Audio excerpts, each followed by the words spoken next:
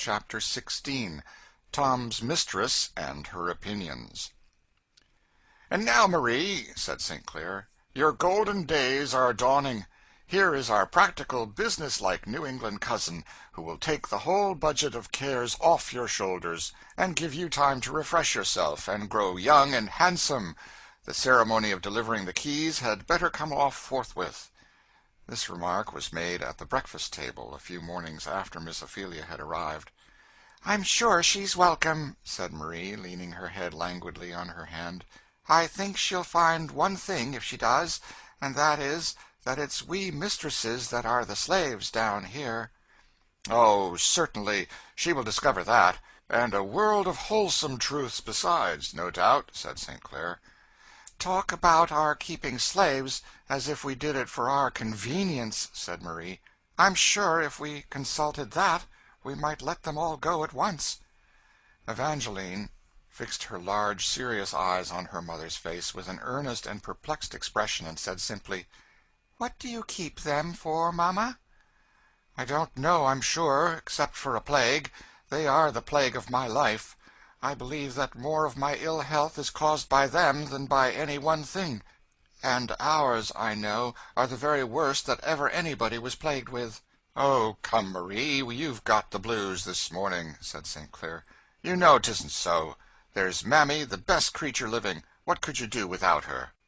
"Mammy is the best I ever knew," said Marie, "and yet Mammy, now, is selfish, dreadfully selfish.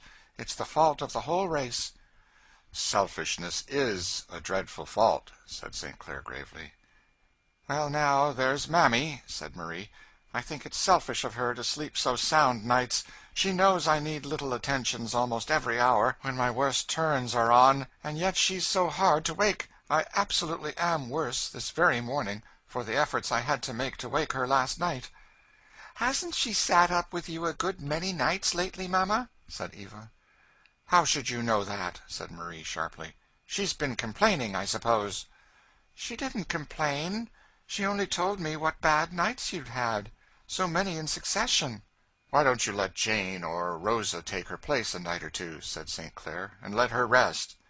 "How can you propose it?" said Marie. "St. Clair, you really are inconsiderate. So nervous as I am, the least breath disturbs me, and a strange hand about me would drive me absolutely frantic. If Mammy felt the interest in me she ought to, she'd wake easier. Of course she would.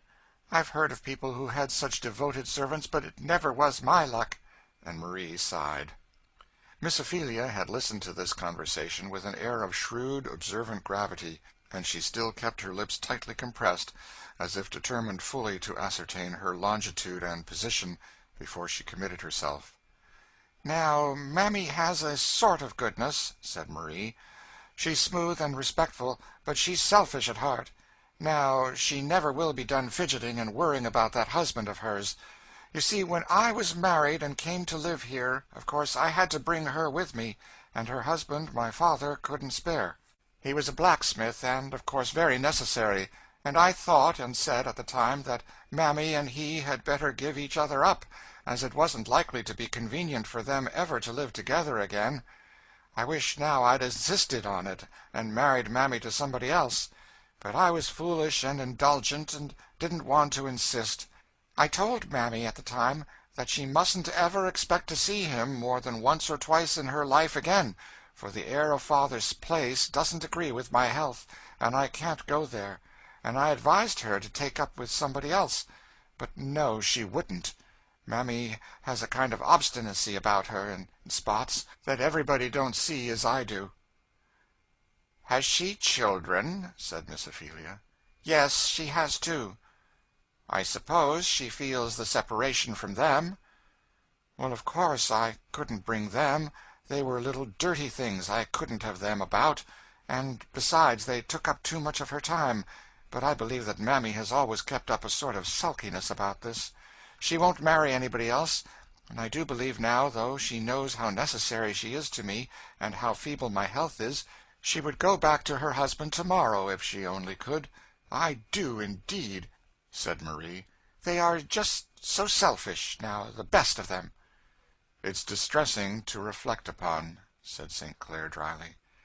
Miss Ophelia looked keenly at him, and saw the flush of mortification and repressed vexation, and the sarcastic curl of the lip as he spoke.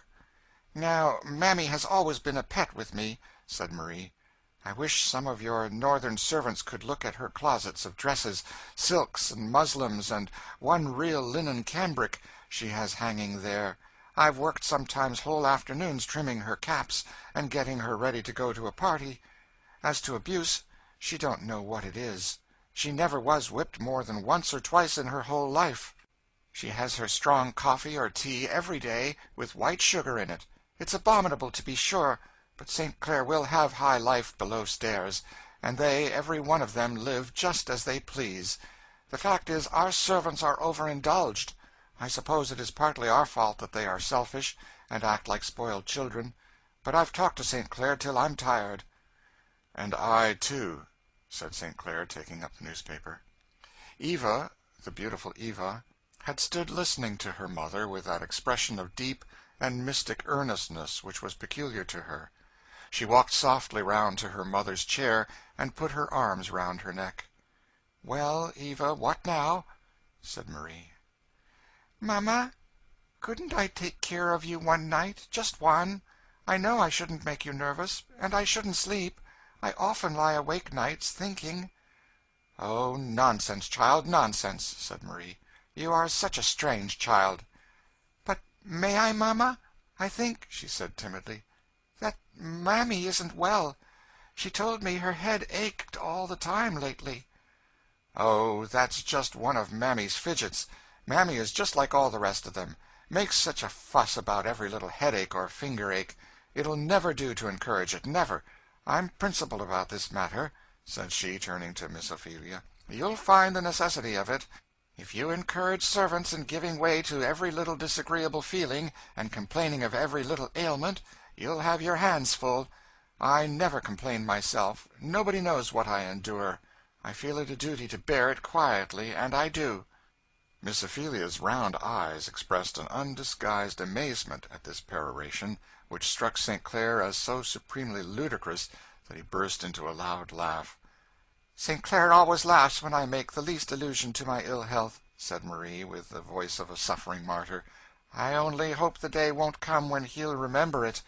And Marie put her handkerchief to her eyes. Of course, there was rather a foolish silence. Finally, St. Clair got up, looked at his watch, and said he had an engagement down street. Eva tripped away after him, and Miss Ophelia and Marie remained at the table alone. "Now that's just like St. Clair," said the latter, withdrawing her handkerchief with somewhat of a spirited flourish when the criminal to be affected by it was no longer in sight.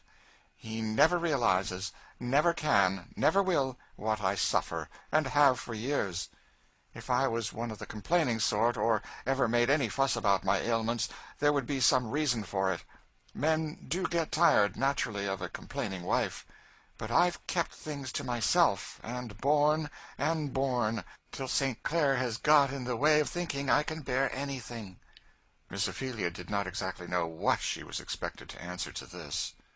While she was thinking what to say, Marie gradually wiped away her tears and smoothed her plumage in a general sort of way, as a dove might be supposed to make toilette after a shower, and began a housewifely chat with Miss Ophelia concerning cupboards, closets, linen presses, storerooms, and other matters of which the latter was, by common understanding, to assume the direction, giving her so many cautious directions and charges that a head less systematic and businesslike than Miss Ophelia's would have been utterly dizzied and confounded.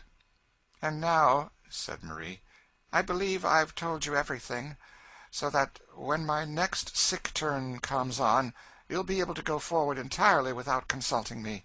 Only about Eva, she requires watching." "She seems to be a good child, very," said Miss Ophelia. "I never saw a better child." "Eva's peculiar," said her mother, "very. There are things about her so singular. She isn't like me, now, a particle." And Marie sighed, as if this was a truly melancholy consideration. Miss Ophelia, in her own heart, said, "I hope she isn't," but had prudence enough to keep it down.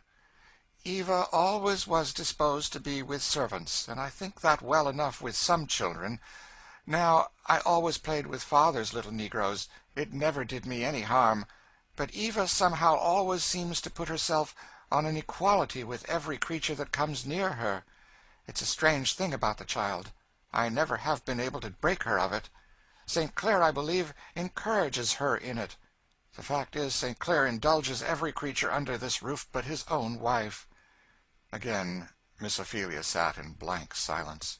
"Now, there's no way with servants," said Marie, "but to put them down and keep them down. It was always natural to me from a child. Eva is enough to spoil a whole house full. What she will do when she comes to keep house herself, I'm sure I don't know. I hold to being kind to servants. I always am. But you must make 'em know their place. Eva never does. There's no getting into the child's head, the first beginning of an idea, what a servant's place is. You heard her offering to take care of me nights, to let Mammy sleep. That's just a specimen of the way the child would be doing all the time, if she was left to herself." "Why," said Miss Ophelia bluntly, "I suppose you think your servants are human creatures, and ought to have some rest when they are tired." "Certainly, of course. I'm very particular in letting them have everything that comes convenient, anything that doesn't put one at all out of the way, you know. Mammy can make up her sleep some time or other. There's no difficulty about that. She's the sleepiest concern that I ever saw. Sewing, standing, or sitting, that creature will go to sleep, and sleep anywhere and everywhere. No danger but Mammy gets sleep enough. But this treating servants as if they were exotic flowers or china vases is really ridiculous," said Marie, as she plunged languidly into the depths of a voluminous and pillowy lounge, and drew towards her an elegant cut-glass vinaigrette. "You see," she continued, in a faint and ladylike voice, like the last dying breath of an Arabian jessamine, or something equally ethereal, "you see, Cousin Ophelia, I don't often speak of myself. It isn't my habit. 'Tisn't agreeable to me. In fact, I haven't strength to do it. But there are points where St. Clair and I differ. St. Clair never understood me, never appreciated me. I think it lies at the root of all my ill health. St. Clair means well, I am bound to believe, but men are constitutionally selfish and inconsiderate to woman. That, at least, is my impression." Miss Ophelia, who had not a small share of the genuine New England caution, and a very particular horror of being drawn into family difficulties, now began to foresee something of this kind impending. So, composing her face into a grim neutrality, and drawing out of her pocket about 1.25 yards of stocking, which she kept as a specific against what Dr. Watts asserts to be a personal habit of Satan when people have idle hands, she proceeded to knit most energetically, shutting her lips together in a way that said as plain as words could, "You needn't try to make me speak. I don't want anything to do with your affairs." In fact, she looked about as sympathizing as a stone lion. But Marie didn't care for that. She had got somebody to talk to, and she felt it her duty to talk, and that was enough. And reinforcing herself by smelling again at her vinaigrette, she went on. "You see, I brought my own property and servants into the connection when I married St. Clair, and I am legally entitled to manage them my own way. St. Clair had his fortune and his servants, and I'm well enough content he should manage them his way. But St. Clair will be interfering. He has wild, extravagant notions about things, particularly about the treatment of servants. He really does act as if he set his servants before me, and before himself too, for he lets them make him all sorts of trouble, and never lifts a finger. Now, about some things St. Clair is really frightful. He frightens me, good-natured as he looks in general. Now he has set down his foot that, come what will, there shall not be a blow struck in this house except what he or I strike, and he does it in a way that I really dare not cross him. Well, you may see what that leads to, for St. Clair wouldn't raise his hand if every one of them walked over him, and you see how cruel it would be to require me to make the exertion. Now, you know these servants are nothing but grown-up children." "I don't know anything about it, and I thank the Lord that I don't," said Miss Ophelia shortly. "Well, but you will have to know something, and know it to your cost if you stay here. You don't know what a provoking, stupid, careless, unreasonable, childish, ungrateful set of wretches they are." Marie seemed wonderfully supported always when she got upon this topic, and she now opened her eyes and seemed quite to forget her languor. "You don't know, and you can't, the daily, hourly trials that beset a housekeeper from them, everywhere and every way. But it's no use to complain to St. Clair. He talks the strangest stuff. He says we have made them what they are, and ought to bear with them. He says their faults are all owing to us, and that it would be cruel to make the fault and punish it too. He says we shouldn't do any better, in their place, just as if one could reason from them to us, you know." "Don't you believe that the Lord made them of one blood with us?" said Miss Ophelia shortly. "No, indeed not I. A pretty story, truly. They are a degraded race." "Don't you think they've got immortal souls?" said Miss Ophelia, with increasing indignation.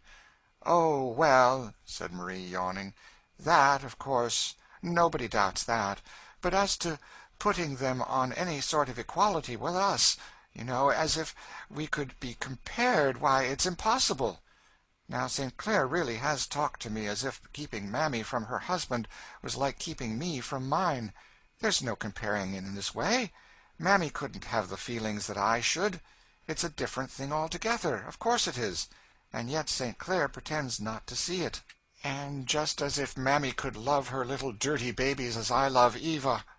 Yet St. Clair once really and soberly tried to persuade me that it was my duty, with my weak health, and all I suffer, to let Mammy go back, and take somebody else in her place. That was a little too much even for me to bear. I don't often show my feelings. I make it a principle to endure everything in silence. It's a wife's hard lot, and I bear it. But I did break out that time, so that he has never alluded to the subject since. But I know by his looks and little things that he says, that he thinks so as much as ever, and it's so trying, so provoking." Miss Ophelia looked very much as if she was afraid she would say something, but she rattled away with her needles in a way that had volumes of meaning in it, if Marie could only have understood it. "So you just see," she continued, "what you've got to manage. A household without any rule, where servants have it all their own way, do what they please, and have what they please, except so far as I, with my feeble health, have kept up government. I keep my cowhide about, and sometimes I do lay it on, but the exertion is always too much for me. If St. Clair would only have this thing done as others do." "And how's that?" "Why, send them to the calaboose, or some of the other places to be flogged. That's the only way. If I wasn't such a poor feeble piece, I believe I should manage with twice the energy that St. Clair does." "And how does St. Clair contrive to manage?" said Miss Ophelia. "You say he never strikes a blow." "Well, men have a more commanding way, you know. It is easier for them. Besides, if you ever looked full in his eye, it's peculiar, that eye, and if he speaks decidedly, there's a kind of flash. I'm afraid of it myself, and the servants know they must mind. I couldn't do as much by a regular storm and scolding as St. Clair can by one turn of his eye, if once he is in earnest.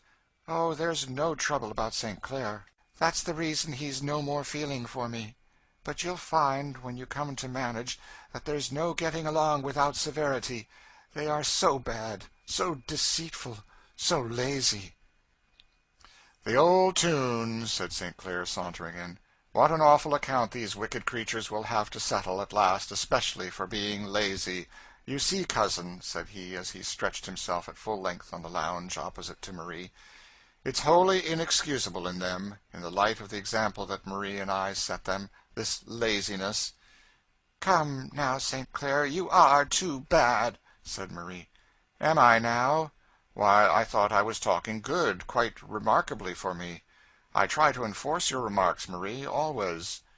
"You know you meant no such thing, St. Clair," said Marie. "Oh, I must have been mistaken, then. Thank you, my dear, for setting me right." "You do really try to be provoking," said Marie. "Oh, come, Marie, the day is growing warm, and I have just had a long quarrel with Dolph, which has fatigued me excessively. So Pray be agreeable now, and let a fellow repose in the light of your smile." "What's the matter with Dolph?" said Marie. "That fellow's impudence has been growing to a point that is perfectly intolerable to me. I only wish I had the undisputed management of him a while. I'd bring him down." "What you say, my dear, is marked with your usual acuteness and good sense," said St. Clair. "As to Dolph, the case is this, that he has so long been engaged in imitating my graces and perfections that he has at last really mistaken himself for his master, and I have been obliged to give him a little insight into his mistake." "How?" said Marie. "Why, I was obliged to let him understand, explicitly, that I preferred to keep some of my clothes for my own personal wearing. Also, I put his magnificence upon an allowance of cologne water, and actually was so cruel as to restrict him to 1 dozen of my cambric handkerchiefs. Dolph was particularly huffy about it, and I had to talk to him like a father, to bring him round." "Oh, St. Clair, when will you learn how to treat your servants? It's abominable the way you indulge them," said Marie. "Why, after all, what's the harm of the poor dog's wanting to be like his master? And if I haven't brought him up any better than to find his chief good in cologne and cambric handkerchiefs, why shouldn't I give them to him?" "And why haven't you brought him up better?" said Miss Ophelia, with blunt determination. "Too much trouble. Laziness, cousin, laziness, which ruins more souls than you can shake a stick at. If it weren't for laziness, I should have been a perfect angel myself. I'm inclined to think that laziness is what your old Dr. Bothram, up in Vermont, used to call the essence of moral evil. It's an awful consideration, certainly." "I think you slaveholders have an awful responsibility upon you," said Miss Ophelia. "I wouldn't have it for 1,000 worlds. You ought to educate your slaves, and treat them like reasonable creatures, like immortal creatures that you've got to stand before the bar of God with. That's my mind," said the good lady, breaking suddenly out with a tide of zeal that had been gaining strength in her mind all the morning. "Oh, come, come," said St. Clair, getting up quickly. "What do you know about us?" And he sat down to the piano and rattled a lively piece of music. St. Clair had a decided genius for music. His touch was brilliant and firm, and his fingers flew over the keys with a rapid and bird-like motion, airy and yet decided. He played piece after piece, like a man who is trying to play himself into a good humor. After pushing the music aside, he rose up and said gaily, "Well now, cousin, you've given us a good talk and done your duty. On the whole, I think the better of you for it.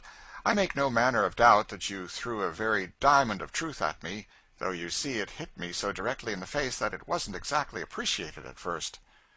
"For my part, I don't see any use in such sort of talk," said Marie. "I'm sure if anybody does more for servants than we do, I'd like to know who. And it don't do 'em a bit of good, not a particle. They get worse and worse. As to talking to them, or anything like that, I'm sure I have talked till I was tired and hoarse, telling them their duty and all that. And I'm sure they can go to church when they like, though they don't understand a word of the sermon, more than so many pigs. So it isn't of any great use for them to go, as I see. But they do go, and so they have every chance. But as I said before, they are a degraded race, and always will be, and there isn't any help for them. You can't make anything of them if you try. You see, Cousin Ophelia, I've tried, and you haven't. I was born and bred among them, and I know." Miss Ophelia thought she had said enough, and therefore sat silent. St. Clair whistled a tune. "St. Clair, I wish you wouldn't whistle," said Marie. "It makes my head worse." "I won't," said St. Clair. "Is there anything else you wouldn't wish me to do?" "I wish you would have some kind of sympathy for my trials. You never have any feeling for me." "My dear accusing angel," said St. Clair. "It's provoking to be talked to in that way." "Then how will you be talked to?" "I'll talk to order, any way you'll mention, only to give satisfaction." A gay laugh from the court rang through the silken curtains of the veranda. St. Clair stepped out, and, lifting up the curtain, laughed too. "What is it?" said Miss Ophelia, coming to the railing. There sat Tom, on a little mossy seat in the court, every one of his buttonholes stuck full of Cape jessamines, and Eva, gaily laughing, was hanging a wreath of roses round his neck, and then she sat down on his knee like a chip sparrow, still laughing. "Oh, Tom, you look so funny!" Tom had a sober, benevolent smile, and seemed in his quiet way to be enjoying the fun quite as much as his little mistress. He lifted his eyes when he saw his master, with a half-deprecating, apologetic air. "How can you let her?" said Miss Ophelia. "Why not?" said St. Clair. "Why, I don't know. It seems so dreadful." You would think no harm in a child's caressing a large dog, even if he was black, but a creature that can think and reason and feel, and is immortal, you shudder at. Confess it, cousin. I know the feeling among some of you Northerners well enough. Not that there is a particle of virtue in our not having it, but custom with us does what Christianity ought to do obliterates the feeling of personal prejudice. I have often noticed in my travels north how much stronger this was with you than with us. You loathe them as you would a snake or a toad, yet you are indignant at their wrongs. You would not have them abused, but you don't want to have anything to do with them yourselves. You would send them to Africa out of your sight and smell, and then send a missionary or two to do up all the self-denial of elevating them compendiously. Isn't that it? "Well, cousin," said Miss Ophelia thoughtfully, "there may be some truth in this." "What would the poor and lowly do without children?" said St. Clair, leaning on the railing and watching Eva as she tripped off, leading Tom with her. "Your little child is your only true democrat. Tom now is a hero to Eva. His stories are wonders in her eyes. His songs and Methodist hymns are better than an opera, and the traps and little bits of trash in his pocket a mine of jewels, and he the most wonderful Tom that ever wore a black skin. This is one of the roses of Eden that the Lord has dropped down expressly for the poor and lowly, who get few enough of any other kind." "It's strange, cousin," said Miss Ophelia. "One might almost think you were a professor to hear you talk." "A professor?" said St. Clair. "Yes, a professor of religion." "Not at all. Not a professor, as your town folks have it, and, what is worse, I'm afraid, not a practicer either." "What makes you talk so, then?" "Nothing is easier than talking," said St. Clair. "I believe Shakespeare makes somebody say, 'I could sooner show 20 what were good to be done than be one of the 20 to follow my own showing.'" The Merchants of Venice, Act 1, Scene 2, lines 17, 18. "Nothing like this division of work. My forte lies in talking, and yours, cousin, lies in doing." In Tom's external situation at this time there was, as the world says, nothing to complain of little Eva's fancy for him. The instinctive gratitude and loveliness of a noble nature had led her to petition her father that he might be her especial attendant, whenever she needed the escort of a servant, in her walks or rides, and Tom had general orders to let everything else go, and attend to Miss Eva whenever she wanted him, orders which our readers may fancy were far from disagreeable to him. He was kept well dressed, for St. Clair was fastidiously particular on this point. His stable services were merely a sinecure, and consisted simply in a daily care and inspection, and directing an under-servant in his duties. For Marie St. Clair declared that she could not have any smell of the horses about him when he came near her, and that he must positively not put to any service that would make him unpleasant to her, as her nervous system was entirely inadequate to any trial of that nature. One snuff of anything disagreeable being, according to her account, quite sufficient to close the scene and put an end to all her earthly trials at once. Tom, therefore, in his well-brushed broadcloth suit, smooth beaver, glossy boots, faultless wristbands and collar, with his grave, good-natured black face, looked respectable enough to be a bishop of Carthage, as men of his color were in other ages. Then, too, he was in a beautiful place, a consideration to which his sensitive race was never indifferent, and he did enjoy with a quiet joy the birds, the flowers, the fountains, the perfume and light and beauty of the court, the silken hangings and pictures, and lustres, and statuettes, and gilding, that made the parlors within a kind of Aladdin's palace to him. If ever Africa shall show an elevated and cultivated race, and come it must some time, her turn to figure in the great drama of human improvement, life will awake there with a gorgeousness and splendor of which our cold Western tribes faintly have conceived. In that far-off mystic land of gold and gems and spices and waving palms and wondrous flowers and miraculous fertility will awake new forms of art, new styles of splendor, and the Negro race, no longer despised and trodden down, will perhaps show forth some of the latest and most magnificent revelations of human life.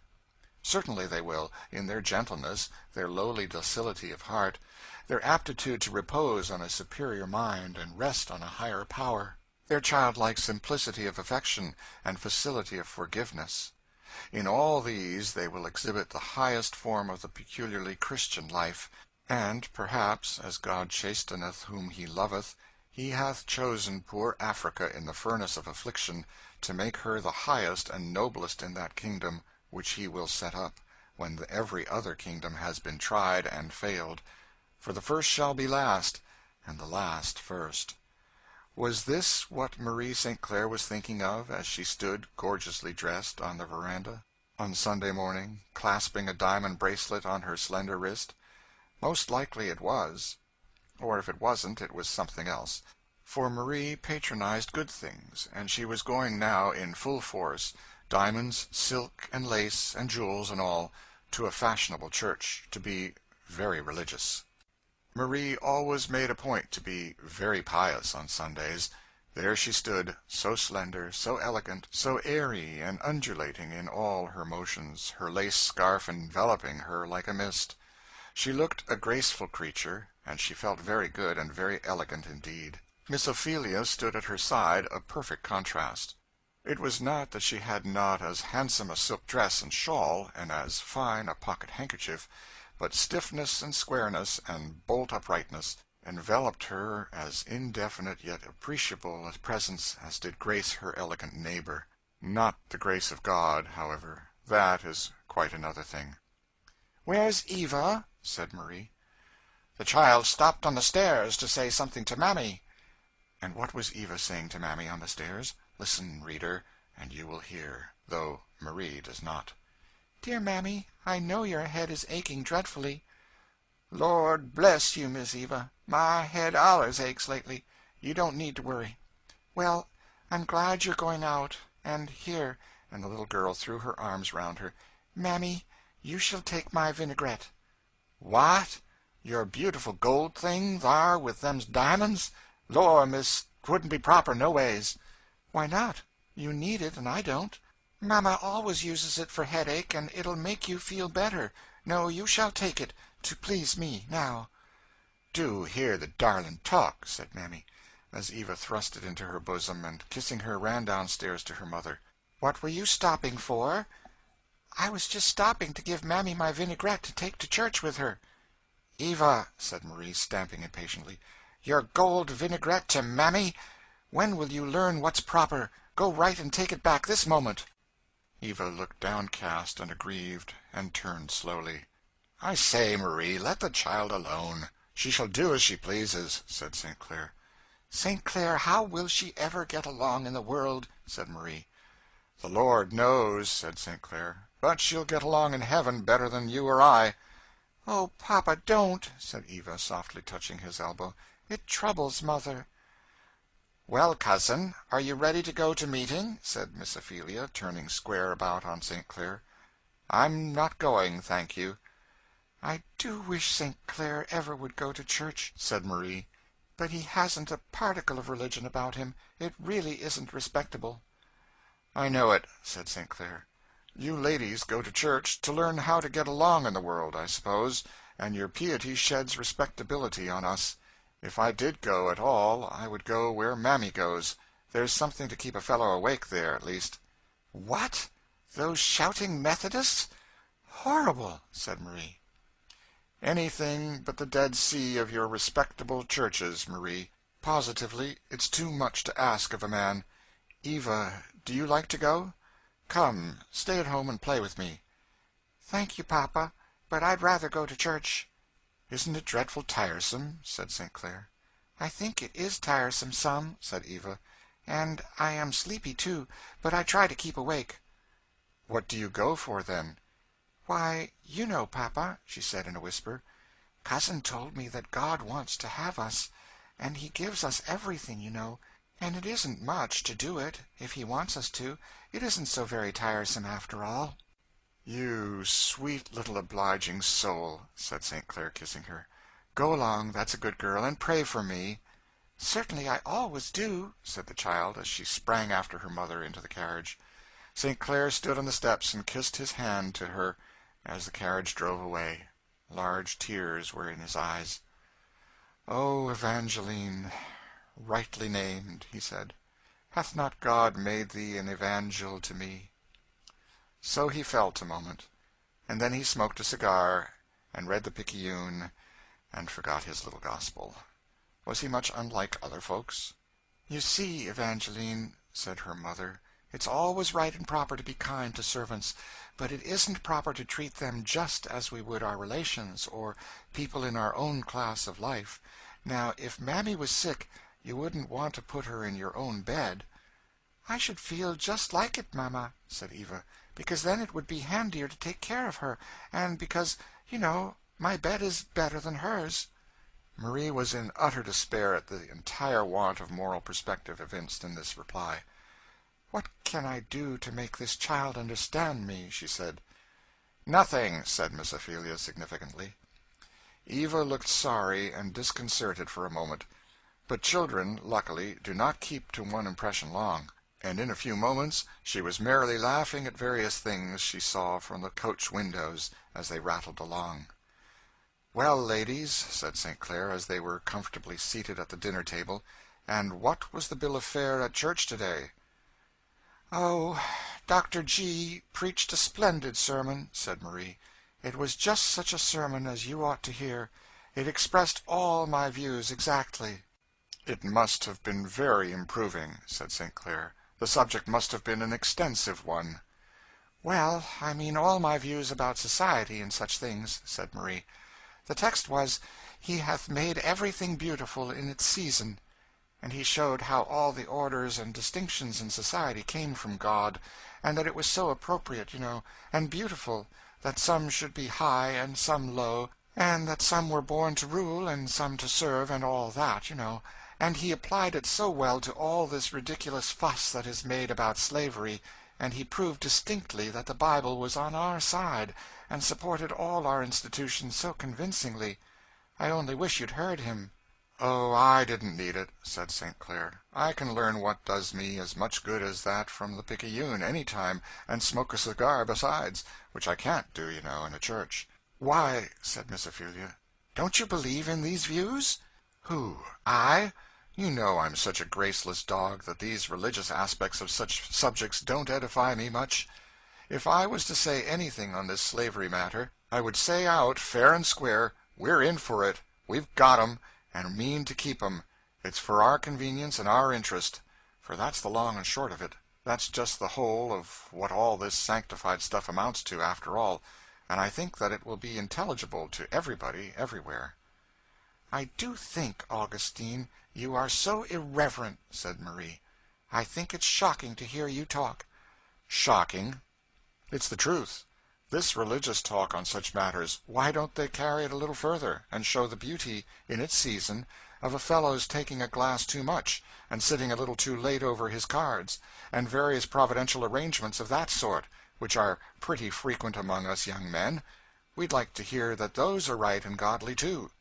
"Well," said Miss Ophelia, "do you think slavery right or wrong?" "I'm not going to have any of your horrid New England directness, cousin," said St. Clair gaily. "If I answer that question, I know you'll be at me with half a dozen others, each one harder than the last. And I'm not going to define my position. I am one of the sort that lives by throwing stones at other people's glass houses, but I never mean to put one up for them to stone." "That's just the way he's always talking," said Marie. "You can't get any satisfaction out of him. I believe it's just because he don't like religion that he's always running out in this way he's been doing." "Religion," said St. Clair, in a tone that made both ladies look at him. "Religion! Is what you hear at church religion? Is that which can bend and turn and descend and ascend to fit every crooked phase of selfish, worldly society, religion?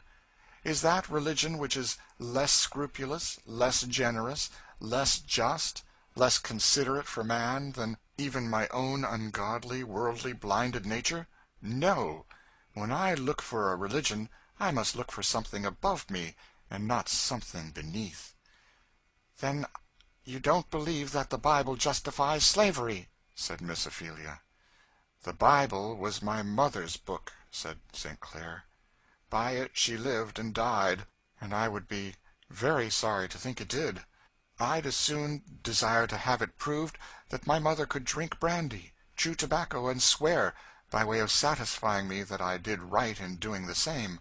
It wouldn't make me at all more satisfied with these things in myself, and it would take from me the comfort of respecting her, and it really is a comfort in this world to have anything one can respect. In short, you see, said he, suddenly resuming his gay tone, all I want is that different things be kept in different boxes. The whole framework of society, both in Europe and America, is made up of various things which will not stand the scrutiny of any very ideal standard of morality. It's pretty generally understood that men don't aspire after the absolute right, but only to do about as well as the rest of the world. Now, when anyone speaks up, like a man, and says slavery is necessary to us, we can't get along without it, we should be beggared if we give it up, and, of course, we mean to hold on to it. This is strong, clear, well-defined language. It has the respectability of truth to it, and, if we may judge by their practice, the majority of the world will bear us out in it. But when he begins to put on a long face, and snuffle, and quote Scripture, I incline to think he isn't much better than he should be. You are very uncharitable, said Marie. Well, said St. Clair, suppose that something should bring down the price of cotton once and forever, and make the whole slavery property a drug in the market. Don't you think we should soon have another version of the Scripture doctrine? What a flood of light would pour into the church all at once, and how immediately it would be discovered that everything in the Bible and reason went the other way.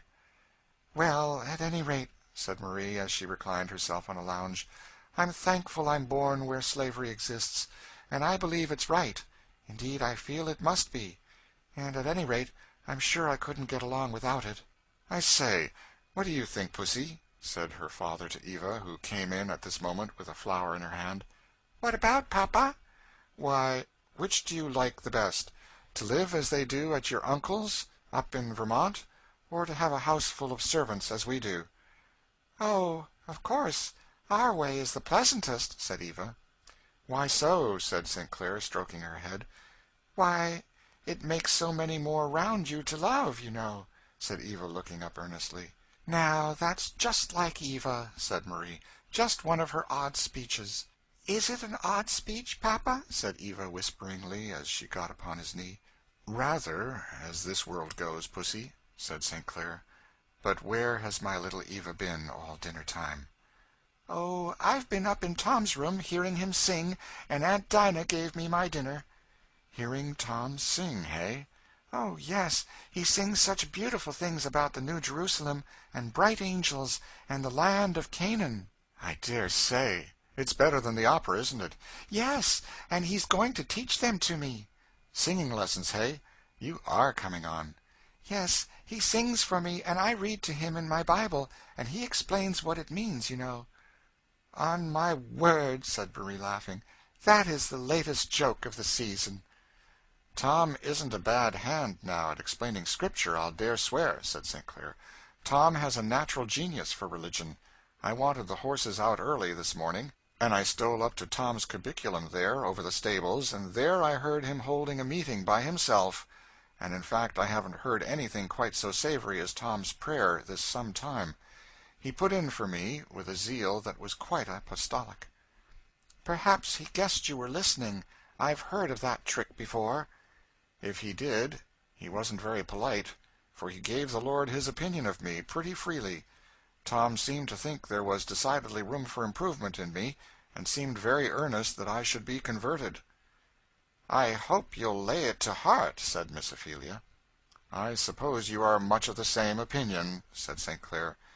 Well, we shall see, shan't we, Eva? Chapter 17. The Freeman's Defense. There was a gentle bustle at the Quaker house as the afternoon drew to a close. Rachel Halliday moved quietly to and fro, collecting from her household stores such needments as could be arranged in the smallest compass for the wanderers who were to go forth that night. The afternoon shadows stretched eastward, and the round red sun stood thoughtfully on the horizon, and his beams shone yellow and calm into the little bedroom where George and his wife were sitting. He was sitting with his child on his knee, and his wife's hand in his. Both looked thoughtful and serious, and traces of tears were on their cheeks. "Yes, Eliza," said George, "I know all you say is true. You are a good child, a great deal better than I am, and I will try to do as you say. I'll try to act worthy of a freeman. I'll try to feel like a Christian. God Almighty knows that I've meant to do well, tried hard to do well, when everything has been against me. And now I'll forget all the past, and put away every hard and bitter feeling, and read my Bible, and learn to be a good man." "And when we get to Canada," said Eliza, "I can help you. I can do dressmaking very well, and I understand fine washing and ironing, and between us we can find something to live on." "Yes, Eliza, so long as we have each other and our boy. Oh, Eliza, if these people only knew what a blessing it is for a man to feel that his wife and child belong to him. I've often wondered to see men that could call their wives and children their own, fretting and worrying about anything else. Why, I feel rich and strong, though we have nothing but our bare hands. I feel as if I could scarcely ask God for any more. Yes, though I've worked hard every day till I am 25 years old, and have not a cent of money, nor a roof to cover me, nor a spot of land to call my own, yet if they will only let me alone now, I will be satisfied, thankful. I will work and send back the money for you and my boy. As to my old master, he has been paid 5 times over for all he ever spent for me. I don't owe him anything." "But yet we are not quite out of danger," said Eliza. "We are not yet in Canada." "True," said George, "but it seems as if I smelt the free air, and it makes me strong." At this moment voices were heard in the outer apartment in earnest conversation, and very soon a rap was heard on the door. Eliza started and opened it. Simeon Halliday was there, and with him a Quaker brother, whom he introduced as Phineas Fletcher. Phineas was tall and lathy, red-haired, with an expression of great acuteness and shrewdness in his face. He had not the placid, quiet, unworldly air of Simeon Halliday. On the contrary, a particularly wide-awake and au fait appearance, like a man who rather prides himself on knowing what he is about, and keeping a bright lookout ahead. Peculiarities which sorted rather oddly with his broad brim and formal phraseology. "Our friend Phineas hath discovered something of importance to the interests of thee and thy party, George," said Simeon. "It were well for thee to hear it." "That I have," said Phineas, "and it shows the use of a man's always sleeping with one ear open in certain places, as I've always said. Last night I stopped at a little lone tavern back on the road. Thee remembers the place, Simeon, where we sold some apples last year to that fat woman with the great earrings? Well, I was tired with hard driving, and after my supper I stretched myself down on a pile of bags in the corner, and pulled a buffalo over me to wait till my bed was ready, and what does I do but get fast asleep." "With one ear open, Phineas?" said Simeon quietly. "No, I slept, ears and all, for an hour or two, for I was pretty well tired. But when I came to myself a little, I found that there were some men in the room, sitting round a table, drinking and talking, and I thought, before I made much muster, I'd just see what they were up to, especially as I heard them say something about the Quakers. 'So,' says one, 'they are up in the Quaker settlement, no doubt,' says he. Then I listened with both ears, and I found that they were talking about this very party. So I lay and heard them lay off all their plans. This young man, they said, was to be sent back to Kentucky to his master, who was going to make an example of him, to keep all niggers from running away. and his wife, 2 of them, were going to run down to New Orleans to sell, on their own account, and they calculated to get $1,600 or $1,800 for her. And the child, they said, was going to a trader who had bought him, and then there was the boy, Jim, and his mother. They were going to go back to their masters in Kentucky. They said that there were 2 constables in a town a little piece ahead who would go in with them to get 'em taken up, and the young woman was to be taken before a judge, and one of the fellows, who is small and smooth-spoken, was to swear to her for his property, and get her delivered over to him to take south. They've got a right notion of the track we are going tonight, and they'll be down after us, 6 or 8 strong. So now, what's to be done?" The group that stood in various attitudes after this communication were worthy of a painter. Rachel Halliday, who had taken her hands out of a batch of biscuit to hear the news, stood with them upraised and flowery, and with a face of the deepest concern. Simeon looked profoundly thoughtful. Eliza had thrown her arms around her husband and was looking up to him. George stood with clenched hands and glowing eyes, and looking as any other man might look whose wife was to be sold at auction and son sent to a trader, all under the shelter of a Christian nation's laws. "What shall we do, George?" said Eliza faintly. "I know what I shall do," said George, as he stepped into the little room and began examining pistols. "Aye," said Phineas, nodding his head to Simeon. "Thou seest, Simeon, how it will work." "I see," said Simeon, sighing. "I pray it come not to that." "I don't want to involve anyone with or for me," said George. "If you will lend me your vehicle and direct me, I will drive alone to the next stand.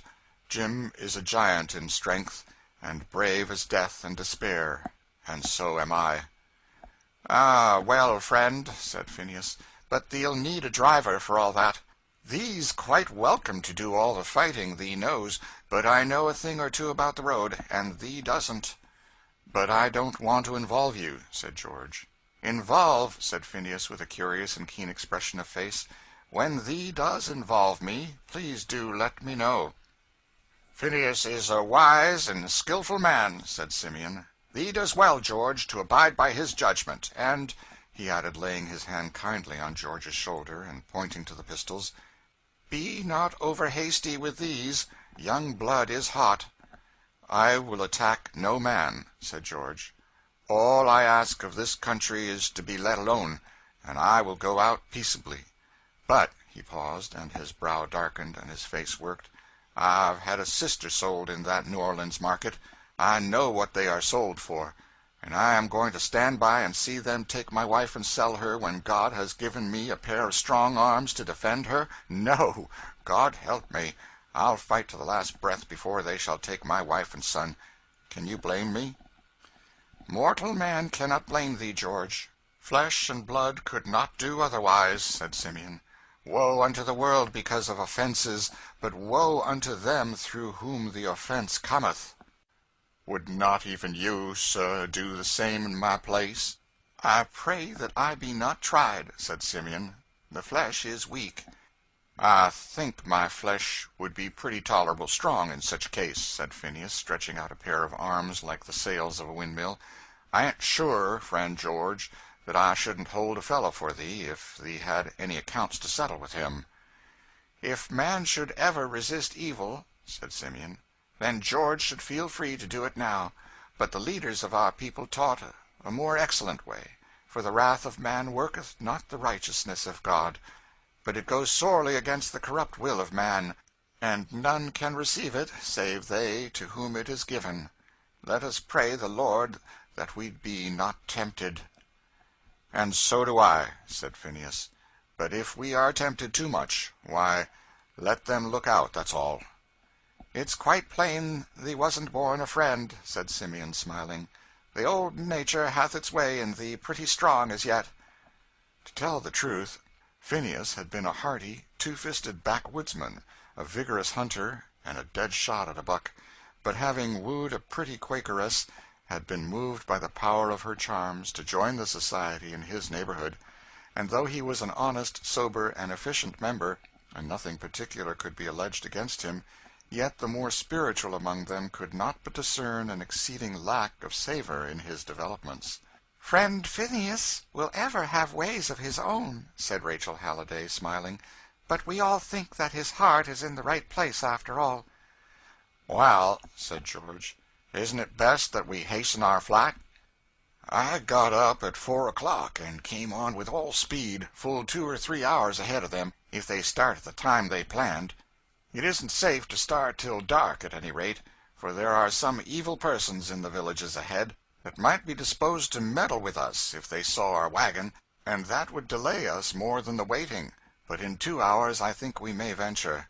I will go over to Michael Cross, and engage him to come behind on his swift nag, and keep a bright lookout on the road, and warn us if any company of men come on. Michael keeps a horse that can soon get ahead of most other horses, and he could shoot ahead and let us know if there were any danger. I am going out now to warn Jim and the old woman to be in readiness, and to see about the horse.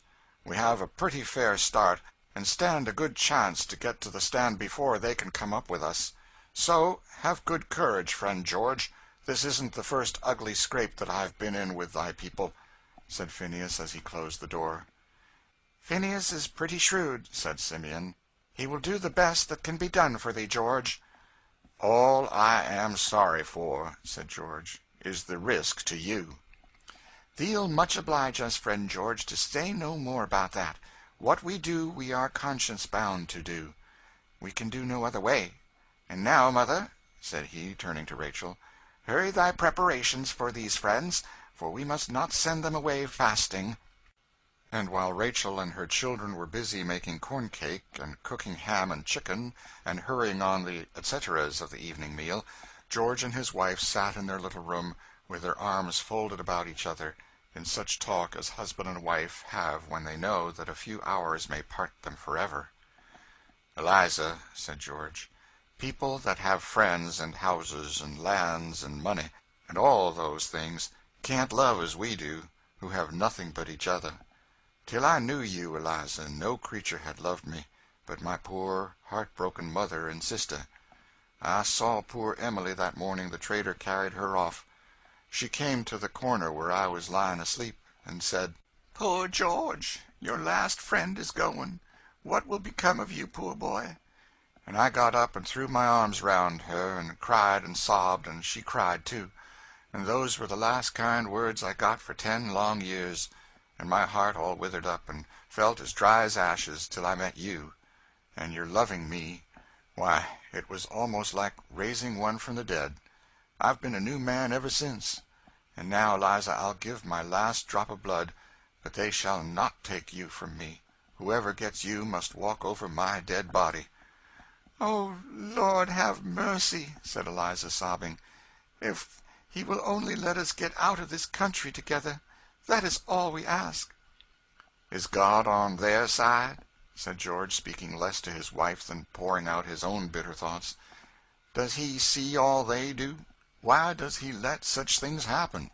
And they tell us that the Bible is on their side. Certainly all the power is. They are rich and healthy and happy. They are members of churches, expecting to go to heaven, and they get along so easy in the world, and have it all their own way. And poor, honest, faithful Christians, Christians as good or better than they, are lying in the very dust under their feet. They buy 'em and sell 'em, and make trade of their heart's blood and groans and tears, and God lets them." "Friend George," said Simeon from the kitchen, "listen to this psalm. It may do thee good." George drew his seat near the door, and Eliza, wiping her tears, came forward also to listen, while Simeon read as follows: "But as for me, my feet were almost gone, my steps had well nigh slipped, for I was envious of the foolish, when I saw the prosperity of the wicked. They are not in trouble like other men, neither are they plagued like other men.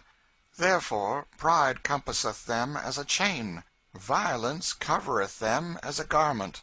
Their eyes stand out with fatness, they have more than heart could wish. They are corrupt, and speak wickedly concerning oppression. They speak loftily, therefore his people return, and the waters of a full cup are wrung out to them, and they say, How doth God know? And is there knowledge in the Most High? Is not that the way thee feels, George?" "It is so, indeed," said George, "as well as I could have written it myself." "Then hear," said Simeon. "When I thought to know this, it was too painful for me until I went into the sanctuary of God. Then understood I their end. Surely thou didst set them in slippery places, thou castest them down to destruction. As a dream when one awaketh, so, O Lord, when thou awakest thou shalt despise their image. Nevertheless I am continually with thee. Thou hast holden me by my right hand. Thou shalt guide me by thy counsel, and afterwards receive me to glory. It is good for me to draw near unto God. I have put my trust in the Lord God." Note, Psalm 73, the end of the wicked contrasted with that of the righteous. The words of holy trust breathed by the friendly old man stole like sacred music over the harassed and chafed spirit of George, and after he ceased he sat with a gentle and subdued expression on his fine features. "If this world were all, George," said Simeon, "thee might indeed ask where is the Lord, but it is often those who have least of all in this life whom he chooseth for the kingdom. Put thy trust in him, and, no matter what befalls thee here, he will make all right hereafter." If these words had been spoken by some easy self-indulgent exhorter, from whose mouth they might have come merely as pious and rhetorical flourish, proper to be used to people in distress, perhaps they might not have had much effect. But coming from one who daily and calmly risked fine and imprisonment for the cause of God and man, they had a weight that could not but be felt, and both the poor desolate fugitives found calmness and strength breathing into them from it. And now Rachel took Eliza's hand kindly, and led the way to the supper table. As they were sitting down, a light tap sounded at the door, and Ruth entered. "I just ran in," she said, "with these little stockings for the boy. 3 pair, nice warm woolen ones. It will be so cold, thee knows, in Canada. Does thee keep up good courage, Eliza?" she added, tripping round to Eliza's side of the table, and shaking her warmly by the hand, and slipping a seed cake into Harry's hand. "I brought a little parcel of these for him," she said, tugging at her pocket to get out the package. "Children, thee knows, will always be eating." "Oh, thank you, you are too kind," said Eliza. "Come, Ruth, sit down to supper," said Rachel. "I couldn't, anyway. I left John with the baby, and some biscuits in the oven, and I can't stay a moment, else John will burn up all the biscuits and give the baby all the sugar in the bowl. That's the way he does," said the little Quakeress, laughing. "So, good-bye, Eliza. Good-bye, George. The Lord grant thee a safe journey." And with a few tripping steps, Ruth was out of the apartment. A little while after supper, a large covered wagon drew up before the door. The night was clear starlight, and Phineas jumped briskly down from his seat to arrange his passengers. George walked out of the door with his child on one arm and his wife on the other. His step was firm, his face settled and resolute. Rachel and Simeon came out after them. "You get out a moment," said Phineas to those inside, "and let me fix the back of the wagon there for the women folks and the boy." "Here are the 2 buffaloes," said Rachel. "Make the seats as comfortable as may be. It's hard riding all night." Jim came out first, and carefully assisted out his old mother, who clung to his arm, and looked anxiously about, as if she expected the pursuer every moment. "Jim, are your pistols all in order?" said George in a low, firm voice. "Yes, indeed," said Jim. "And you've no doubt what you shall do if they come?" "I rather think I haven't," said Jim, throwing open his broad chest and taking a deep breath. "Do you think I'll let them get mother again?" During this brief colloquy, Eliza had been taking her leave of her kind friend Rachel, and was handed into the carriage by Simeon, and creeping into the back part with her boy, sat down among the buffalo skins. The old woman was next handed in and seated, and George and Jim placed on a rough board seat front of them, and Phineas mounted in front. "Farewell, my friends," said Simeon from without. "God bless you," answered all from within, and the wagon drove off, rattling and jolting over the frozen road. There was no opportunity for conversation on account of the roughness of the way and the noise of the wheels. The vehicle, therefore, rumbled on through long, dark stretches of woodland, over wide, dreary plains, up hills and down valleys, and on they jogged hour after hour. The child soon fell asleep and lay heavily in his mother's lap. The poor frightened old woman at last forgot her fears, and even Eliza, as the night waned, found all her anxieties insufficient to keep her eyes from closing. Phineas seemed, on the whole, the briskest of the company, and beguiled his long drive with whistling certain very un-Quaker-like songs as he went on. But about 3 o'clock, George's ear caught the hasty and decided click of a horse's hoof coming behind them at some distance, and jogged Phineas by the elbow. Phineas pulled up his horses and listened. "It must be Michael," he said. "I think I know the sound of his gallop." And he rose up and stretched his head anxiously back over the road. A man riding in hot haste was now dimly descried at the top of a distant hill. "There he is, I do believe," said Phineas. George and Jim both sprang out of the wagon before they knew what they were doing. All stood intensely silent, with their faces turned towards the expected messenger. On he came. Now he went down into a valley where they could not see him, but they heard the sharp, hasty tramp rising nearer and nearer. At last they saw him emerge on the top of an eminence within hail. "Yes, that's Michael," said Phineas, and raising his voice, "Hello there, Michael!" "Phineas, is that thee?" "Yes. What news? They coming?" "Right on behind, 8 or 10 of them, hot with brandy, swearing and foaming like so many wolves." And just as he spoke, a breeze brought the faint sound of galloping horsemen towards them. "In with you, quick, boys, in," said Phineas. "If you must fight, wait till I get you a piece ahead." And with the word both jumped in, and Phineas lashed the horses to a run, the horseman keeping close behind them. The wagon rattled, jumped, almost flew over the frozen ground. But plainer and still plainer came the noise of pursuing horsemen behind. The women heard it, and looking anxiously out, saw, far in the rear, on the brow of a distant hill, a party of men looming up against the red-streaked sky of early dawn. Another hill, and their pursuers had evidently caught sight of their wagon, whose white cloth-covered top made it conspicuous at some distance. And a loud yell of brutal triumph came forward on the wind. Eliza sickened and strained her child closer to her bosom. The old woman prayed and groaned, and George and Jim clenched their pistols with a grasp of despair. The pursuers gained on them fast. The carriage made a sudden turn, and brought them near a ledge of a steep overhanging rock that rose in an isolated ridge or clump in a large lot, which was, all around it, quite clear and smooth. This isolated pile, or range of rocks, rose up black and heavy against the brightening sky, and seemed to promise shelter and concealment. It was a place well known to Phineas, who had been familiar with the spot in his hunting days, and it was to gain this point he had been racing his horses. "Now for it," said he, suddenly checking his horses and springing from his seat to the ground. "Out with you, in a twinkling, every one, and up into these rocks with you.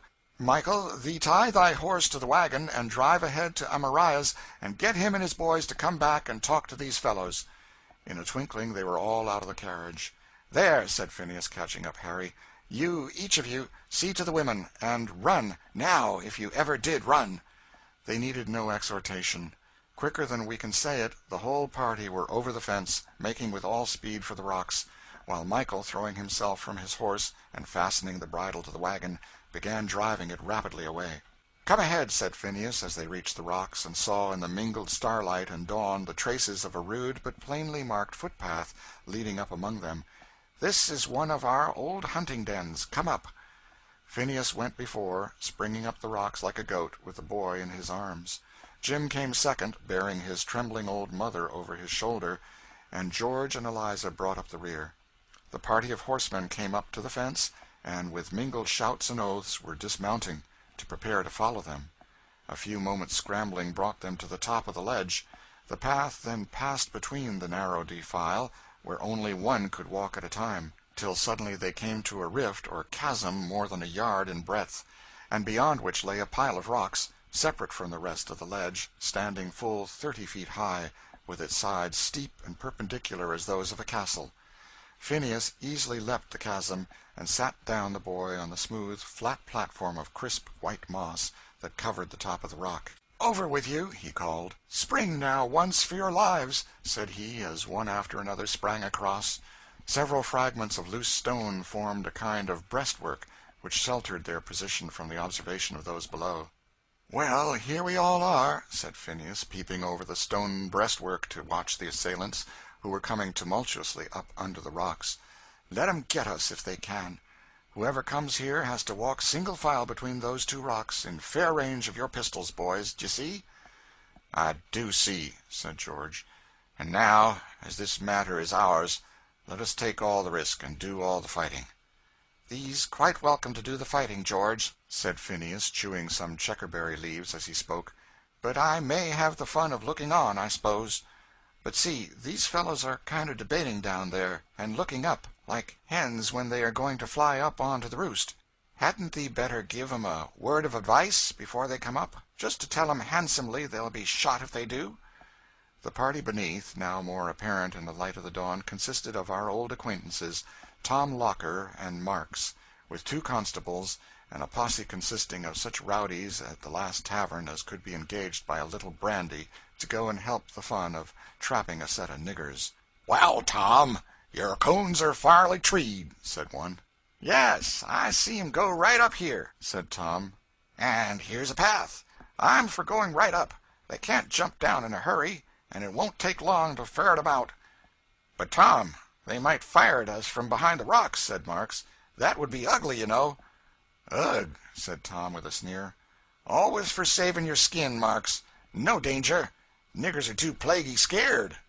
"I don't know why I shouldn't save my skin," said Marks. "It's the best I've got, and niggers do fight like the devil sometimes." At this moment George appeared on the top of a rock above them, and speaking in a calm, clear voice, said, "Gentlemen, who are you down there, and what do you want?" "We want a party of runaway niggers," said Tom Locker. "One George Harris, and Eliza Harris, and their son, and Jim Selden, and an old woman. We've got the officers here, and a warrant to take 'em, and we're going to have 'em, too. D'ye hear? Ain't you George Harris that belongs to Mr. Harris of Shelby County, Kentucky?" "I am George Harris. Mr. Harris of Kentucky did call me his property, but now I'm a free man, standing on God's free soil, and my wife and my child I claim as mine. Jim and his mother are here. We have arms to defend ourselves, and we mean to do it. You can come up if you like, but the first one of you that comes within the range of our bullets is a dead man, and the next, and so on till the last." "Oh, come, come," said a short, puffy man, stepping forward and blowing his nose as he did so.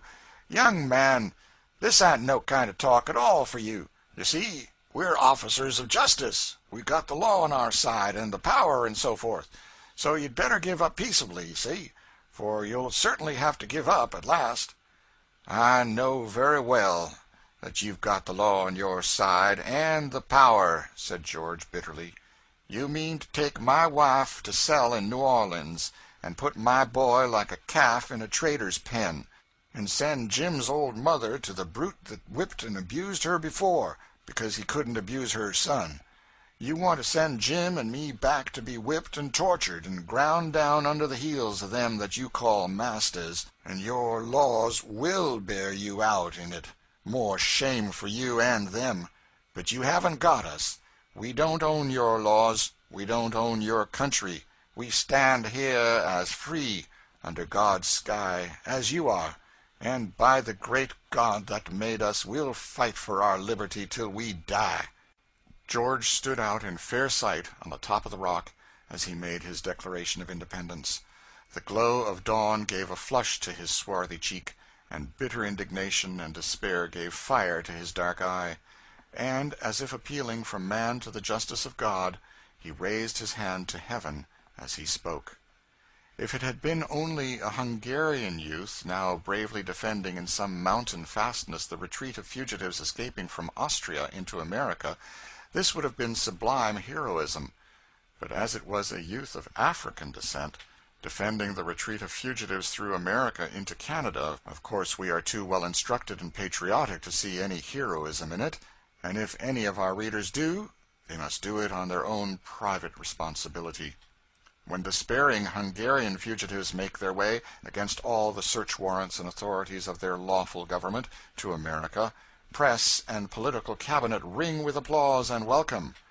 When despairing African fugitives do the same thing, it is what is it? Be it as it may, it is certain that the attitude, eye, voice, manner of the speaker for a moment struck the party below to silence. There is something in boldness and determination that for a time hushes even the rudest nature. Marks was the only one who remained wholly untouched. He was deliberately cocking his pistol, and in a momentary silence that followed George's speech, he fired at him.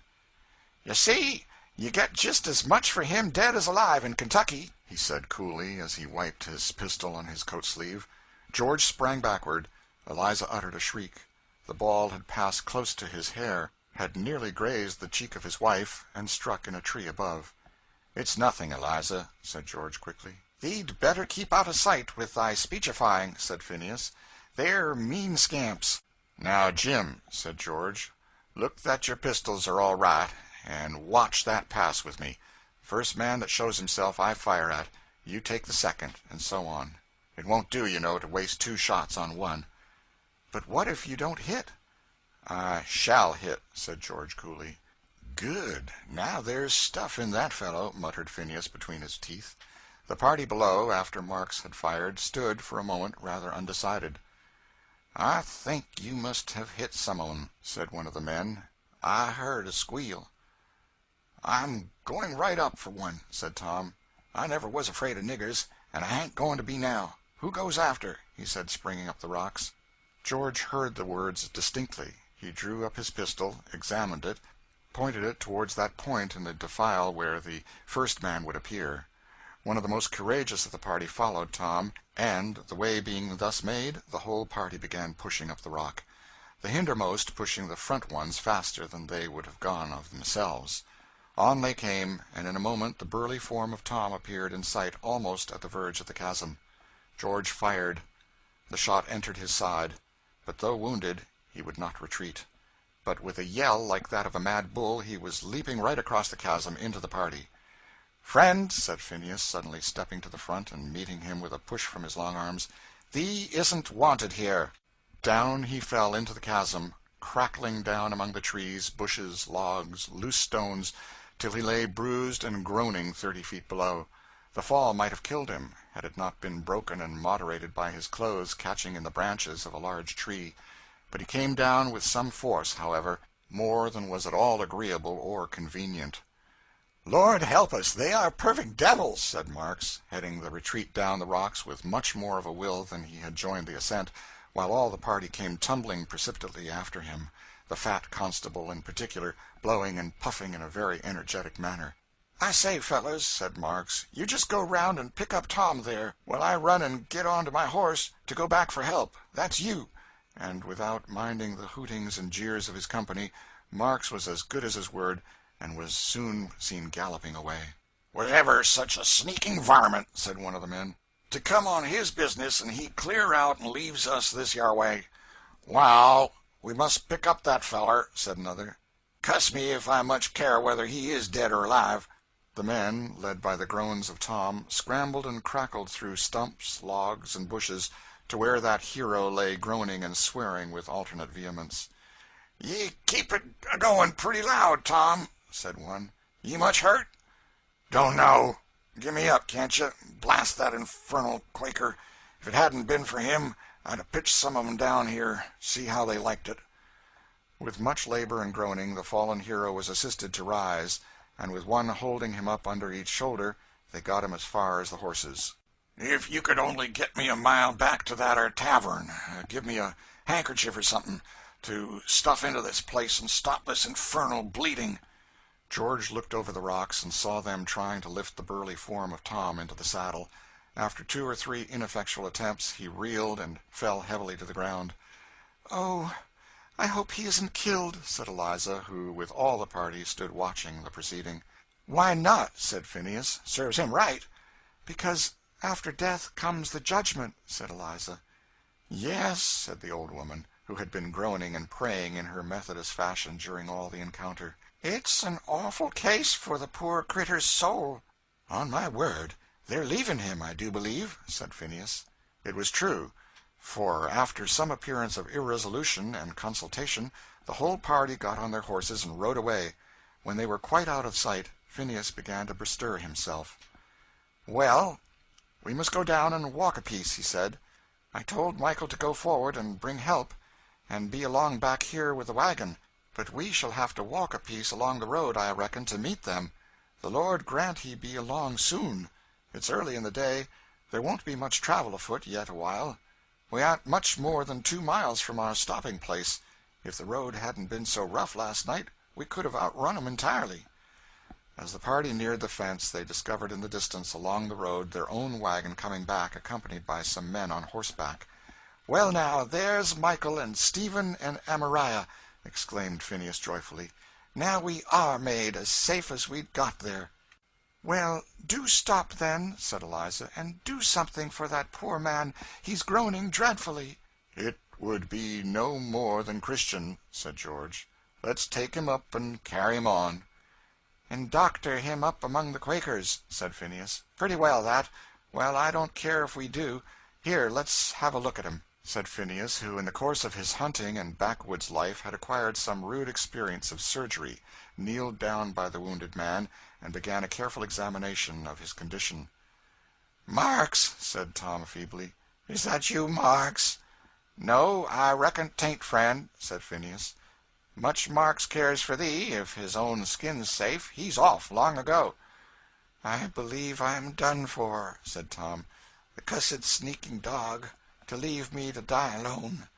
My poor old mother always told me to be so." "La sakes! Just hear the poor critter. He's got a mammy now," said the old negress. "I can't help kind of pitying on him." "Softly, softly. Don't thee snap and snarl, friend," said Phineas, as Tom winced and pushed his hand away. "Thee has no chance, unless I stop the bleeding." And Phineas busied himself with making some offhand surgical arrangements with his own pocket handkerchief, and such as could be mustered in the company. "You pushed me down there," said Tom faintly. "Well, if I hadn't, thee would have pushed us down, thee sees," said Phineas, as he stooped to apply his bandage. "There, there, let me fix this bandage. We mean well to thee. We bear no malice. Thee shall be taken to a house where they'll nurse thee first rate, well as thy own mother could."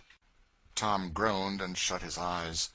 In men of his class, vigor and resolution are entirely a physical matter, and ooze out with the flowing of the blood, and the gigantic fellow really looked piteous in his helplessness.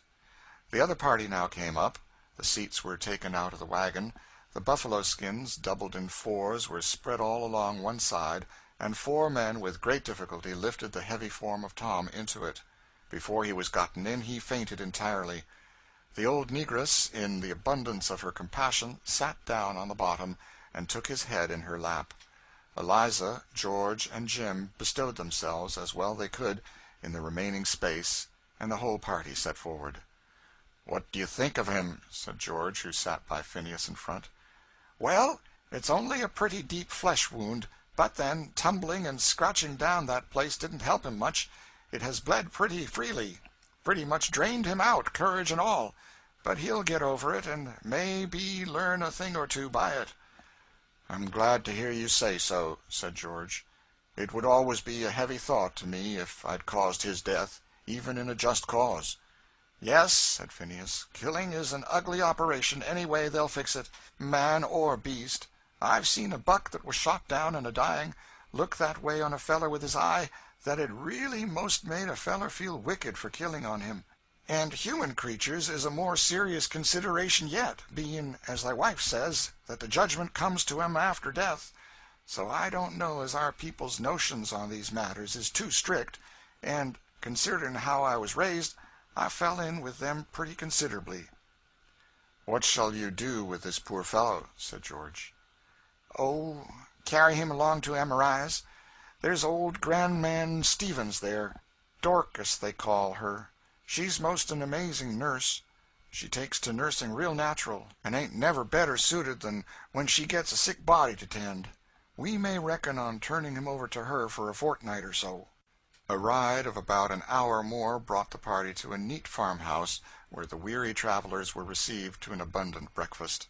Tom Locker was soon carefully deposited in a much cleaner and softer bed than he had ever been in the habit of occupying. His wound was carefully dressed and bandaged, and he lay languidly opening and shutting his eyes on the white window curtains and gently gliding figures of his sick room, like a weary child. And here, for the present, we shall take our leave of one party. Chapter 18. Miss Ophelia's Experiences and Opinions. Our friend Tom, in his own simple musings, often compared his more fortunate lot, in the bondage into which he was cast, with that of Joseph in Egypt; and, in fact, as time went on, and he developed more and more under the eye of his master, the strength of the parallel increased. St. Clair was indolent and careless of money. Hitherto the providing and marketing had been principally done by Adolphe, who was, to the full, as careless and extravagant as his master; and between them both they had carried on the dispersing process with great alacrity. Accustomed for many years to regard his master's property as his own care, Tom saw, with an uneasiness he could scarcely repress, the wasteful expenditure of the establishment, and, in the quiet, indirect way which his class often acquire, would sometimes make his own suggestions. St. Clair at first employed him occasionally, but, struck with his soundness of mind and good business capacity, he confided in him more and more, till gradually all the marketing and providing for the family were entrusted to him. "No, no, Adolphe," he said one day, as Adolphe was deprecating the passing of power out of his hands, "let Tom alone. You only understand what you want. Tom understands cost and come to, and there may be some end to money by and by if we don't let somebody do that." Trusted to an unlimited extent by a careless master who handed him a bill without looking at it, and pocketed the change without counting it, Tom had every facility and temptation to dishonesty, and nothing but an impregnable simplicity of nature, strengthened by Christian faith, could have kept him from it. But to that nature the very unbounded trust reposed in him was bond and seal for the most scrupulous accuracy. With Adolphe the case had been different. Thoughtless and self-indulgent, and unrestrained by a master who found it easier to indulge than to regulate, he had fallen into an absolute confusion as to meum tuum with regard to himself and his master, which sometimes troubled even St. Clair. His own good sense taught him that such a training of his servants was unjust and dangerous. A sort of chronic remorse went with him everywhere, although not strong enough to make any decided change in his course; and this very remorse reacted again into indulgence. He passed lightly over the most serious faults, because he told himself that, if he had done his part, his dependents had not fallen into them. Tom regarded his gay, airy, handsome young master with an odd mixture of fealty, reverence, and fatherly solicitude.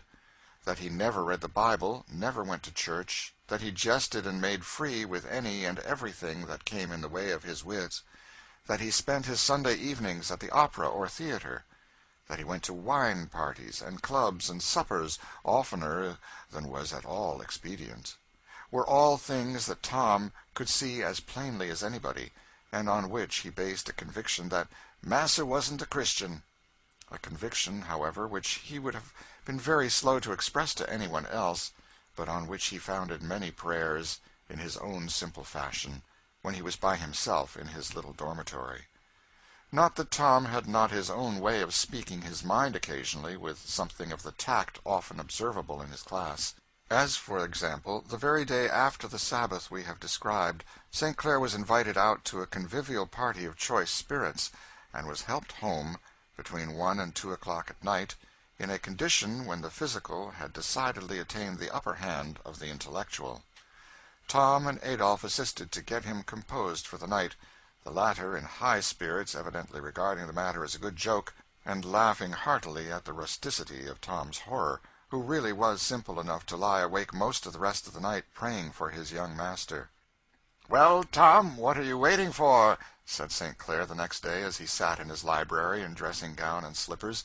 St. Clair had just been entrusting Tom with some money and various commissions. "Isn't all right there, Tom?" he added, as Tom still stood waiting. "I'm afraid not, massa," said Tom with a grave voice. St. Clair laid down his paper and set down his coffee-cup and looked at Tom.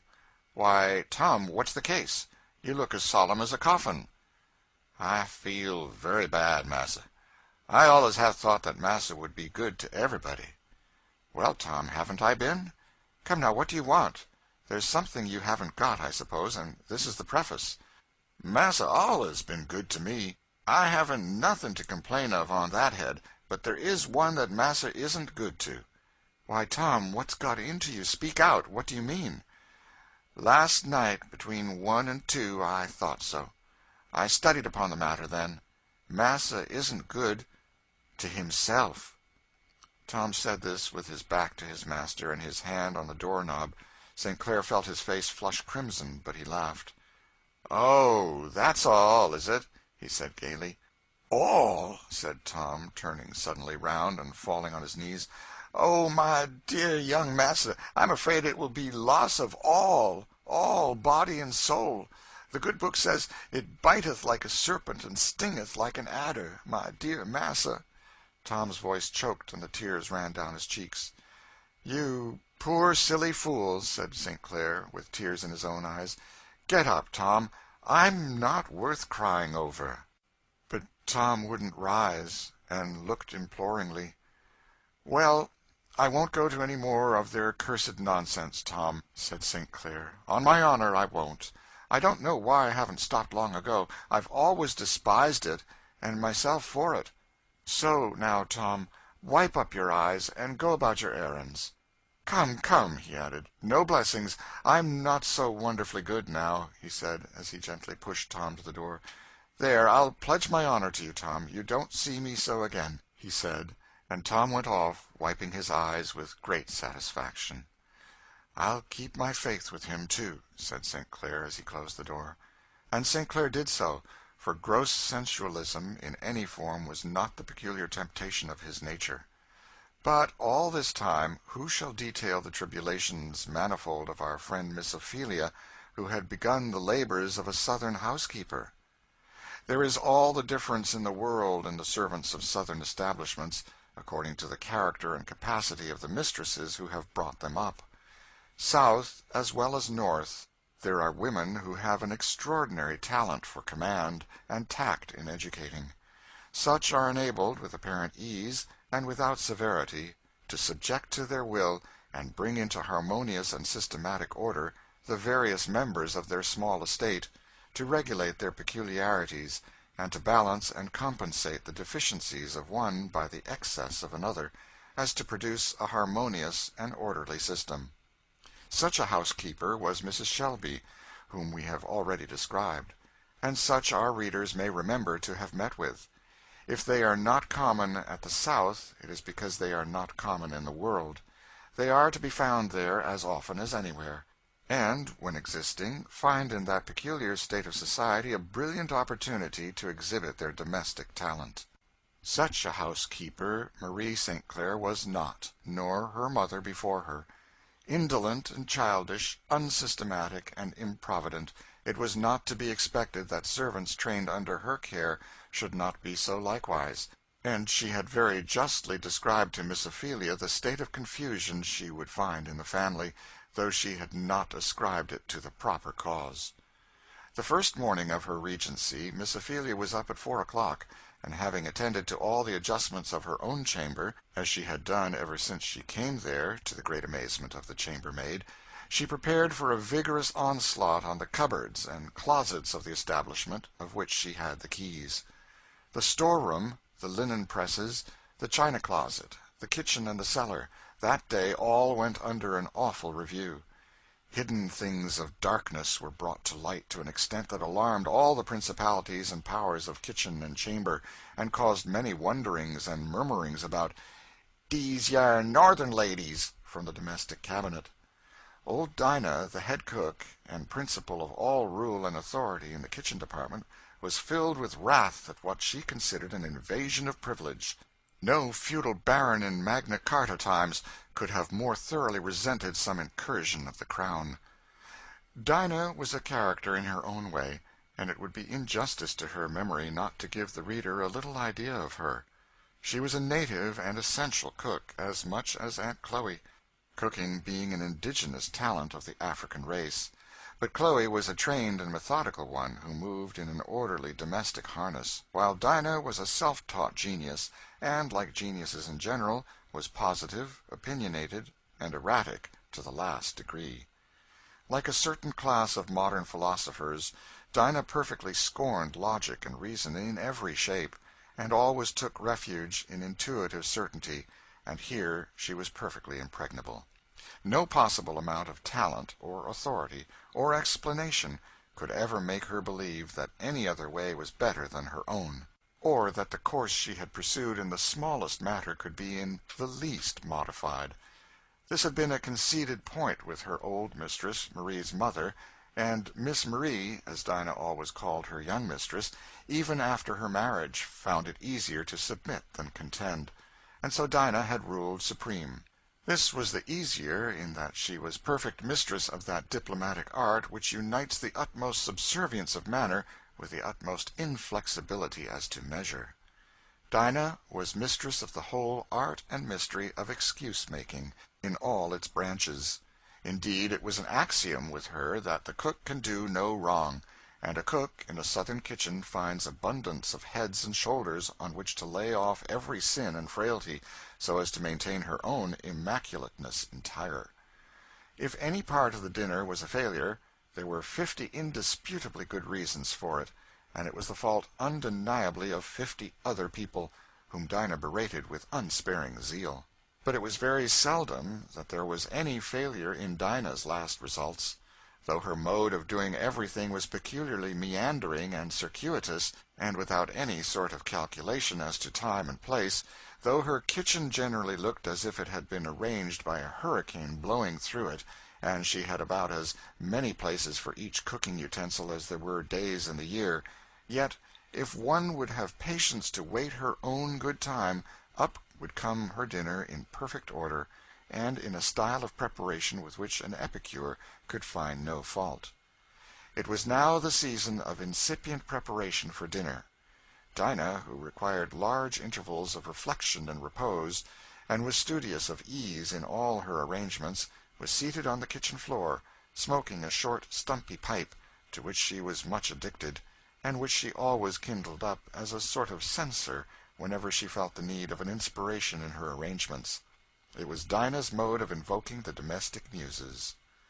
Seated around her were various members of that rising race with which a Southern household abounds, engaged in shelling peas, peeling potatoes, picking pin-feathers out of fowls, and other preparatory arrangements, Dinah every once in a while interrupting her meditations to give a poke or a rap on the head to some of the young operators, with the pudding-stick that lay by her side. In fact, Dinah ruled over the woolly heads of the younger members with a rod of iron, and seemed to consider them born for no earthly purpose but to save her steps, as she phrased it. It was the spirit of the system under which she had grown up, and she carried it out to its full extent. Miss Ophelia, after passing on her reformatory tour through all the other parts of the establishment, now entered the kitchen. Dinah had heard from various sources what was going on, and resolved to stand on defensive and conservative ground, mentally determined to oppose and ignore every new measure without any actual observable contest. The kitchen was a large brick-floored apartment, with a great old-fashioned fireplace stretching along one side of it, an arrangement which St. Clair had vainly tried to persuade Dinah to exchange for the convenience of a modern cook-stove. Not she, no Puseyite, note Edward Bouverie Pusey, 1800 to 1888, champion of the orthodoxy of revealed religion, defender of the Oxford movement, and Requiescat professor of Hebrew and Canon of Christ Church, Oxford. Not she, no Puseyite or conservative any school, was ever more inflexibly attached to time-honored inconveniences than Dinah.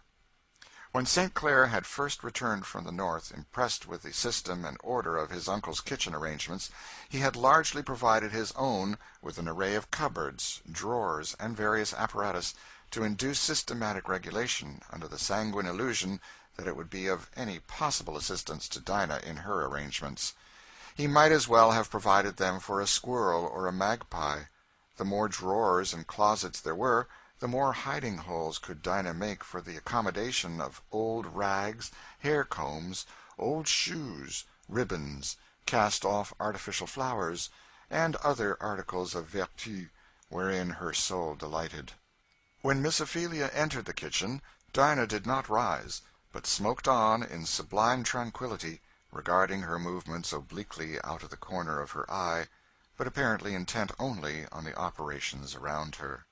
Miss Ophelia commenced opening a set of drawers. "What is this drawer for, Dinah?" she said. "It's handy for most anything, missus," said Dinah. So it appeared to be.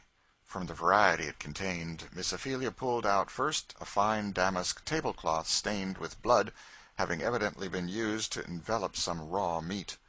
"What's this, Dinah? You don't wrap up meat in your mistress's best tablecloths?" "Oh, Lord, missus, no.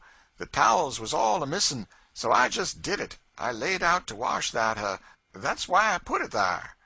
"Shiftless," said Miss Ophelia to herself, proceeding to tumble over the drawer, where she found a nutmeg grater and 2 or 3 nutmegs, a Methodist hymn book, a couple of soiled Madras handkerchiefs, some yarn and knitting work, a paper of tobacco and a pipe, a few crackers, 1 or 2 gilded china saucers with some pomade in them, 1 or 2 thin old shoes, a piece of flannel carefully pinned up enclosing some small white onions, several damask table napkins, some coarse crash towels, some twine and darning needles, and several broken papers, from which sundry sweet herbs were sifting into the drawer.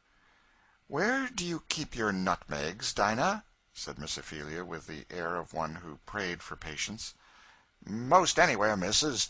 There's some in that cracked teacup up there, and there's some over in that ar cupboard." "Here are some in the grater," said Miss Ophelia, holding them up. "Laws, yes, I put 'em there this morning. I likes to keep my things handy," said Dinah. "You, Jake, what are you stopping for? You'll cotch it. Be still there," she added, with a dive of her stick at the criminal. "What's this?" said Miss Ophelia, holding up the saucer of pomade.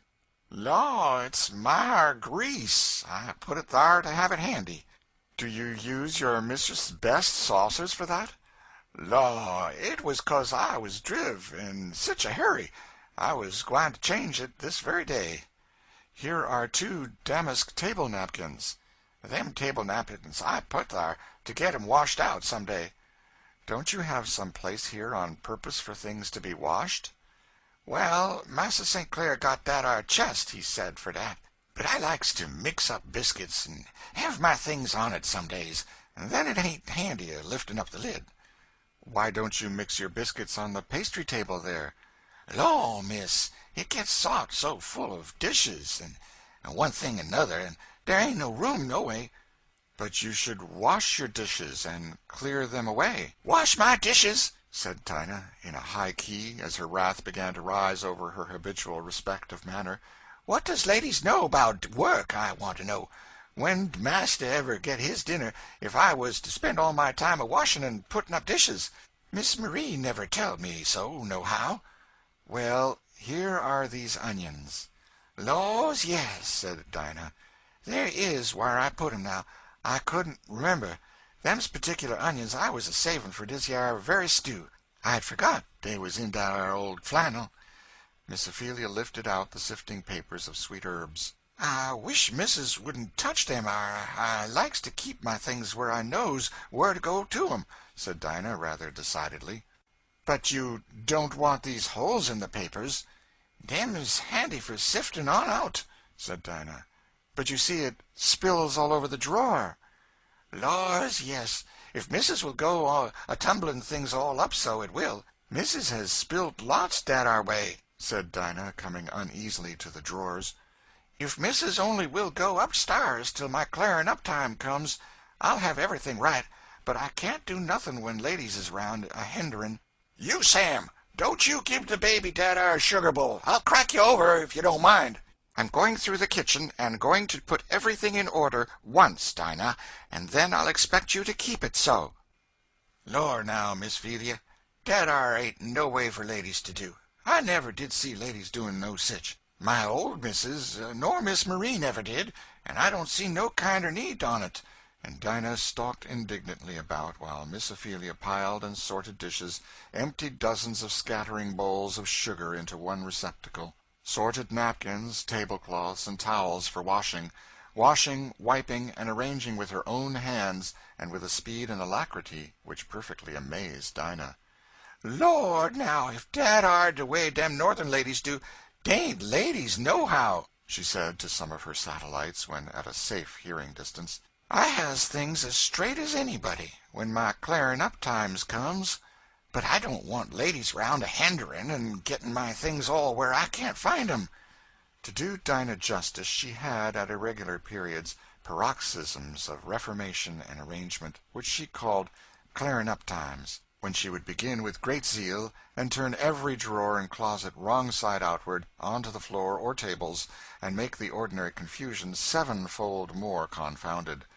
Then she would light her pipe and leisurely go over her arrangements, looking things over and discoursing upon them, making all the young fry scour most vigorously on the tin things, and keeping up for several hours a most energetic state of confusion, which she would explain to the satisfaction of all inquirers by the remark that she was a clarin' up. She couldn't have things a-gwine on so as they had been, and she was gwine to make these yar young ones keep better order. For Dinah herself somehow indulged the illusion that she, herself, was the soul of order, and it was only the young uns and the everybody else in the house that were the cause of anything that fell short of perfection in this respect. When all the tins were scoured, and the tables scrubbed snowy white, and everything that could offend tucked out of sight in holes and corners, Dinah would dress herself up in a smart dress, clean apron, and high, brilliant Madras turban, and tell all marauding young uns to keep out of the kitchen, for she was going to have things kept nice. Indeed, these periodic seasons were often an inconvenience to the whole household, for Dinah would contract such an immoderate attachment to her scoured tin as to insist upon it that it shouldn't be used again for any possible purpose, at least till the ardor of the clarin' up period abated. Miss Ophelia, in a few days, thoroughly reformed every department of the house to a systematic pattern, but her labors in all departments that depended on the cooperation of servants were like those of Sisyphus or Danaïdes. In despair she one day appealed to St. Clair. "There is no such thing as getting anything like a system in this family." "To be sure there isn't," said St. Clair. "Such shiftless management, such waste, such confusion I never saw." "I dare say you didn't." "You would not take it so coolly if you were housekeeper." "My dear cousin, you may as well understand, once for all, that we masters are divided into two classes, oppressors and oppressed. We who are good-natured and hate severity make up our minds to a good deal of inconvenience. If we will keep a shambling, loose, untaught set in the community for our convenience, why, we must take the consequence. Some rare cases I have seen of persons who, by a peculiar tact, can produce order and system without severity, but I'm not one of them, and so I made up my mind long ago to let things go just as they do. I will not have the poor devils thrashed and cut to pieces, and they know it, and of course they know the staff is in their own hands." "But to have no time, no place, no order, all going on in this shiftless way." "My dear Vermont, you natives up by the North Pole set an extravagant value on time. What on earth is the use of time to a fellow who has twice as much of it as he knows what to do with? As to order and system, where there is nothing to be done but to lounge on the sofa and read, an hour sooner or later in breakfast or dinner isn't of much account. Now, there's Dinah gets you a capital dinner, soup, ragout, roast fowl, dessert, ice creams and all, And she creates it all out of chaos and old night down there in that kitchen. I think it really sublime the way she manages. But heaven bless us, if we are to go down there and view all the smoking and squatting about and hurry-scurriation of the preparatory process, we should never eat more. My good cousin, absolve yourself from that. It's more than a Catholic penance, and does no more good. You'll only lose your own temper and utterly confound Dinah. Let her go her own way. But, Augustine, you don't know how I found things. Don't I? Don't I know that the rolling pin is under her bed, and the nutmeg grater in her pocket with her tobacco? That there are 65 different sugar bowls, one in every hole in the house? That she washes dishes with a dinner napkin one day and with a fragment of an old petticoat the next? But the upshot is, she gets up glorious dinners, makes superb coffee, and you must judge her as warriors and statesmen are judged, by her success. But the waste, the expense. Oh, well, lock everything you can and keep the keys. Give out by driblets, and never inquire for odds and ends. It isn't best. That troubles me, Augustine. I can't help feeling as if these servants were not strictly honest. Are you sure they can be relied on? Augustine laughed immoderately at the grave and anxious face with which Miss Ophelia propounded the question. "Oh, cousin, that's too good. Honest? As if that's a thing to be expected. Honest? Why, of course they aren't. Why should they be? What upon earth is to make them so?" "Why don't you instruct?" "Instruct? Oh, fiddlestick! What instructing do you think I should do?" I look like it. As to Marie, she has spirit enough, to be sure, to kill off a whole plantation, if I'd let her manage, but she wouldn't get the cheatery out of them." "Are there no honest ones?" "Well, now and then one whom nature makes so impractically simple, truthful, and faithful that the worst possible influence can't destroy it. But you see, from the mother's breast the colored child feels and sees that there are none but underhand ways open to it. It can get along no other way with its parents, its mistress, its young master and missy playfellows. Cunning and deception become necessary, inevitable habits. It isn't fair to expect anything else of him. He ought not to be punished for it. As to honesty, the slave is kept in that dependent, semi-childish state that there is no making him realize the rights of property, or feel that his master's goods are not his own, if he can get them. For my part, I don't see how they can be honest. Such a fellow as Tom here is a moral miracle." "And what becomes of their souls?" said Miss Ophelia. "That isn't my affair, as I know of," said St. Clair. "I am only dealing in facts of the present life. The fact is, that the whole race are pretty generally understood to be turned over to the devil for our benefit, in this world, however it may turn out in another." "This is perfectly horrible," said Miss Ophelia. "You ought to be ashamed of yourselves." "I don't know as I am. We are in pretty good company for all that," said St. Clair, "as people in the broad road generally are. Look at the high and the low, all the world over, and it's the same story. The lower class used up, body, soul, and spirit, for the good of the upper. It is so in England, it is so everywhere, and yet all Christendom stands aghast with virtuous indignation because we do the thing in a little different shape from what they do it." "It isn't so in Vermont." "Ah, well, in New England and in the Free States you have the better of us, I grant. But there's the bell, so, cousin, let us for a while lay aside our sectional prejudices and come out to dinner." As Miss Ophelia was in the kitchen, in the latter part of the afternoon, some of the Sable children called out, "La sakes, dar's Prue a-comin', grantin' along, like she allers does."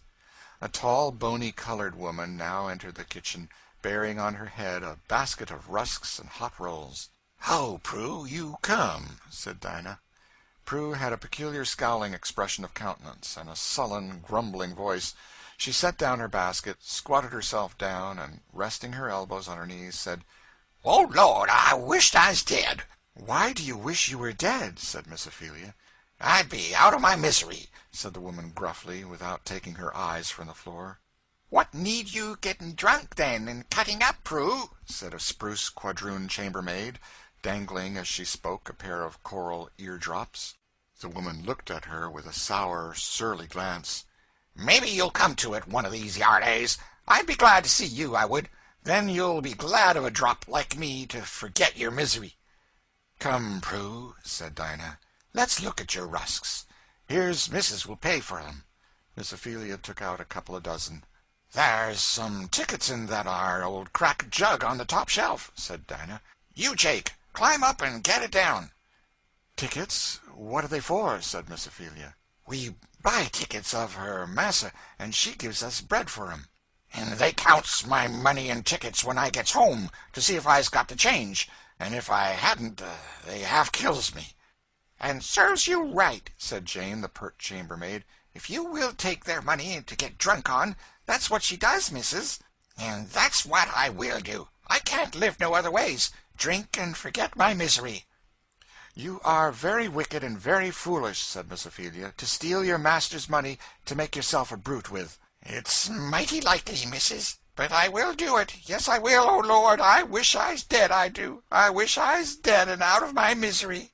And slowly and stiffly the old creature rose and got her basket on her head again, and before she went out she looked at the quadroon girl, who still stood playing with her eardrops. "Ye think you're mighty fine with them, a frolicking and a tossing your head and a looking down on everybody. Well, never mind. You may live to be a poor old cut-up critter like me.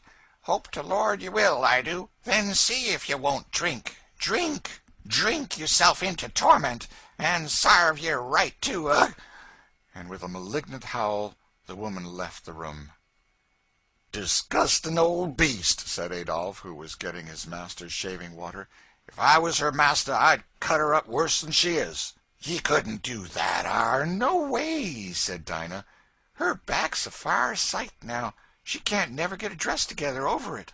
"I think such low creatures ought not to be allowed to go round to genteel families," said Miss Jane. "What do you think, Mr. St. Clair?" she said, coquettishly tossing her head at Adolphe. It must be observed that, among other appropriations from his master's stock, Adolphe was in the habit of adopting his name and address, and that the style under which he moved among the colored circles of New Orleans was that of Mr. St. Clair. "I'm certainly of your opinion, Miss Benoit," said Adolphe. Benoit was the name of Marie St. Clair's family, and Jane was one of her servants.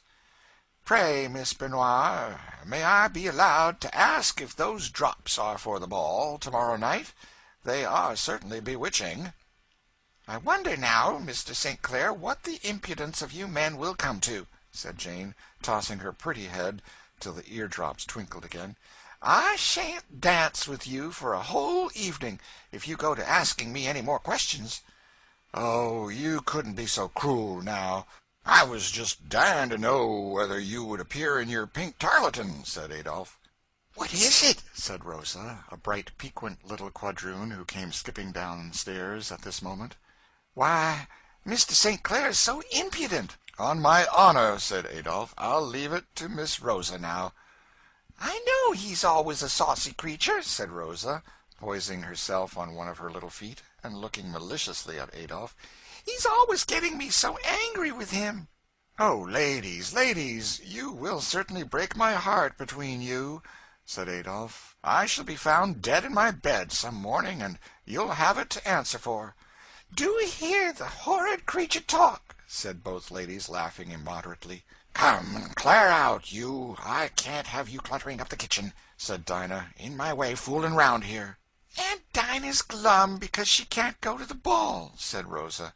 "Don't want none of your light-colored balls," said Dinah. "Cutting round, making believe you's white folks. After all, you's niggers, much as I am." "Aunt Dinah greases her wool stiff every day to make it lie straight," said Jane.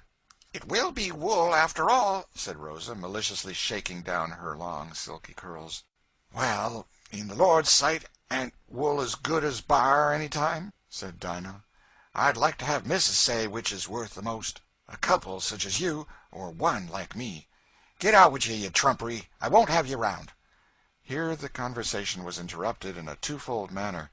St. Clair's voice was heard at the head of the stairs, asking Adolphe if he meant to stay all night with his shaving-water, and Miss Ophelia, coming out of the dining-room, said, "Jane and Rosa, what are you wasting your time for here? Go in and attend to your muslins." Our friend Tom, who had been in the kitchen during the conversation with the old Rusk woman, had followed her out into the street. He saw her go on, giving every once in a while a suppressed groan. At last she set her basket down on a doorstep and began arranging the old faded shawl which covered her shoulders. "I'll carry your basket apiece," said Tom compassionately. "Why should ye?" said the woman. "I don't want no help." "You seem to be sick, or in trouble, or something," said Tom. "I ain't sick," said the woman shortly. "I wish," said Tom, looking at her earnestly, "I wish I could persuade you to leave off drinking. Don't you know it will be the ruin of you, body and soul?" "I knows I'm going to torment," said the woman sullenly.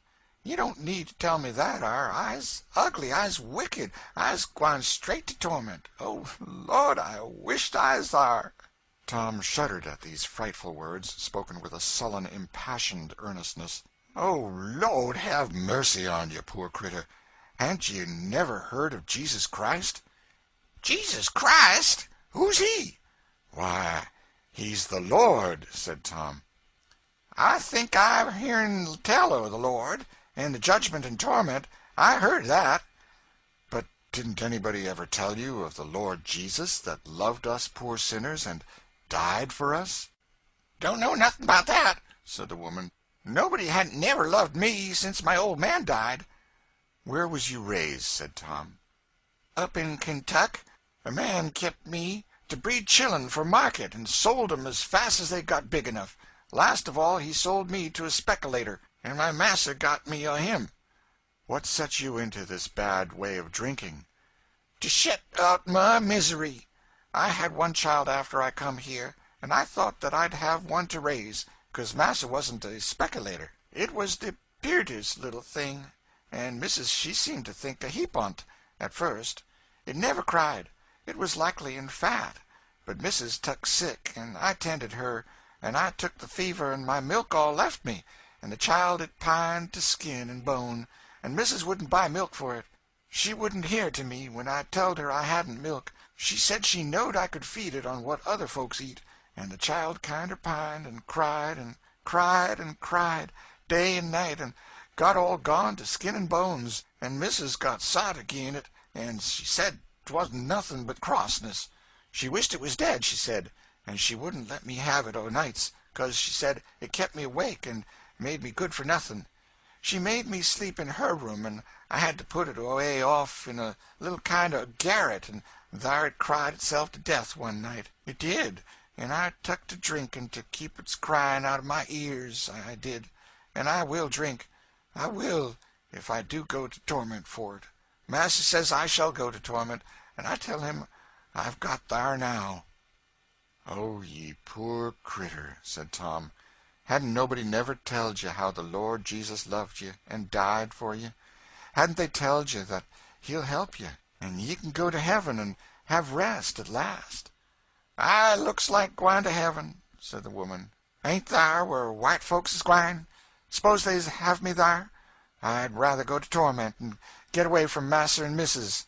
I had so," she said, as with her usual groan, she got her basket on her head and walked sullenly away.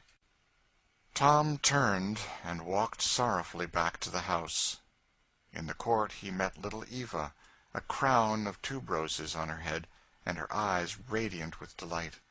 "Oh, Tom, here you are. I'm glad I found you. Papa says you may get out the ponies and take me in my little new carriage," she said, catching his hand. "But what's the matter, Tom? You look sober." "I feel bad, Miss Eva," said Tom sorrowfully, "but I'll get the horses for you." "But do tell me, Tom, what is the matter? I saw you talking to cross old Prue." Tom, in simple, earnest phrase, told Eva the woman's history. She did not exclaim or wonder or weep as other children do. Her cheeks grew pale, and a deep, earnest shadow passed over her eyes. She laid both hands on her bosom and sighed heavily. Volume 2, Chapter 19. Miss Ophelia's experiences and opinions continued. "Tom, you needn't get me the horses. I don't want to go," she said. "Why not, Miss Eva?" "These things sink into my heart, Tom," said Eva. "They sink into my heart," she repeated earnestly. "I don't want to go." And she turned from Tom and went into the house. A few days after, another woman came in old Prue's place to bring the rusks. Miss Ophelia was in the kitchen. "Lord," said Dinah, "what's got Prue?" "Prue isn't coming any more," said the woman mysteriously. "Why not?" said Dinah. "She ain't dead, is she?" "We doesn't exactly know.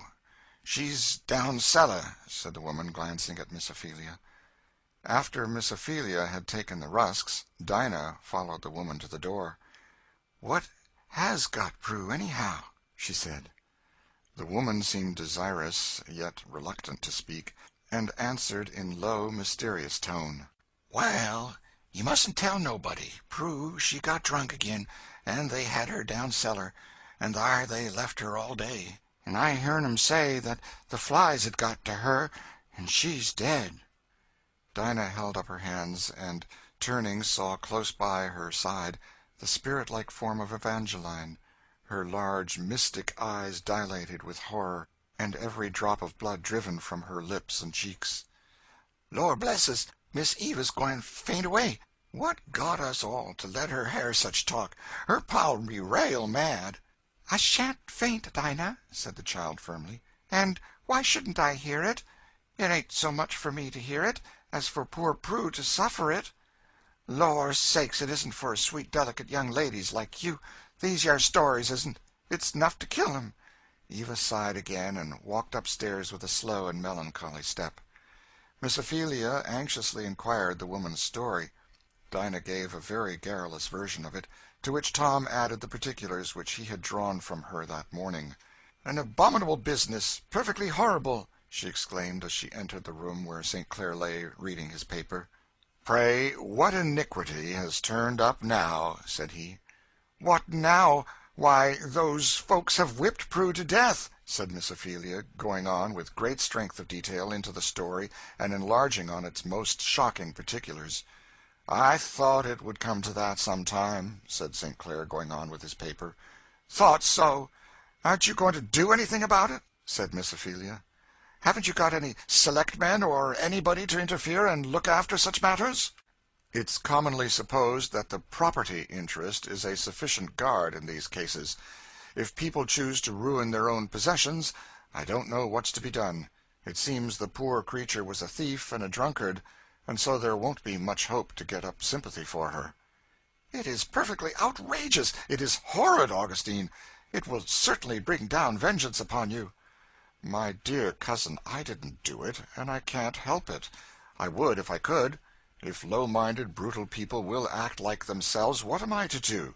They have absolute control. They are irresponsible despots. There would be no use in interfering. There is no law that amounts to anything practically for such a case. The best we can do is to shut our eyes and ears and let it alone. It's the only resource left us." "How can you shut your eyes and ears? How can you let such things alone?" "My dear child, what do you expect? Here is a whole class, debased, uneducated, indolent, provoking, put, without any sort of terms or conditions, entirely into the hands of such people as the majority in our world are, people who have neither consideration nor self-control, who haven't even an enlightened regard to their own interest, for that's the case with the largest half of mankind. Of course, in a community so organized, what can a man of honorable and humane feelings do but shut his eyes all he can and harden his heart? I can't buy every wretch I see. I can't turn knight-errant and undertake to redress every individual case of wrong in such a city as this. The most I can do is to try and keep out of the way of it." St. Clair's fine countenance was for a moment overcast. He said, "Come, cousin, don't stand there looking like one of the fates. You've only seen a peep through the curtain, a specimen of what is going on, the world over, in some shape or other. If we are to be prying and spying into all the dismals of life, we should have no heart to anything. 'Tis like looking too close into the details of Dinah's kitchen." And St. Clair lay back on the sofa and busied himself with his paper.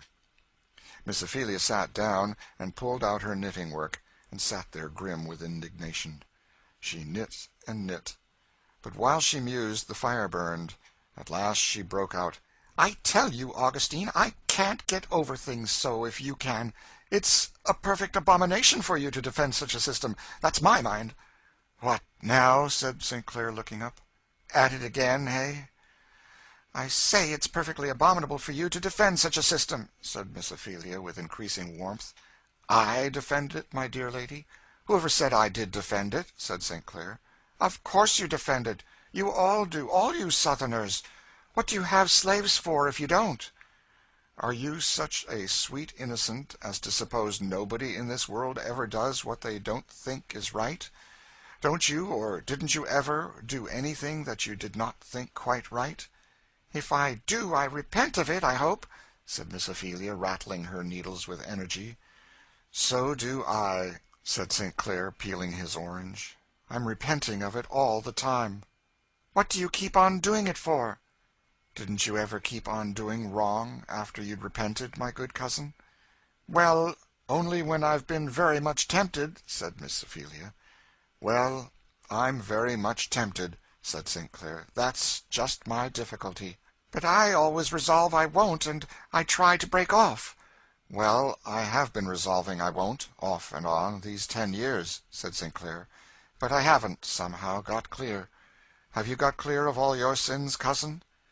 "Cousin Augustine," said Miss Ophelia, seriously, and laying down her knitting work, "I suppose I deserve that you should reprove my shortcomings.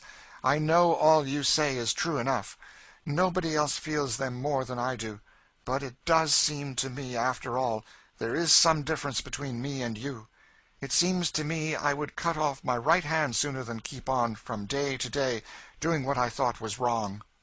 But then my conduct is so inconsistent with my profession, I don't wonder you reprove me." "Oh, now, cousin," said Augustine, sitting down on the floor and laying his head back in her lap, "don't take on so awfully serious. You know what a good-for-nothing, saucy boy I always was. I love to poke you up, that's all, just to see you get earnest. I do think you are desperately, distressingly good. It tires me to death to think of it." "But this is a serious subject, my boy August," said Miss Ophelia, laying her hand on his forehead. "Dismally so," said he. "And well, I never want to talk seriously in hot weather. What with mosquitoes and all, a fellow can't get himself up to any very sublime moral flights. And I believe," said St. Clair, suddenly rousing himself up, "there's a theory now. I understand now why northern nations are always more virtuous than southern ones. I see into that whole subject." "Oh, Augustine, you are a sad rattle-brain." "Am I? Well, so I am, I suppose.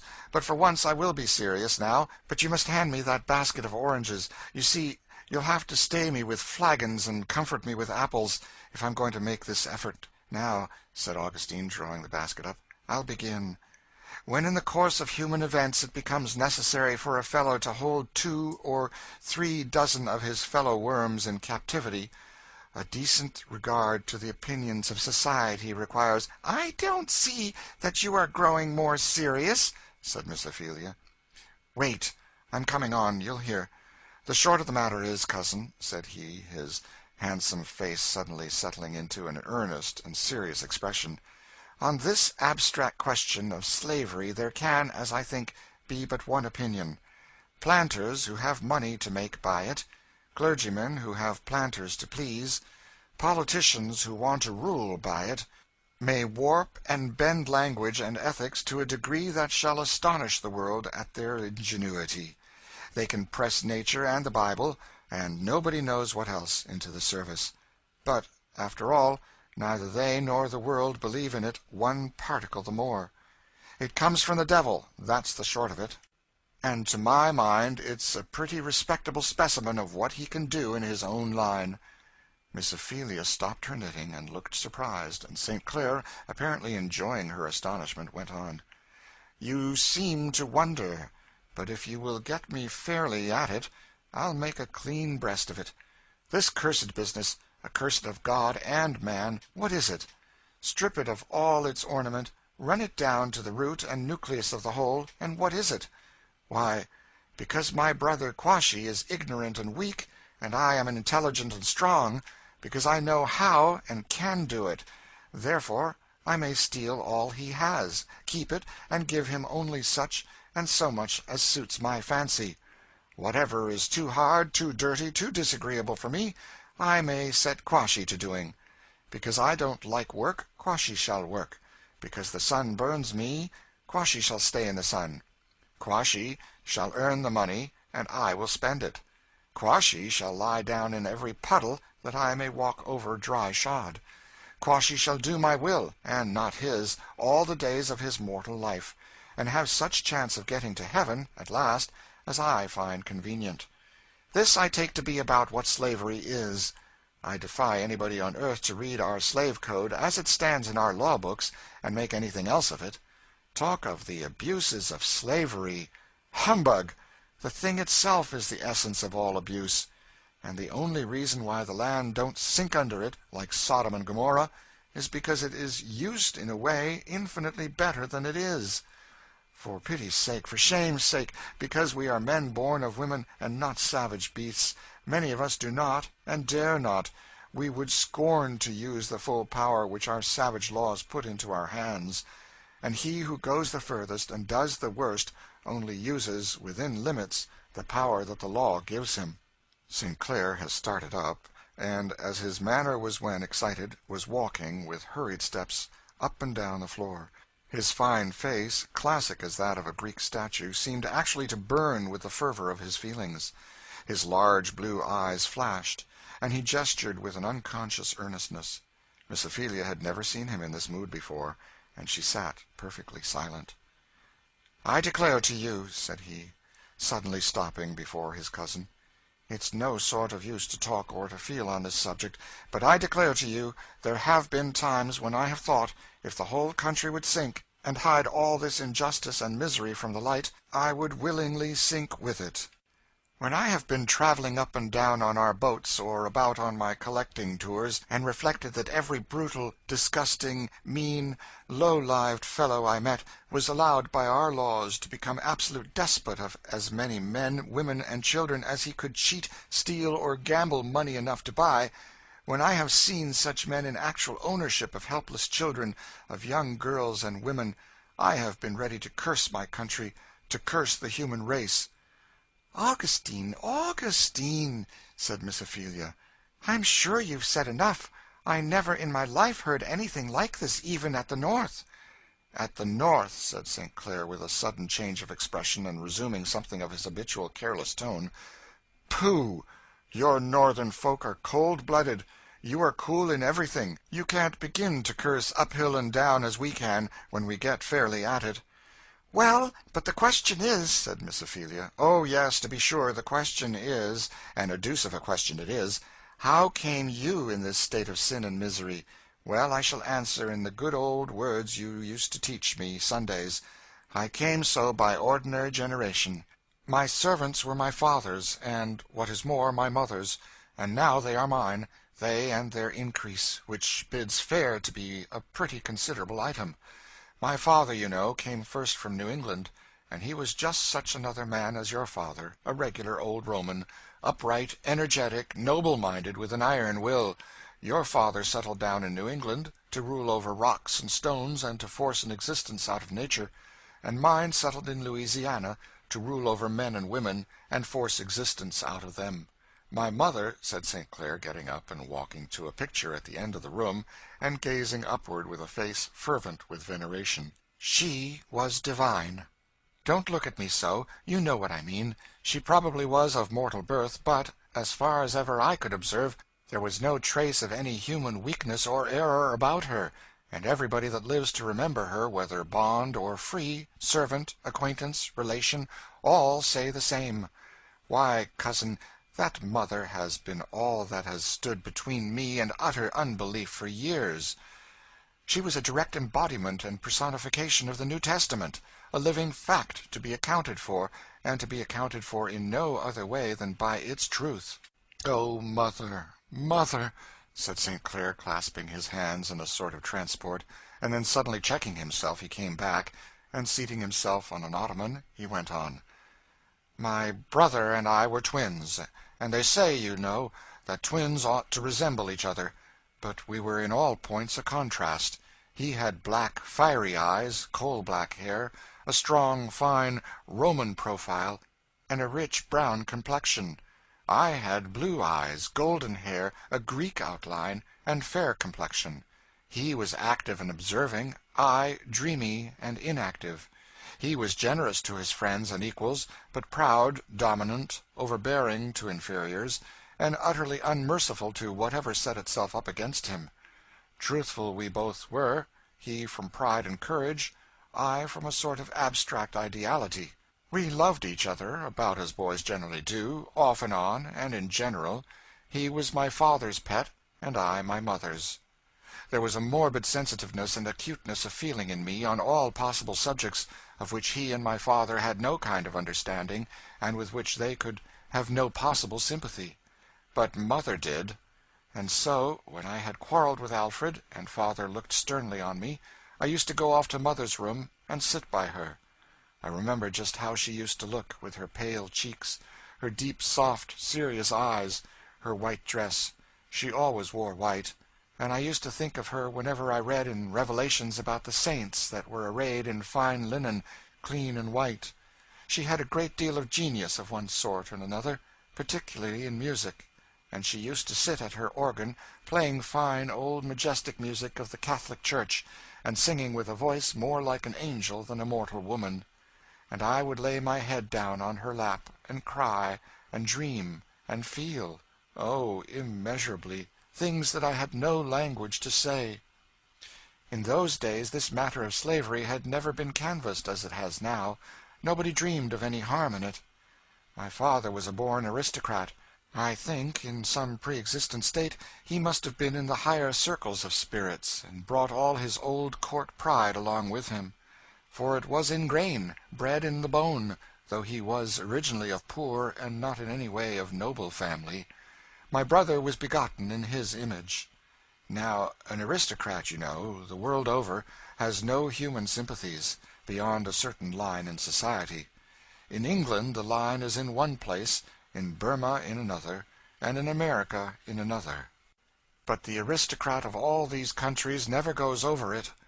What would be hardship and distress and injustice in his own class is a cool matter of course in another one. My father's dividing line was that of color.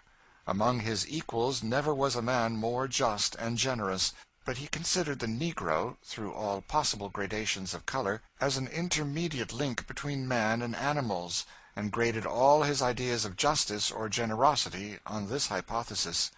I suppose to be true, if anybody had asked him, plump and fair, whether they had human immortal souls, he might have hemmed and hawed and said yes.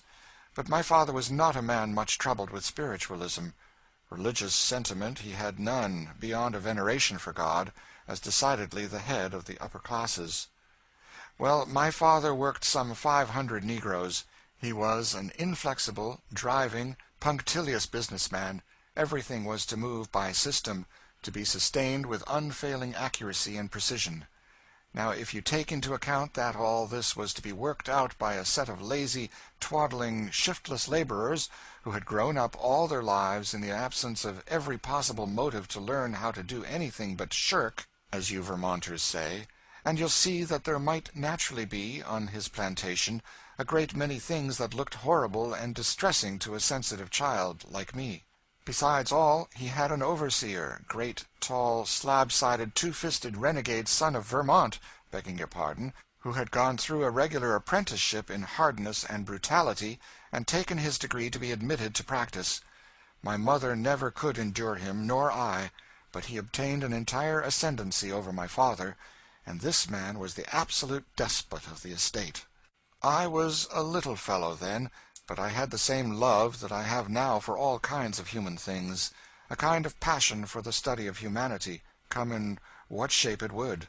I was found in the cabins and among the field hands a great deal, and of course was a great favorite, and all sorts of complaints and grievances were breathed in my ear, and I told them to mother, and we, between us, formed a sort of committee for a redress of grievances. We hindered and repressed a great deal of cruelty, and congratulated ourselves on doing a vast deal of good, till, as often happens, my zeal overacted. Stubbs complained to my father that he couldn't manage the hands, and must resign his position. Father was a fond, indulgent husband, but a man that never flinched from anything that he thought necessary, and so he put down his foot, like a rock, between us and the field hands. He told my mother, in language perfectly respectful and deferential, but quite explicit, that over the house servants she should be entire mistress, but that with the field hands he could allow no interference. He revered and respected her above all living beings, but he would have said it all the same to the Virgin Mary herself, if she had come in the way of his system. I used sometimes to hear my mother reasoning cases with him, endeavoring to excite his sympathies. He would listen to the most pathetic appeals with the most discouraging politeness and equanimity. "It all resolves itself into this," he would say. "Must I part with Stubbs, or keep him? Stubbs is the soul of punctuality, honesty, and efficiency, a thorough business hand, and as humane as the general run. We can't have perfection, and if I keep him, I must sustain his administration as a whole, even if there are, now and then, things that are exceptionable. All government includes some necessary hardness. General rules will bear hard on particular cases." This last maxim my father seemed to consider a settler in most alleged cases of cruelty. After he had said that, he commonly drew up his feet on the sofa, like a man that had disposed of a business, and betook himself to a nap, or the newspaper, as the case might be. The fact is, my father showed the exact sort of talent for a statesman. He could have divided Poland as easily as an orange, or trod on Ireland as quietly and systematically as any man living. At last my mother gave up, in despair. It never will be known, till the last account, what noble and sensitive natures like hers have felt, cast, utterly helpless, into what seems to them an abyss of injustice and cruelty, and which seems so to nobody about them. It has been an age of long sorrow of such natures, in such a hell-begotten sort of world as ours. What remained for her but to train her children in her own views and sentiments? Well, after all you say about training, children will grow up substantially what they are by nature, and only that. From the cradle, Alfred was an aristocrat, and as he grew up, instinctively, all his sympathies and all his reasonings were in that line, and all mother's exhortations went to the winds. As to me, they sunk deep into me. She never contradicted in form anything my father said, or seemed directly to differ from him, but she impressed, burnt into my very soul, with all the force of her deep earnest nature, an idea of the dignity and worth of the meanest human soul. I have looked in her face with solemn awe, when she would point up to the stars in the evening and say to me, "See there, August, the poorest, meanest soul on our place will be living. When all these stars are gone forever, will live as long as God lives." She had some fine old paintings, one in particular, of Jesus healing a blind man. They were very fine, and used to impress me strongly. "See there, August," she would say, "the blind man was a beggar, poor and loathsome. Therefore he would not heal him afar off. He called him to him, and put his hands on him. Remember this, my boy." If I had lived to grow up under her care, she might have stimulated me to I know not what of enthusiasm. I might have been a saint, reformer, martyr. But alas, alas, I went from her when I was only 13, and I never saw her again. St. Clair rested his head on his hands, and did not speak for some minutes. After a while he looked up and went on. "What poor, mean trash this whole business of human virtue is! A mere matter, for the most part, of latitude and longitude, and geographical position, acting with natural temperament. The greater part is nothing but an accident. Your father, for example, settles in Vermont, in a town where all are in fact free and equal, becomes a regular church member and deacon, and in due time joins an abolition society, and thinks us all little better than heathens. Yet he is, for all the world, in constitution and habit, a duplicate of my father. I can see it leaking out in 50 different ways. Just the same strong, overbearing, dominant spirit. You know very well how impossible it is to persuade some of the folks in your village that Squire Sinclair does not feel above them. The fact is, though, he has fallen on democratic times, and embraced a democratic theory. He is to the heart an aristocrat, as much as my father, who ruled over 500 or 600 slaves. Miss Ophelia felt rather disposed to cavil at this picture, and was laying down her knitting to begin, but St. Clair stopped her. "Now, I know every word you are going to say. I do not say they were alike, in fact. One fell into a condition where everything acted against the natural tendency, and the other where everything acted for it. And so, one turned out a pretty willful, stout, overbearing old democrat, and the other a willful, stout old despot. If both had owned plantations in Louisiana, they would have been as alike as two old bullets cast in the same mold." "What an undutiful boy you are," said Miss Ophelia. "I don't mean them any disrespect," said St. Clair. "You know reverence is not my forte. But to go back to my story. When father died he left the whole property to us twin boys, to be divided as we should agree. There does not breathe on God's earth a nobler souled, more generous fellow than Alfred in all that concerns his equals, and we got on admirably with this property question without a single unbrotherly word or feeling. We undertook to work the plantation together, and Alfred, whose outward life and capabilities had double the strength of mine, became an enthusiastic planter, and a wonderfully successful one. But 2 years' trial satisfied me, and I could not be a partner in that matter. To have a great gang of 700 whom I could not know personally, or feel any individual interest in, bought and driven, housed, fed, worked like so many horned cattle, strained up to military precision, the question of how little of life's commonest enjoyments would keep them in working order being a constantly recurring problem, the necessity of drivers and overseers, the ever necessary whip, first, last, and only argument, the whole thing was insufferably disgusting and loathsome to me, and when I thought of my mother's estimate of one poor human soul, it became even frightful. It's all nonsense to talk to me about slaves enjoying all this. To this day I have no patience with the unutterable trash that some of your patronizing Northerners have made up, as in their zeal to apologize for our sins. We all know better. Tell me that any man living wants to work all his days, from day dawn till dark, under the constant eye of a master, without the power of putting forth one irresponsible volition on the same dreary, monotonous, unchanging toil, and all for 2 pairs of pantaloons and a pair of shoes a year, with enough food and shelter to keep him in working order. Any man who thinks that human beings can, as a general thing, be made about as comfortable that way as any other, I wish he might try it. I'd buy the dog, and work him, with a clear conscience."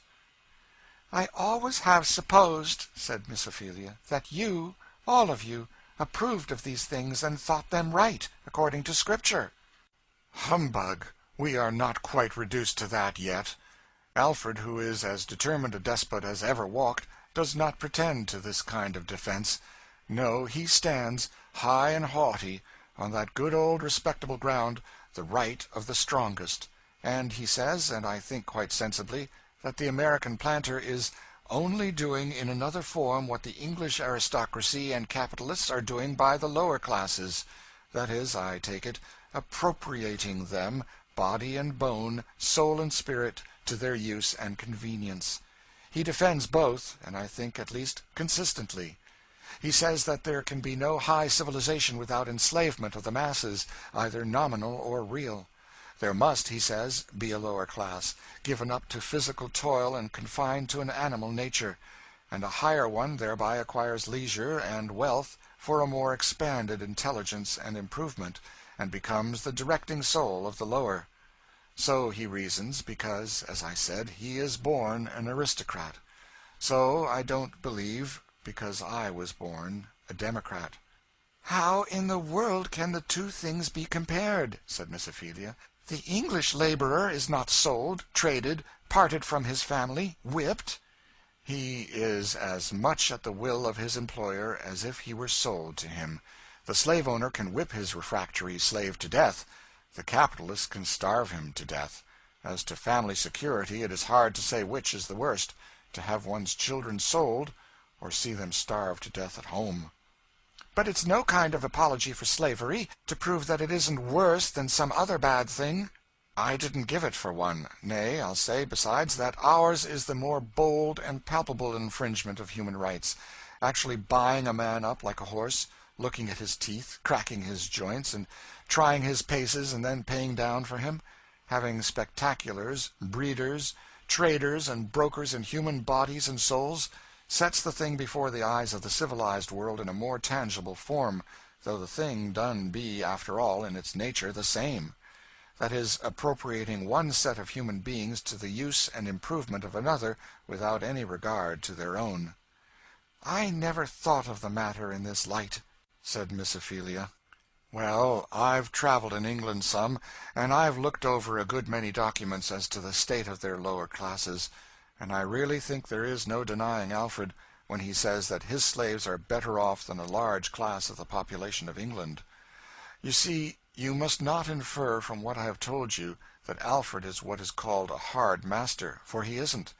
He is despotic and unmerciful to insubordination. He would shoot a fellow down with as little remorse as he would shoot a buck, if he opposed him. But in general he takes a sort of pride in having his slaves comfortably fed and accommodated. When I was with him, I insisted that he should do something for their instruction, and to please me he did get a chaplain, and used to have them catechized Sunday, though I believe in his heart that he thought it would do about as much good to set a chaplain over his dogs and horses. And the fact is, that a mind stupefied and animalized by every bad influence from the hour of birth, spending the whole of every weekday in unreflecting toil, cannot be done much with by a few hours on Sunday. The teachers of Sunday schools among the manufacturing population of England, and among plantation hands in our country, could perhaps testify to the same result, there and here. Yet some striking exceptions there are among us, from the fact that the Negro is naturally more impressible to religious sentiment than the white. "Well," said Miss Ophelia, "how came you to give up your plantation life?" "Well, we jogged on together some time, till Alfred saw plainly that I was no planter. He thought it absurd, after he had reformed and altered and improved everywhere to suit my notions, that I still remained unsatisfied. The fact was, it was, after all, the thing that I hated, the using these men and women, the perpetuation of all this ignorance, brutality, and vice, just to make money for me. Besides, I was always interfering in the details. Being myself one of the laziest of mortals, I had altogether too much fellow-feeling for the lazy. And when poor shiftless dogs put stones at the bottom of their cotton baskets to make them weigh heavier, or filled their sacks with dirt, with cotton at the top, it seemed so exactly like what I should do if I were they, I couldn't and wouldn't have them flogged for it. Well, of course there was an end of plantation discipline, and Alf and I came to about the same point that I and my respected father did years before.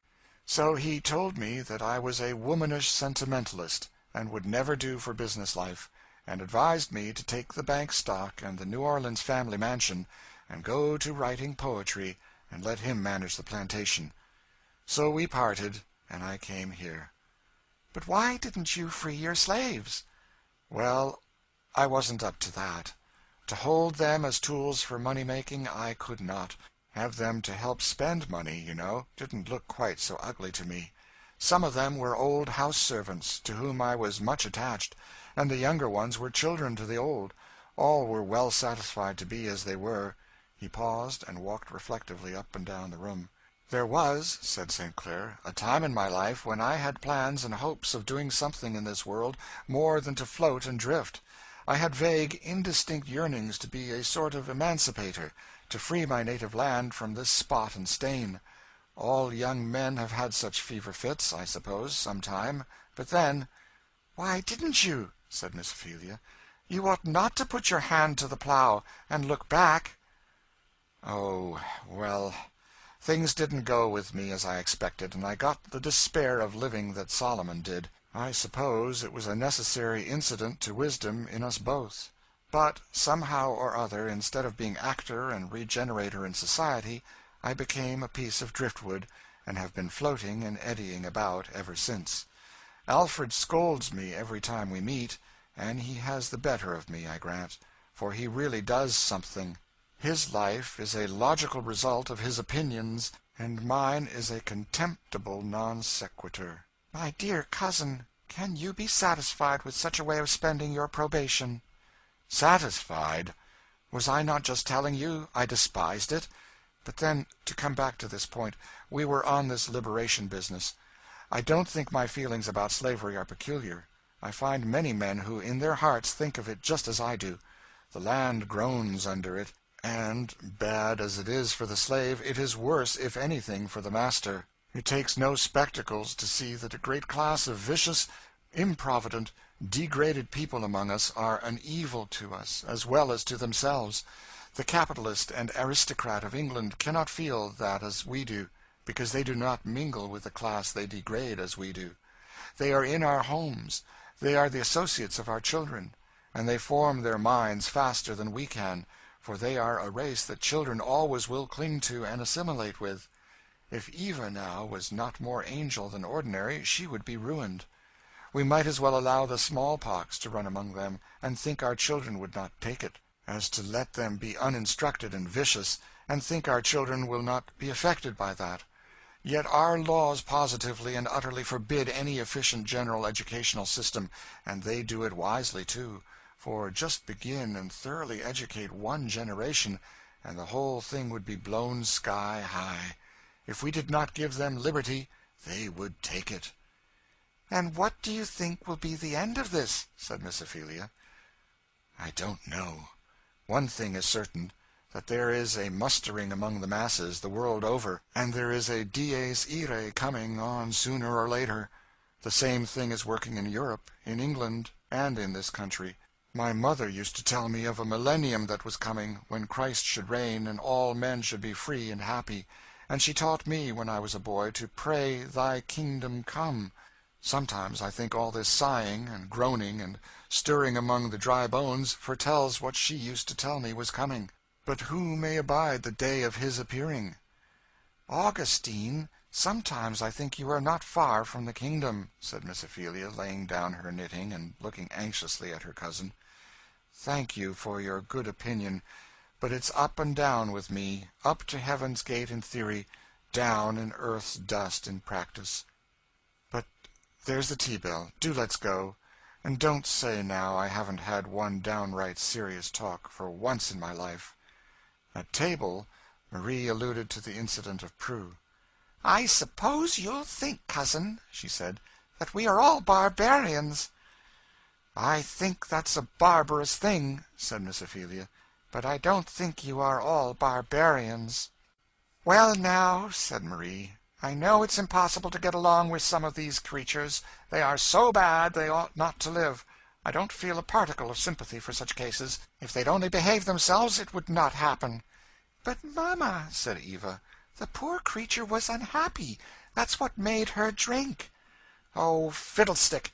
As if that were any excuse. I'm unhappy very often.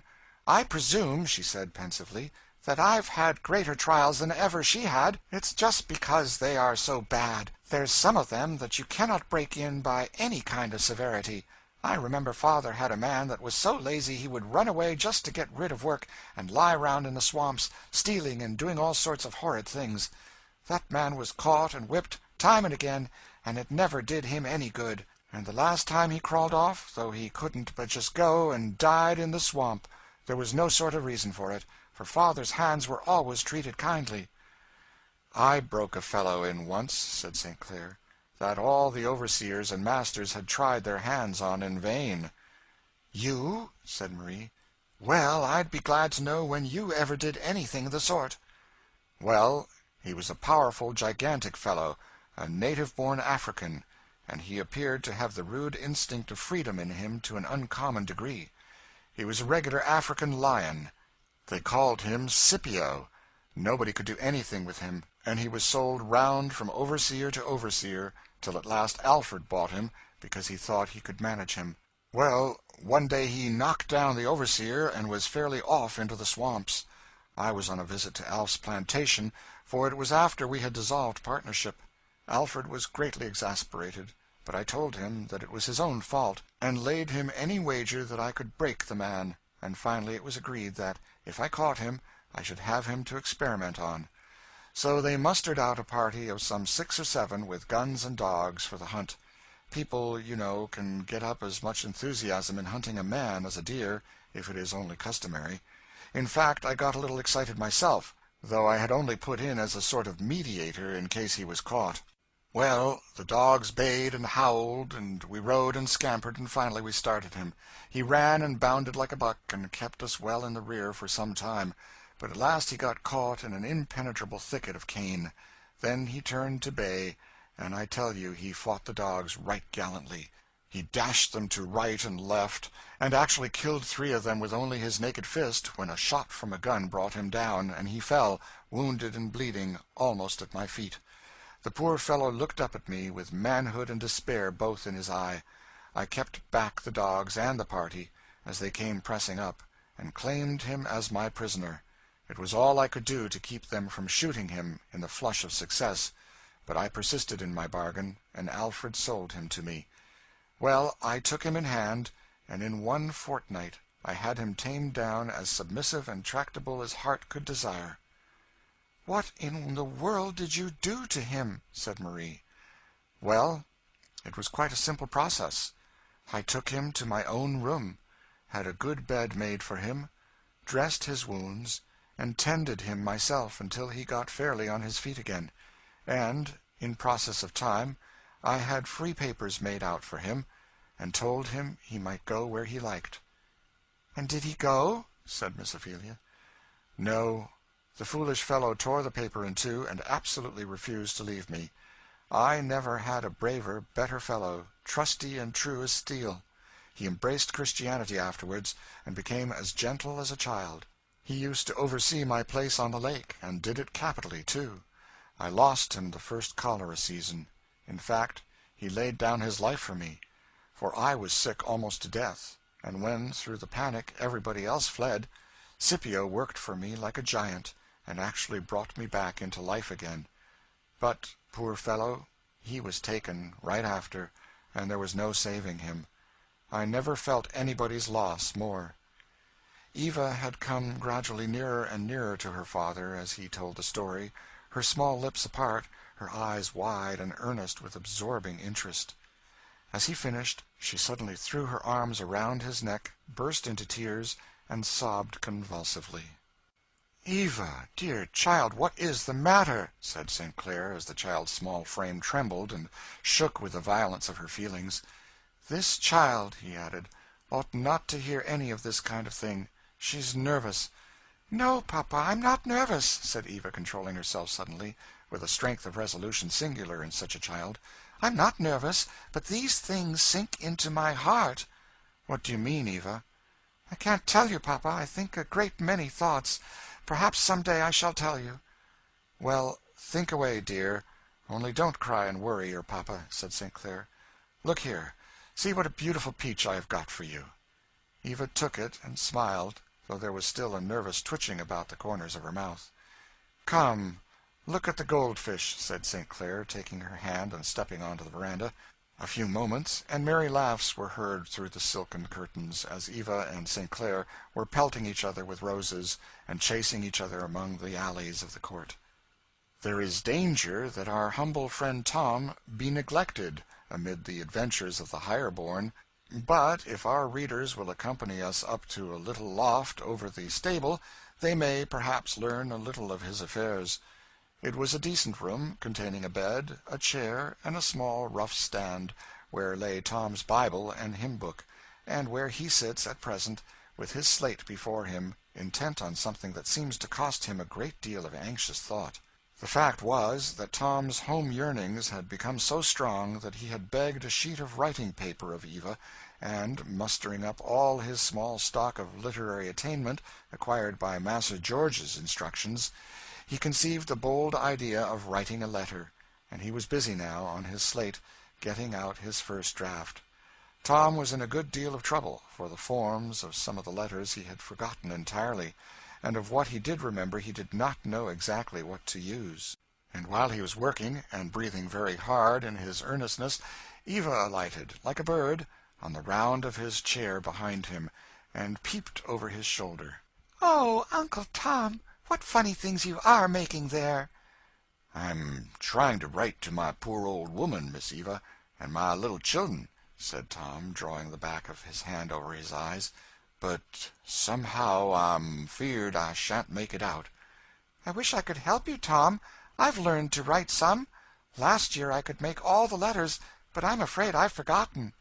So Eva put her golden head close to his, and the two commenced a grave and anxious discussion, each one equally earnest, and about equally ignorant, and with a deal of consulting and advising over every word, the composition began, as they both felt very sanguine, to look quite like writing. "Yes, Uncle Tom, it really begins to look beautiful," said Eva, gazing delightedly on it. "How pleased your wife will be, and the poor little children. Oh, it's a shame you ever had to go away from them. I mean to ask Papa to let you go back sometime." "Mrs. said that she would send down money for me as soon as they could get it together," said Tom. "I'm 'specting she will. Young Massa George, he said he'd come for me, and he gave me this yer dollar as a sign." And Tom drew from under his clothes the precious dollar. "Oh, he'll certainly come, then," said Eva. "I'm so glad." "And I wanted to send a letter, you know, to let him know where I was, and tell poor Chloe that I was well off, 'cause she felt so drefful, poor soul." "I say, Tom," said St. Clair's voice, coming in the door at this moment. Tom and Eva both started. "What's here?" said St. Clair, coming up and looking at the slate. "Oh, it's Tom's letter. I'm helping him to write it," said Eva. "Isn't it nice?" "I wouldn't discourage either of you," said St. Clair, "but I rather think, Tom, you'd better get me to write your letter for you. I'll do it when I come home from my ride." "It's very important he should write," said Eva, "because his mistress is going to send down money to redeem him, you know, Papa. He told me they told him so." St. Clair thought in his heart that this was probably only one of those things which good-natured owners say to their servants, to alleviate their horror of being sold, without any intention of fulfilling the expectation thus excited. But he did not make any audible comment upon it, only ordered Tom to get the horses out for a ride. Tom's letter was written in due form for him that evening, and safely lodged in the post-office. Miss Ophelia still persevered in her labors in the housekeeping line. It was universally agreed among all the household, from Dinah down to the youngest urchin, that Miss Ophelia was decidedly curous, a term by which a Southern servant implies that his or her betters don't exactly suit them. The higher circle in the family, to wit, Adolphe, Jane, and Rosa, agreed that she was no lady. Ladies never keep working about as she did. That she had no air at all, and they were surprised that she should be any relation of the St. Clairs. Even Marie declared that it was absolutely fatiguing to see Cousin Ophelia always so busy. And, in fact, Miss Ophelia's industry was so incessant as to lay some foundation for the complaint. She sewed and stitched away from daylight till dark, with the energy of one who is pressed on by some immediate urgency, and then, when the light faded, and the work was folded away, with one turn-out came the ever-ready knitting work, and there she was again, going on as briskly as ever. It really was a labor to see her. Chapter 20. Topsy.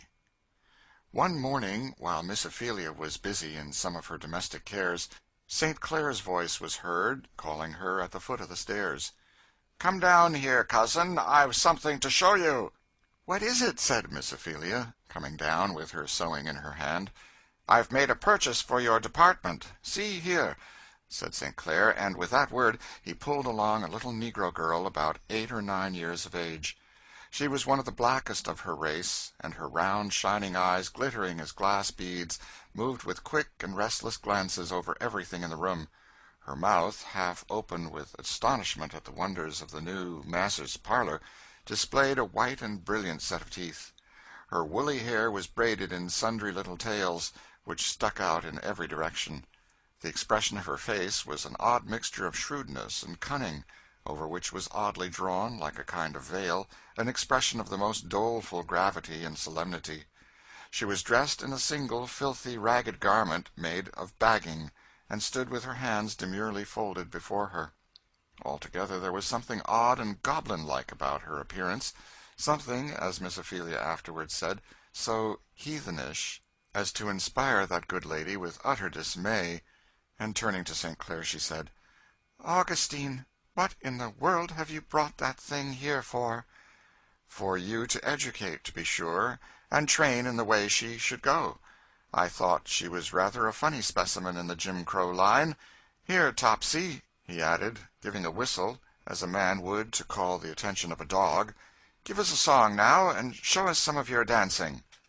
The black, glassy eyes glittered with a kind of wicked drollery, and the thing struck up, in a clear, shrill voice, an odd negro melody, to which she kept time with her hands and feet, spinning round, clapping her hands, knocking her knees together in a wild, fantastic sort of time, and producing in her throat all those odd guttural sounds which distinguish the native music of her race.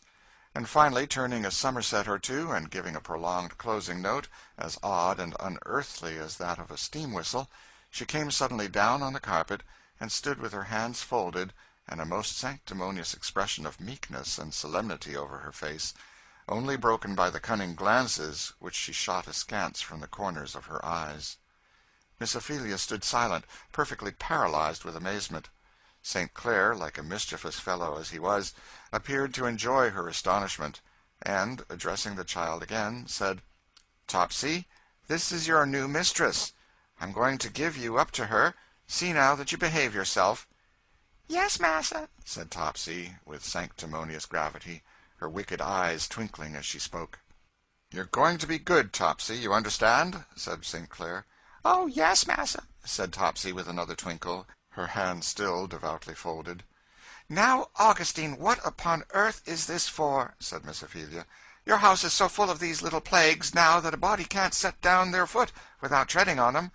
I get up in the morning and find one asleep behind the door, and see one black head poking out from under the table, one lying on the door-mat, and they are moping and mowing and grinning between all the railings, and tumbling over the kitchen floor. What on earth did you want to bring this one for?" "For you to educate, didn't I tell you? You're always preaching about educating. I thought I would make you a present of a fresh-caught specimen, and let you try your hand on her, and bring her up in the way she should go." "I don't want her, I am sure. I have more to do with 'em now than I want to." "That's you Christians all over. You'll get up a society, and get some poor missionary to spend all his days among just such heathen. But let me see one of you that would take one into your house with you, and take the labor of their conversion on yourselves. No, when it comes to that, they are dirty and disagreeable, and it's too much care, and so on." "Augustine, you know I didn't think of it in that light," said Miss Ophelia, evidently softening. "Well, it might be a real missionary work," said she, looking rather more favorably on the child. St. Clair had touched the right string. Miss Ophelia's conscientiousness was ever on the alert. "But," she added, "I really didn't see the need of buying this one. There are enough now in your house to take all my time and skill." "Well, then, cousin," said St. Clair, drawing her aside, "I ought to beg your pardon for my good-for-nothing speeches. You are so good, after all, that there's no sense in them. Why, the fact is, this concern belonged to a couple of drunken creatures that keep a low restaurant that I have to pass by every day, and I was tired of hearing her screaming, and them beating and swearing at her. She looked bright and funny, too, as if something might be made of her. So I bought her, and I'll give her to you. Try, now, and give her a good orthodox New England bringing up, and see what it'll make of her. You know I haven't any gift that way, but I'd like you to try." "Well, I'll do what I can," said Miss Ophelia, and she approached her new subject very much as a person might be supposed to approach a black spider, supposing them to have benevolent designs toward it. "She's dreadfully dirty and half naked," she said. "Well, take her downstairs, and make some of them clean and clothe her up." Miss Ophelia carried her to the kitchen regions. "Don't see what Massa St. Clair wants of another nigger," said Dinah, surveying the new arrival with no friendly air. "Won't have her round under my feet, I know." "Pa," said Rosa and Jane, with supreme disgust, "let her keep out of our way. What in the world Massa want another of these low niggers for, I can't see." "You go 'long. No more nigger than you be, Miss Rosa," said Dinah, who felt this last remark a reflection on herself. "You seem t'ink yourself white folks. You ain't never one black nor white. I'd like to be one or t'other." Miss Ophelia saw that there was nobody in the camp that would undertake to oversee the cleansing and dressing of the new arrival, and so she was forced to do it herself, with some very ungracious and reluctant assistance from Jane. It is not for ears polite to hear the particulars of the first toilet of a neglected, abused child. In fact, in this world, multitudes must live and die in a state that it would be too great a shock to the nerves of their fellow mortals even to hear described. Miss Ophelia had a good, strong, practical deal of resolution, and she went through all the disgusting details with heroic thoroughness, though, it must be confessed, with no very gracious air, for endurance was the utmost to which her principles could bring her. When she saw, on the back and shoulders of the child, great welts and calloused spots, ineffaceable marks of the system under which she had grown up thus far, her heart became pitiful within her. "See there," said Jane, pointing to the marks. "Don't that show she's a limb? We'll have fine works with her, I reckon. I hate these nigger young'uns, so disgusting. I wonder that Massa would buy her." The young'un alluded to heard all these comments with a subdued and doleful air which seemed habitual to her, only scanning, with a keen and furtive glance of her flickering eyes, the ornaments which Jane wore in her ears.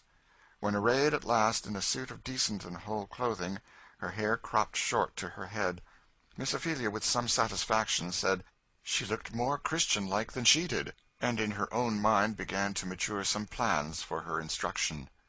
Sitting down before her, she began to question her. "How old are you, Topsy?"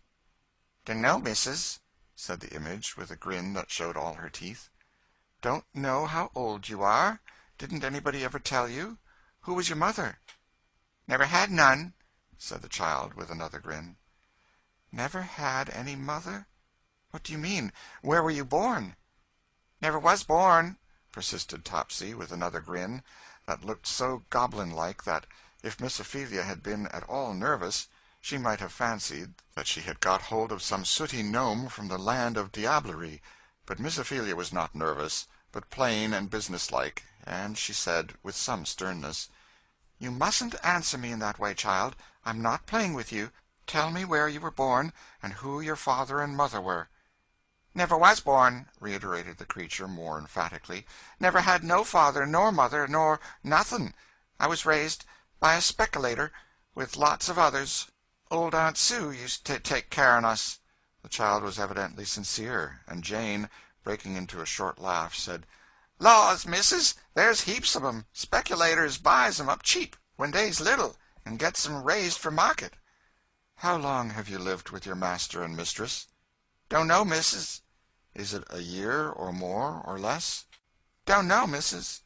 "Laws, missus, those low negroes, they can't tell. They don't know anything about time," said Jane. "They don't know what a year is. They don't know their own ages." "Have you ever heard anything about God, Topsy?" The child looked bewildered, but grinned as usual. "Do you know who made you?" "Nobody as I knows on," said the child, with a short laugh. The idea appeared to amuse her considerably, for her eyes twinkled, and she added, "I 'spect I'd growed. Don't think nobody never made me." "Do you know how to sew?" said Ophelia, who thought she would turn her inquiries to something more tangible. "No, missus." "What can you do? What did you do for your master and mistress?"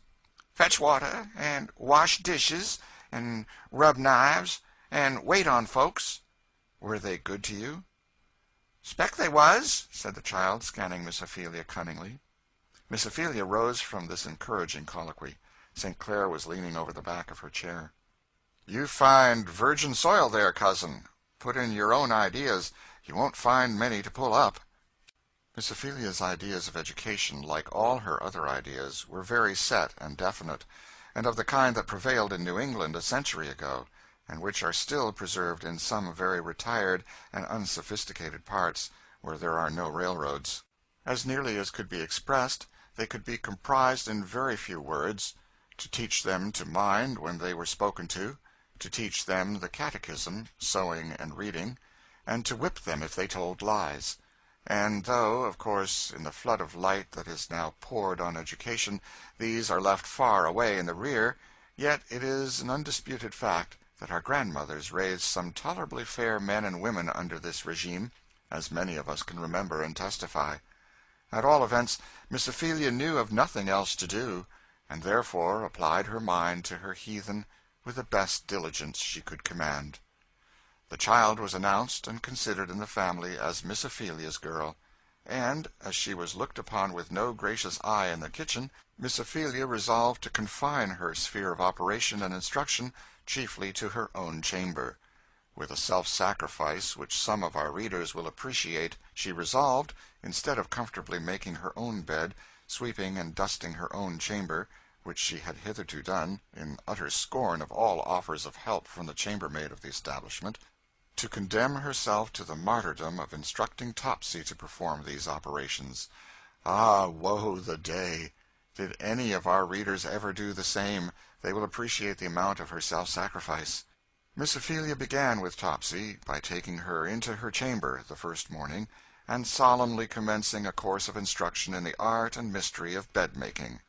Behold, then, Topsy, washed and shorn of all the little braided tails wherein her heart had delighted, arrayed in a clean gown, with well-starched apron, standing reverently before Miss Ophelia, with an expression of solemnity well befitting a funeral.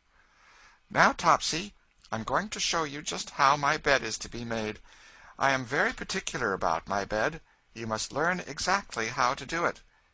"Yes, ma'am," said Topsy, with a deep sigh and a face of woeful earnestness. "Now, Topsy, look here. This is the hem of the sheet. This is the right side of the sheet, and this is the wrong. Will you remember?" "Yes, ma'am," said Topsy, with another sigh. "Well, now, the under sheet you must bring over the bolster, so, and tuck it clear down under the mattress nice and smooth, so. Do you see?" "Yes, ma'am," said Topsy, with profound attention. "But the upper sheet," said Miss Ophelia, "must be brought down in this way, and tucked under firm and smooth at the foot, so. The narrow hem at the foot." "Yes, ma'am," said Topsy, as before. But we will add, what Miss Ophelia did not see, that during the time when the good lady's back was turned in the zeal of her manipulations, the young disciple had contrived to snatch a pair of gloves and a ribbon, which she had adroitly slipped into her sleeves, and stood with her hands dutifully folded as before.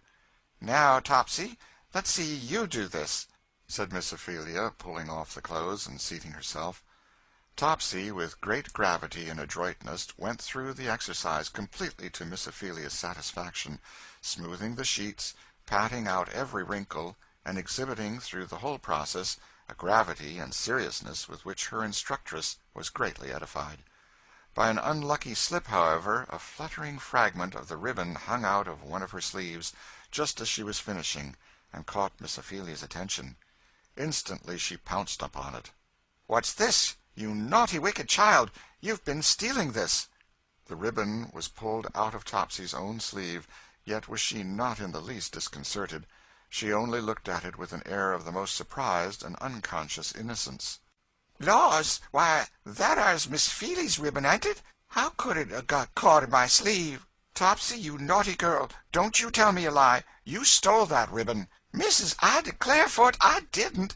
Never seed it till this yer blessed minute." "Topsy," said Miss Ophelia, "don't you know it's wicked to tell lies?" "I never tell no lies, Miss Feely," said Topsy, with virtuous gravity. "It's just the truth I've been a-telling now, and ain't nothing else." "Topsy, I shall have to whip you if you tell lies so." "Laws, missus, if you's to whip all day, couldn't say no other way," said Topsy, beginning to blubber. "I never seed that. It must 'a' got caught in my sleeve. Miss Feely must 'a' left it on the bed, and it got caught in the clothes, and so got in my sleeve." Miss Ophelia was so indignant at the bare-faced lie that she caught the child and shook her. "Don't you tell me that again!"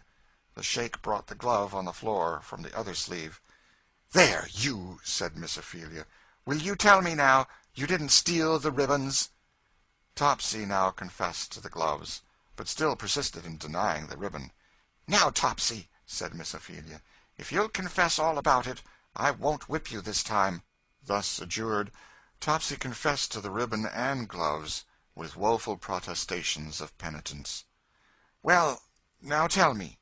I know you must have taken other things since you have been in the house, for I let you run about all day yesterday. Now, tell me if you took anything, and I shan't whip you." "Laws, missus, I took Miss Eva's red thing she wears on her neck." "You did, you naughty child. Well, what else?" "I took Rosa's ear-rings, them red ones." "Go bring them to me this minute, both of them." "Laws, missus, I can't. They's burnt up." "Burnt up? What a story! Go get 'em, or I'll whip you." Topsy, with loud protestations, and tears, and groans, declared that she could not. "They's burnt up, they was." "What did you burn 'em for?" said Miss Ophelia. "'Cause I's wicked, I is. I's mighty wicked, anyhow. I can't help it." Just at this moment Eva came innocently into the room with the identical coral necklace on her neck. "Why, Eva, where did you get your necklace?" said Miss Ophelia. "Get it? Why, I've had it on all day," said Eva. "Did you have it on yesterday?" "Yes, and what is funny, Auntie, I had it on all night. I forgot to take it off when I went to bed." Miss Ophelia looked perfectly bewildered, the more so as Rosa at that instant came into the room with a basket of newly ironed linen poised on her head, and the coral eardrops shaking in her ears.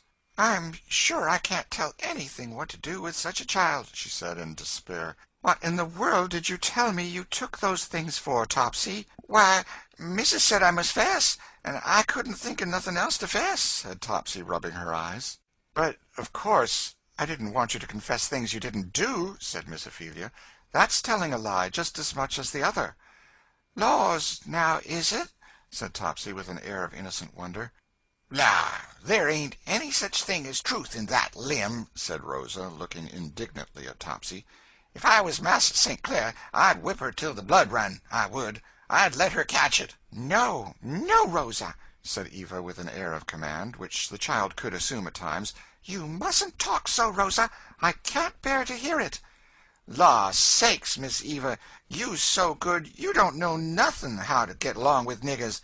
There's no way but to cut 'em well up, I tell you." "Rosa," said Eva, "hush! Don't you say another word of that sort." And the eye of the child flashed, and her cheek deepened its color. Rosa was cowed in a moment. "Miss Eva has got the St. Clair blood in her, that's plain. She can speak for all the world just like her papa," she said as she passed out of the room. Eva stood looking at Topsy. There stood the two children, representatives of the two extremes of society: the fair, high-bred child with her golden head, her deep eyes, her spiritual, noble brow, and prince-like movements, and her black, keen, subtle, cringing, yet acute neighbor.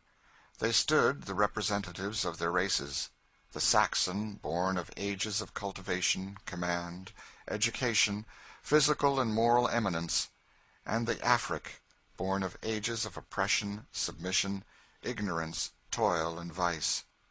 Something, perhaps, of such thoughts struggled through Eva's mind, but a child's thoughts are rather dim, undefined instincts, and in Eva's noble nature many such were yearning and working, for which she had no power of utterance. When Miss Ophelia expatiated on Topsy's naughty, wicked conduct, the child looked perplexed and sorrowful, but said sweetly, "Poor Topsy, why need you steal? You're going to be taken good care of now. I'm sure I'd rather give you anything of mine than have you steal it."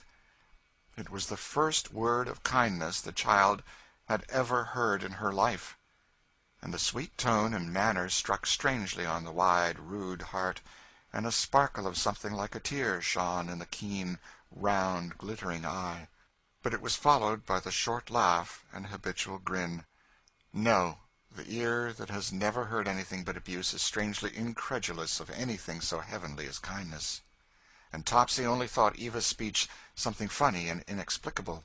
She did not believe it. But what was to be done with Topsy?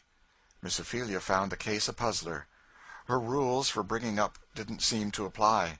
She thought she would take time to think of it, and by the way of gaining time, and in hopes of some indefinite moral virtues supposed to be inherent in dark closets, Miss Ophelia shut Topsy up in one till she had arranged her ideas further on the subject. "I don't see," said Miss Ophelia to St. Clair, "how I'm going to manage that child without whipping her." "Well, whip her, then, to your heart's content. I'll give you full power to do what you like." "Children always have to be whipped," said Miss Ophelia. "I never heard of bringing them up without." "Oh, well, certainly," said St. Clair. "Do as you think best. Only I'll make one suggestion.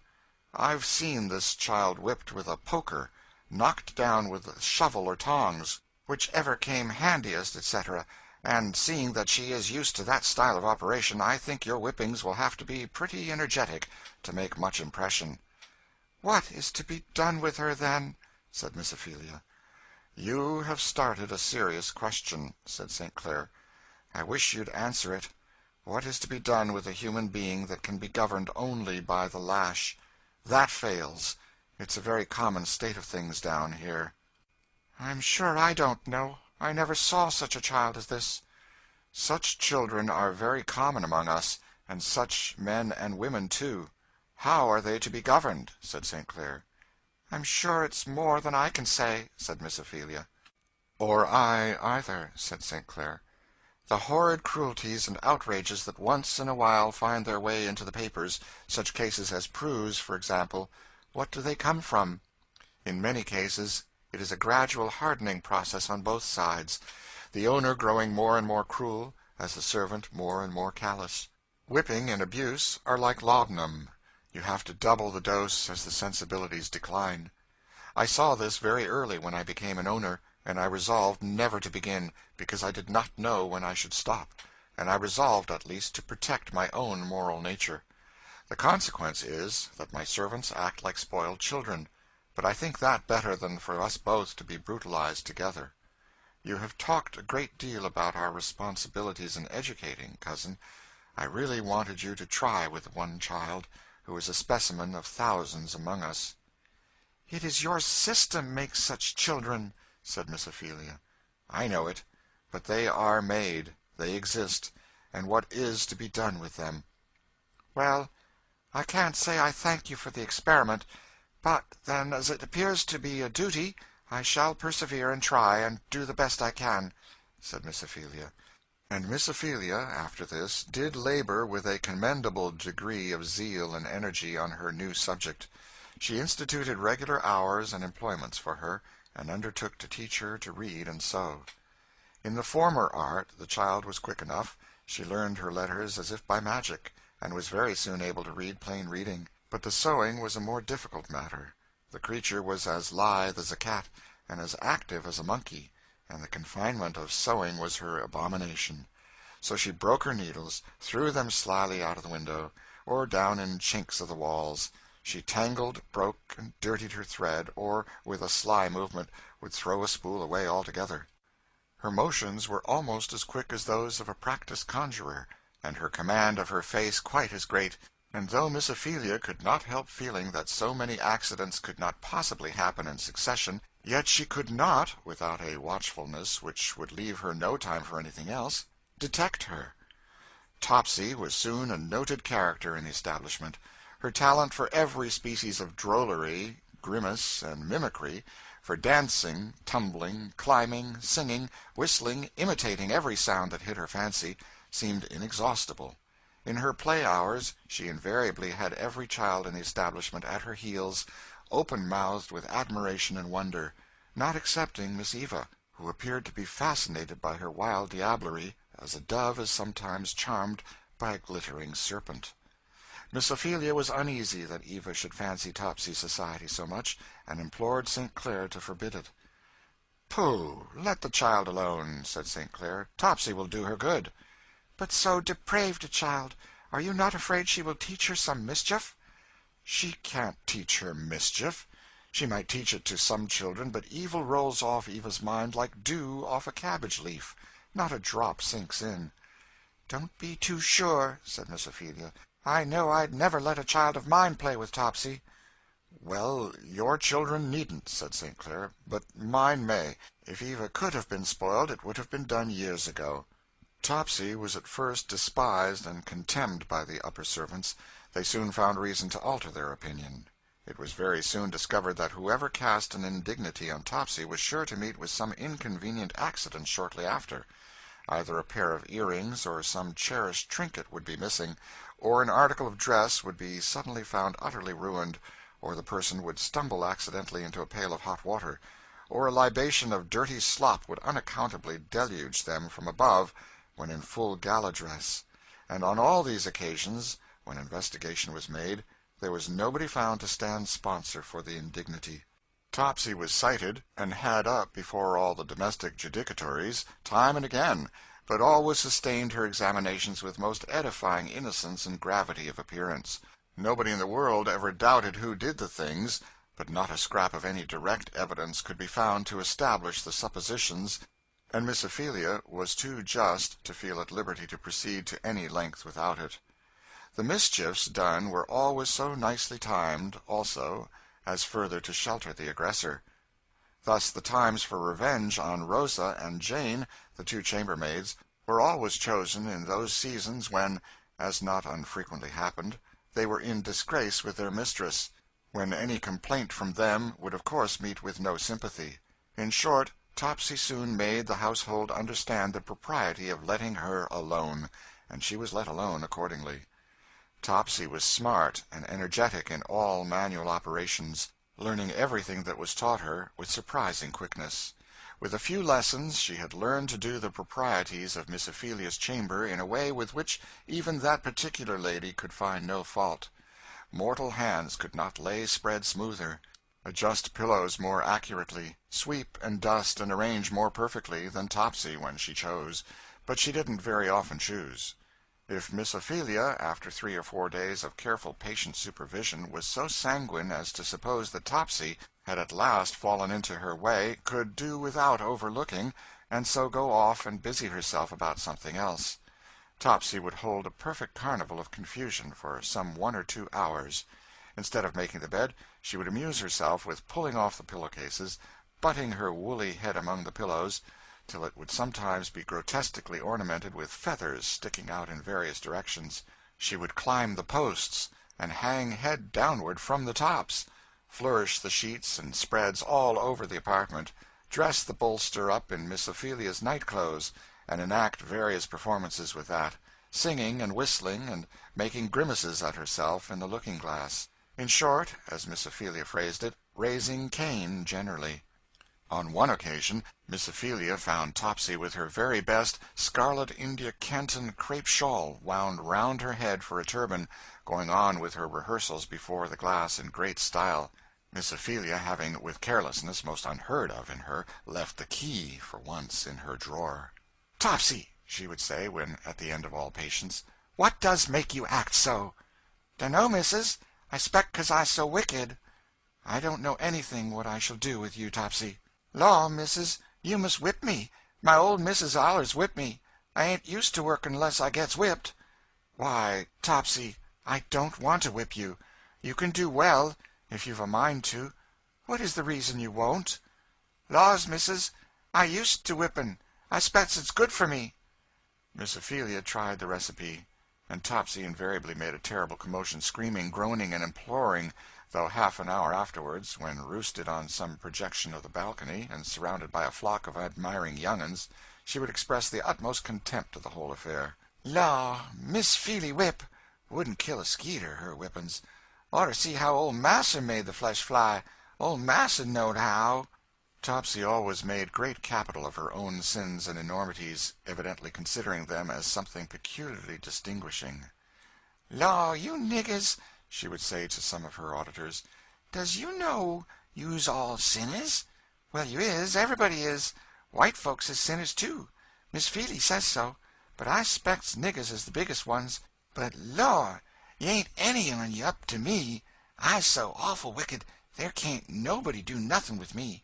I used to keep old missus a swaring at me half the time. I expect I's the wickedest critter in the world." And Topsy would cut a somerset and come up brusque and shining on a higher perch, and evidently plume herself on the distinction. Miss Ophelia busied herself very earnestly on Sundays, teaching Topsy the catechism. Topsy had an uncommon verbal memory, and committed with a fluency that greatly encouraged her instructress. "What good do you expect it is going to do her?" said St. Clair. "Why, it always has done children good. It's what children always have to learn, you know," said Miss Ophelia. "Understand it or not," said St. Clair. "Oh, children never understand it at the time, but after they are grown up it'll come to them." "Mine hasn't come to me yet," said St. Clair, "though I'll bear testimony that you put it into me pretty thoroughly when I was a boy." "Ah, you were always good at learning, Augustine.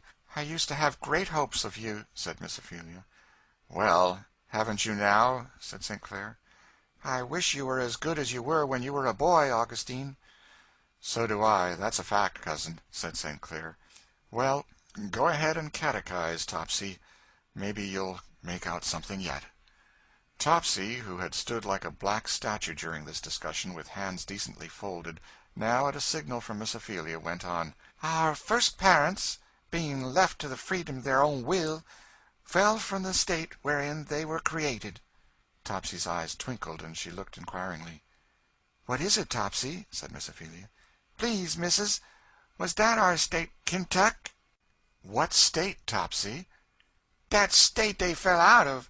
I used to hear Massa tell how we came down from Kentuck." St. Clair laughed. "You'll have to give her a meaning, or she'll make one," said he. "There seems to be a theory of emigration suggested there." "Oh, Augustine, be still," said Miss Ophelia. "How can I do anything if you will be laughing?" "Well, I won't disturb the exercises again, on my honor." And St. Clair took his paper into the parlor and sat down, till Topsy had finished her recitations. They were all very well, only that now and then she would oddly transpose some important words, and persist in the mistake, in spite of every effort to the contrary. And St. Clair, after all his promises of goodness, took a wicked pleasure in these mistakes, calling Topsy to him whenever he had a mind to amuse himself, and getting her to repeat the offending passages, in spite of Miss Ophelia's remonstrances. "How do you think I can do anything with the child if you will go on so, Augustine?" she would say. "Well, it is too bad. I won't again, but I do like to hear the droll little image stumble over those big words." "But you confirm her in the wrong way." "What's the odds? One word is as good as another to her." "You wanted me to bring her up right, and you ought to remember she is a reasonable creature, and be careful of your influence over her." "Oh, dismal! So I ought. But as Topsy herself says, "I's so wicked."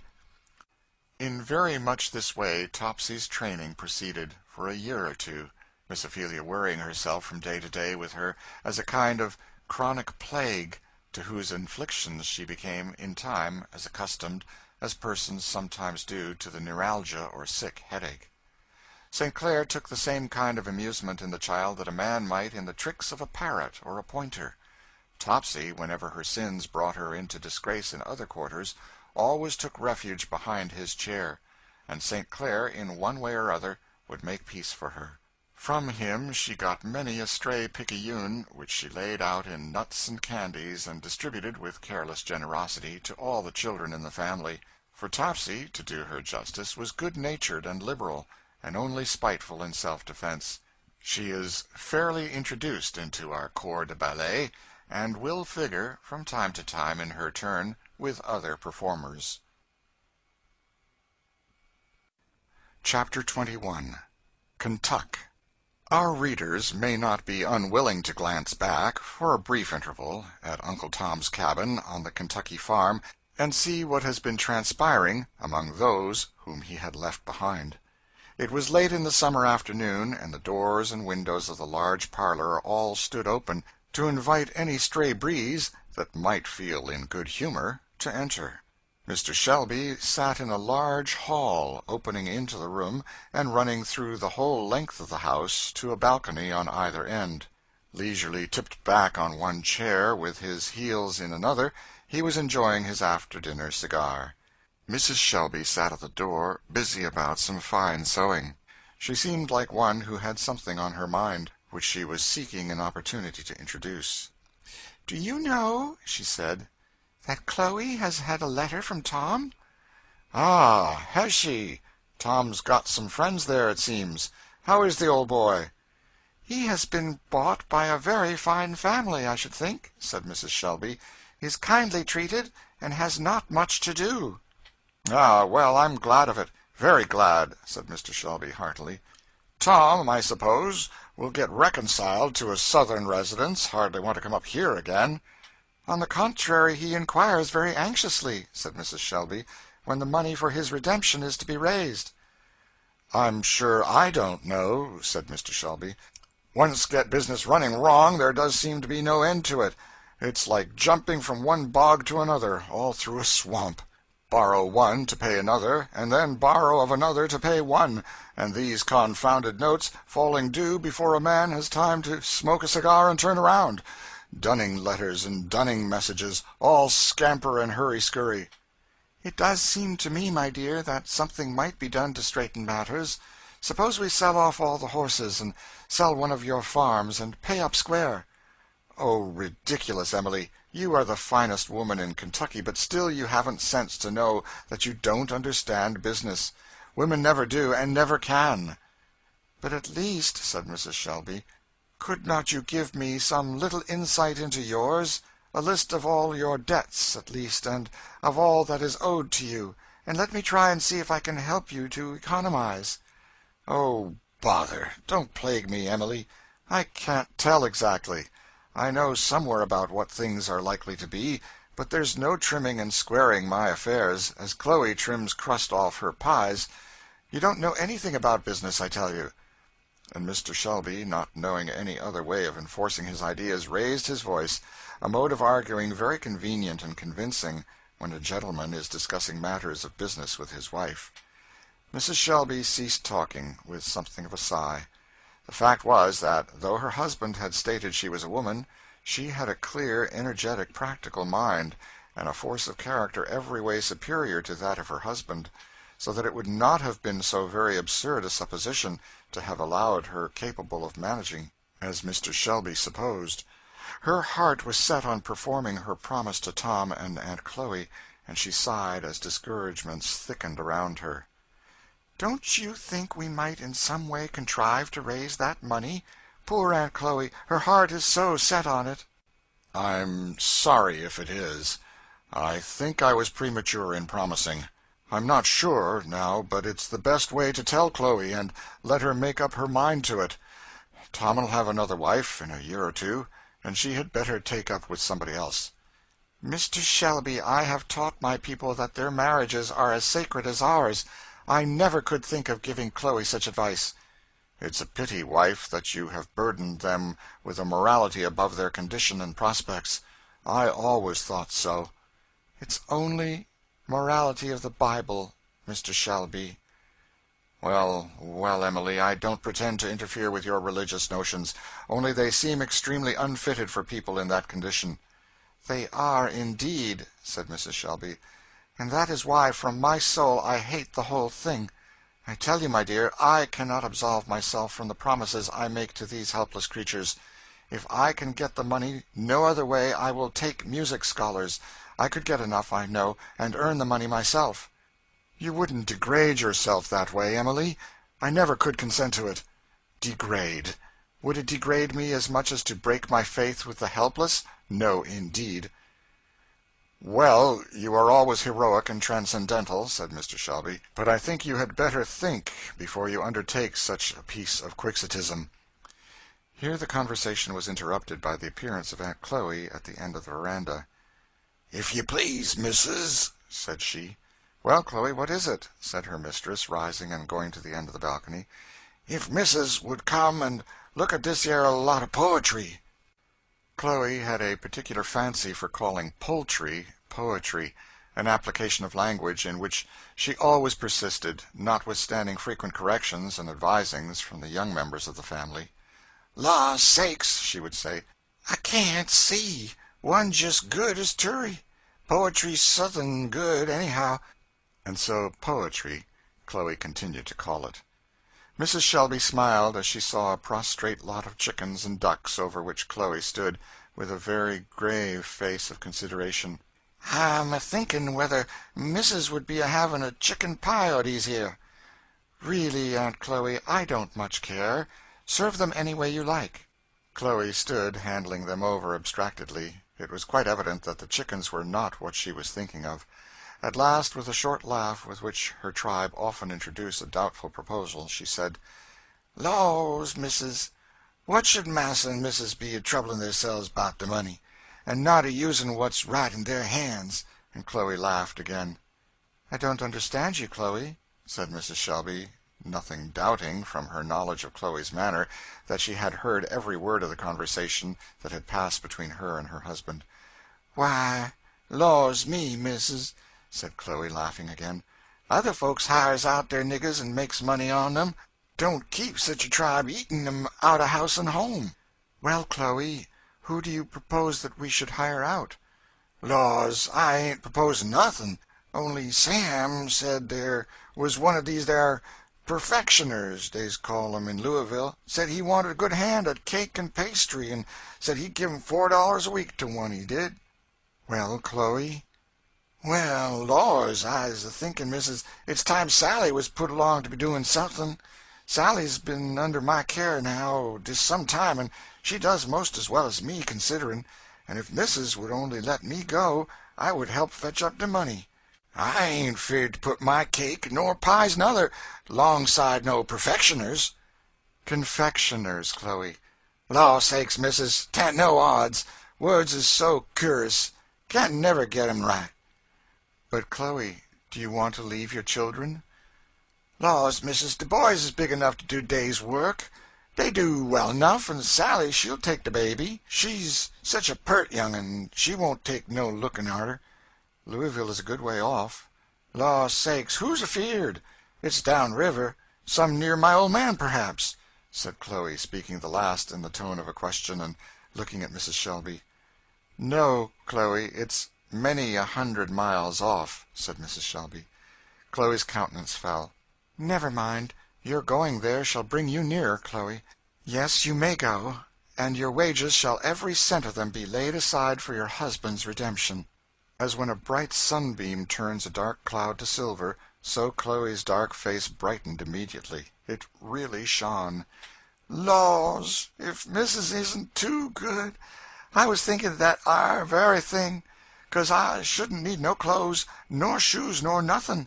I could save every cent. How many weeks is there in a year, missus?" 52, said Mrs. Shelby.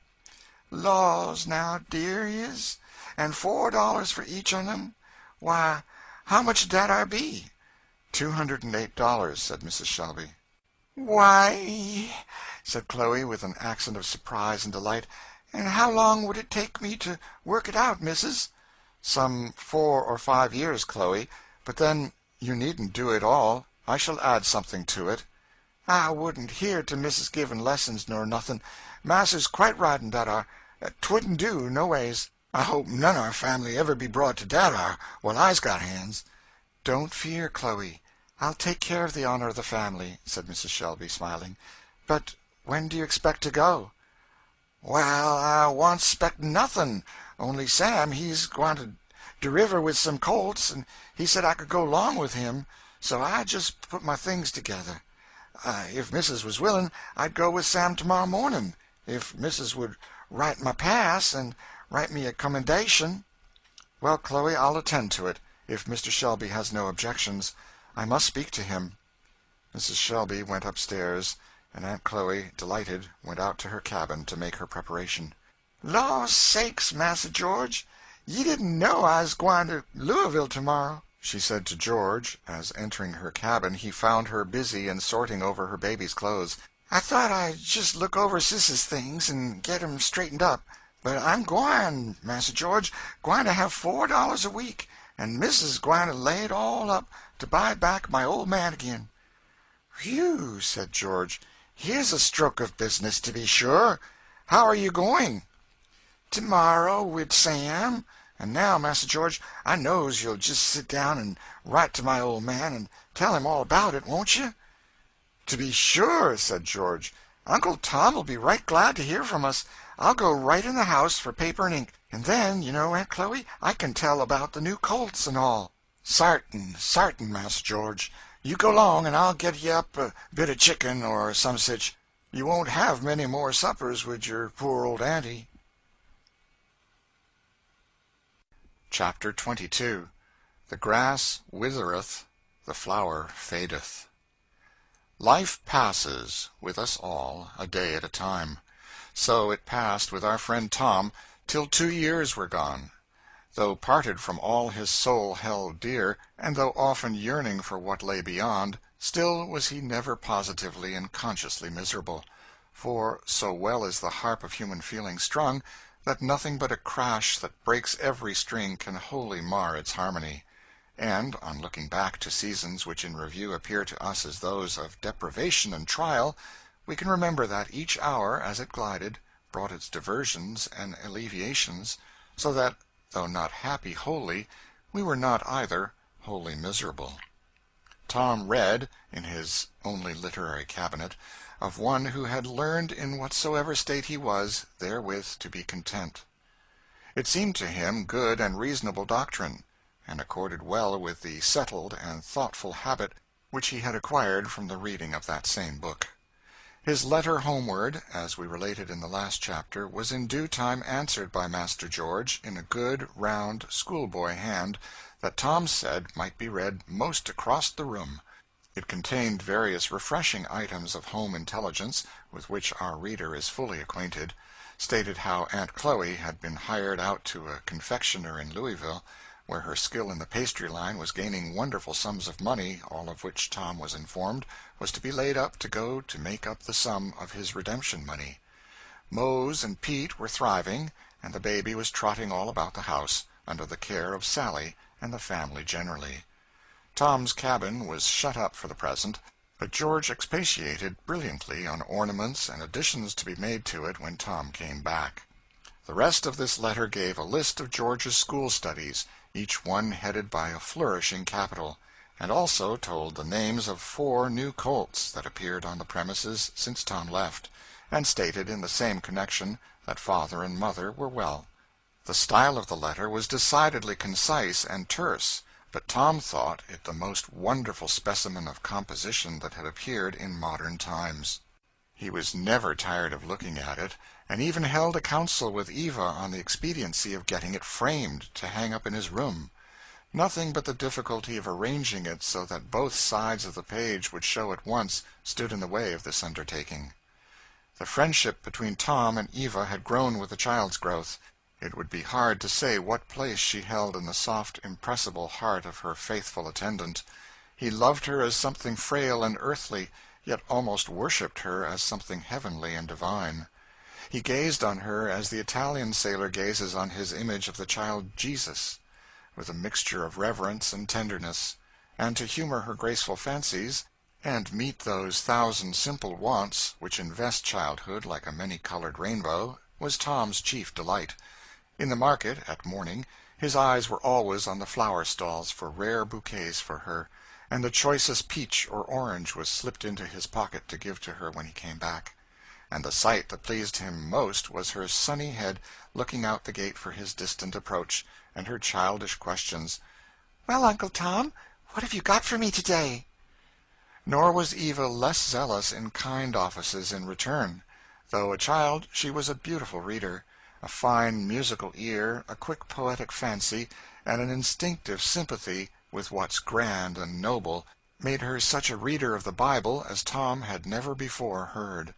At first she read to please her humble friend, but soon her own earnest nature threw out its tendrils and wound itself around the majestic book, and Eva loved it, because it woke in her strange yearnings and strong, dim emotions, such as impassioned, imaginative children love to feel. The parts that pleased her most were the revelations and the prophecies, parts whose dim and wondrous imagery and fervent language impressed her the more that she questioned vainly of their meaning. and she and her simple friend, the old child and the young one, felt just alike about it. All that they knew was that they spoke of a glory to be revealed, a wondrous something yet to come, wherein their soul rejoiced, yet knew not why, and though it be not so in the physical, yet in moral science that which cannot be understood is not always profitless. For the soul awakes, a trembling stranger, between two dim eternities, the eternal past, the eternal future. The light shines only on a small space around her, therefore she needs must yearn toward the unknown, and the voices and shadowy movings which come to her from out the cloudy pillar of inspiration have each one echoes and answers in her own expecting nature. Its mystic imagery are so many talismans and gems inscribed with unknown hieroglyphics. She folds them in her bosom, and expects to read them when she passes beyond the veil. At this time in our story, the whole St. Clair establishment is, for the time being, removed to their villa on Lake Pontchartrain. The heats of summer have driven all who are able to leave the sultry and unhealthy city to seek the shores of the lake and its cool sea breezes. St. Clair's villa was an East Indian cottage, surrounded by light verandas of bamboo work, and opening on all sides into gardens and pleasure grounds. The common sitting-room opened onto a large garden, fragrant with every picturesque plant and flower of the tropics, where winding paths ran down to the very shores of the lake, whose silvery sheet of water lay there, rising and falling in the sunbeams, a picture never for an hour the same, yet every hour more beautiful. It is now one of those intensely golden sunsets which kindles the whole horizon into one blaze of glory, and makes the water another sky. The lake lay in rosy or golden streaks, save where white-winged vessels glided hither and thither, like so many spirits, and little golden stars twinkled through the glow, and looked down at themselves as they trembled in the water. Tom and Eva were seated on a little mossy seat in an arbor at the foot of the garden. It was Sunday evening, and Eva's Bible lay open on her knee. She read, "And I saw a sea of glass mingled with fire." "Tom," said Eva, suddenly stopping and pointing to the lake, "there 'tis." "What, Miss Eva?" "Don't you see? There," said the child, pointing to the glassy water, which, as it rose and fell, reflected the golden glow of the sky. "There is a sea of glass mingled with fire." "True 'nough, Miss Eva," said Tom, and Tom sang, "Oh, had I the wings of the morning, I'd fly away to Canaan's shore. Bright angels should convey me home to the New Jerusalem." "Where do you suppose New Jerusalem is, Uncle Tom?" said Eva. "Oh, up in the clouds, Miss Eva." "Then I think I see it," said Eva. "Look in those clouds. They look like great gates of pearl, and you can see beyond them, far, far off. It's all gold. Tom, sing about spirits bright." Tom sung the words of a well-known Methodist hymn: "I see a band of spirits bright that taste the glories there. They all are robed in spotless white, and conquering palms they bear." "Uncle Tom, I've seen them," said Eva. Tom had no doubt of it at all. It did not surprise him in the least. If Eva had told him she had been to heaven, he would have thought it entirely probable. "They come to me sometimes in my sleep, those spirits." And Eva's eyes grew dreamy, and she hummed in a low voice, "They are all robed in spotless white, and conquering palms they bear." "Uncle Tom," said Eva, "I'm going there." "Where, Miss Eva?" The child rose and pointed her little hand to the sky. The glow of evening lit her golden hair and flushed cheek with a kind of unearthly radiance, and her eyes were bent earnestly on the skies. "I'm going there," she said. "To the spirits bright, Tom. I'm going before long." The faithful old heart felt a sudden thrust, and Tom thought how often he had noticed, within 6 months, that Eva's little hands had grown thinner, and her skin more transparent, and her breath shorter, and how, when she ran or played in the garden, as she once could for hours, she became soon so tired and languid. He had heard Miss Ophelia speak often of a cough that all her medicaments could not cure, and even now that fervent cheek and little hand were burning with hectic fever. And yet the thought that Eva's words suggested had never come to him till now. Has there ever been a child like Eva? Yes, there have been, but their names are always on gravestones, and their sweet smiles, their heavenly eyes, their singular words and ways, are among the buried treasures of yearning hearts. In how many families do you hear the legend that all the goodness and graces of the living are nothing to the peculiar charms of one who is not?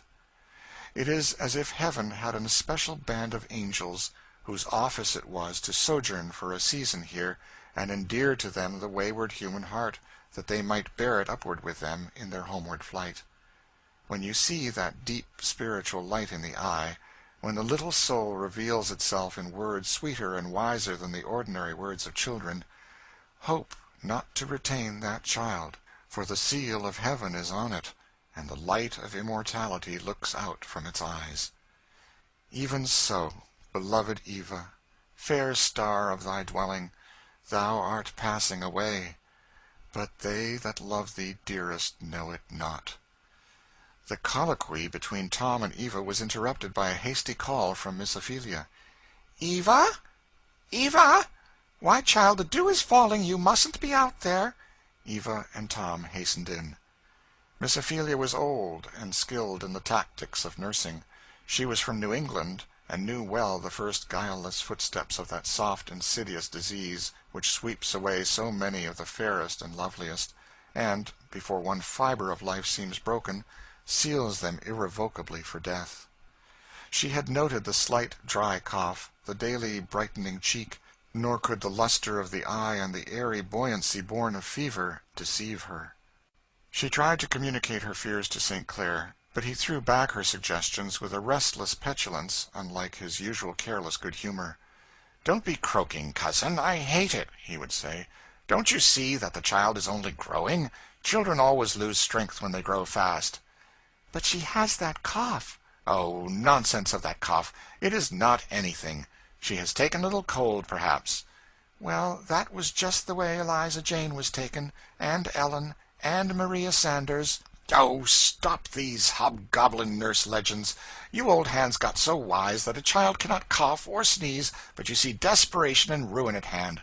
Only take care of the child, keep her from the night air, and don't let her play too hard, and she'll do well enough." So St. Clair said, but he grew nervous and restless. He watched Eva feverishly day by day, as might be told by the frequency with which he repeated over that the child was quite well, that there wasn't anything in that cough, it was only some little stomach affection, such as children often had.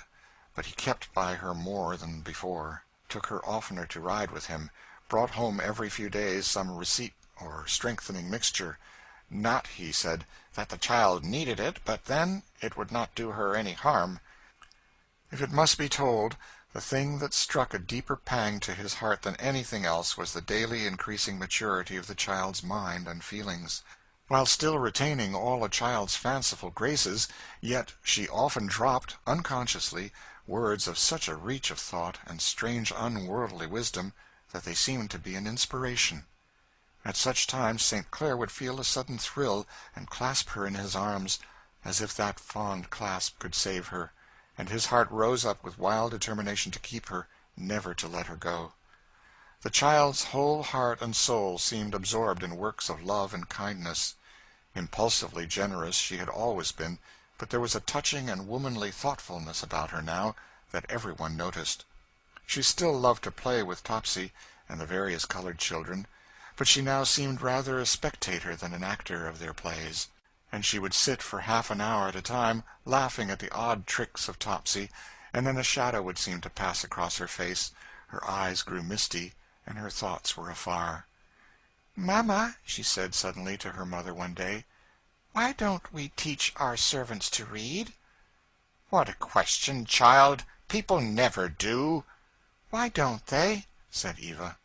"Because it is no use for them to read. It don't help them to work any better, and they are not made for anything else." "But they ought to read the Bible, Mamma, to learn God's will." "Oh, they can get that read to them all they need." "It seems to me, Mamma, the Bible is for everyone to read themselves. they need it a great many times when there is nobody to read it." "Eva, you are an odd child," said her mother. "Miss Ophelia has taught Topsy to read," continued Eva. "Yes, and you see how much good it does. Topsy is the worst creature I ever saw." "Here's poor Mammy," said Eva. "She does love the Bible so much, and wishes so she could read. And what will she do when I can't read to her?"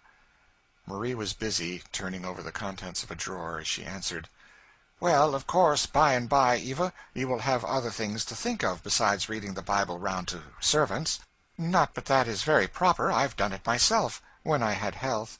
But when you come to be dressing and going into company, you won't have time. See here," she added, "these jewels I'm going to give you when you come out. I wore them to my first ball. I can tell you, Eva, I made a sensation." Eva took the jewel case and lifted from it a diamond necklace. Her large, thoughtful eyes rested on them, but it was plain her thoughts were elsewhere. "How sober you look, child," said Marie. "Are these worth a great deal of money, mamma?" "To be sure they are. Father sent to France for them. They are worth a small fortune." "I wish I had them," said Eva, "to do what I pleased with." "What would you do with them?"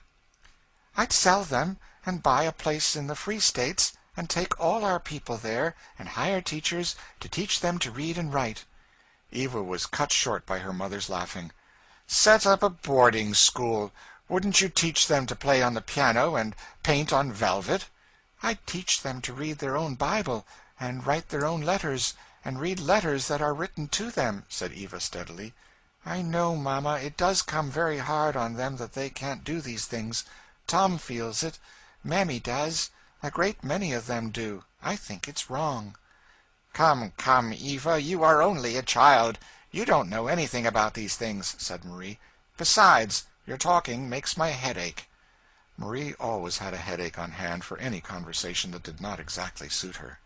Eva stole away, but after that she assiduously gave Mammy reading lessons.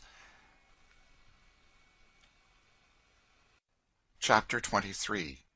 Henrik. About this time St. Clair's brother Alfred, with his eldest son, a boy of 12, spent a day or two with the family at the lake. No sight could be more singular and beautiful than that of these twin brothers.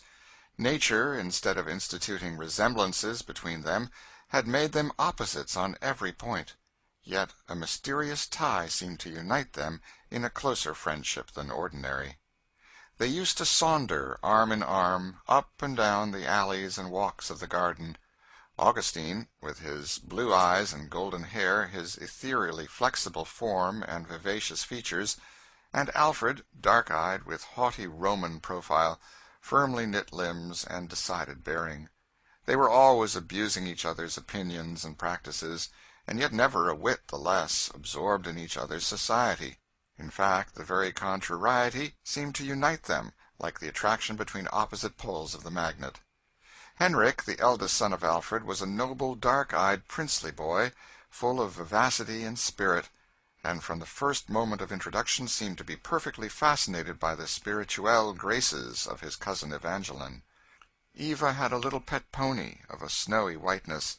It was easy as a cradle, and as gentle as its little mistress, and this pony was now brought up to the back veranda by Tom, while a little mulatto boy of about 13 led along a small black Arabian, which had just been imported at a great expense for Henrik.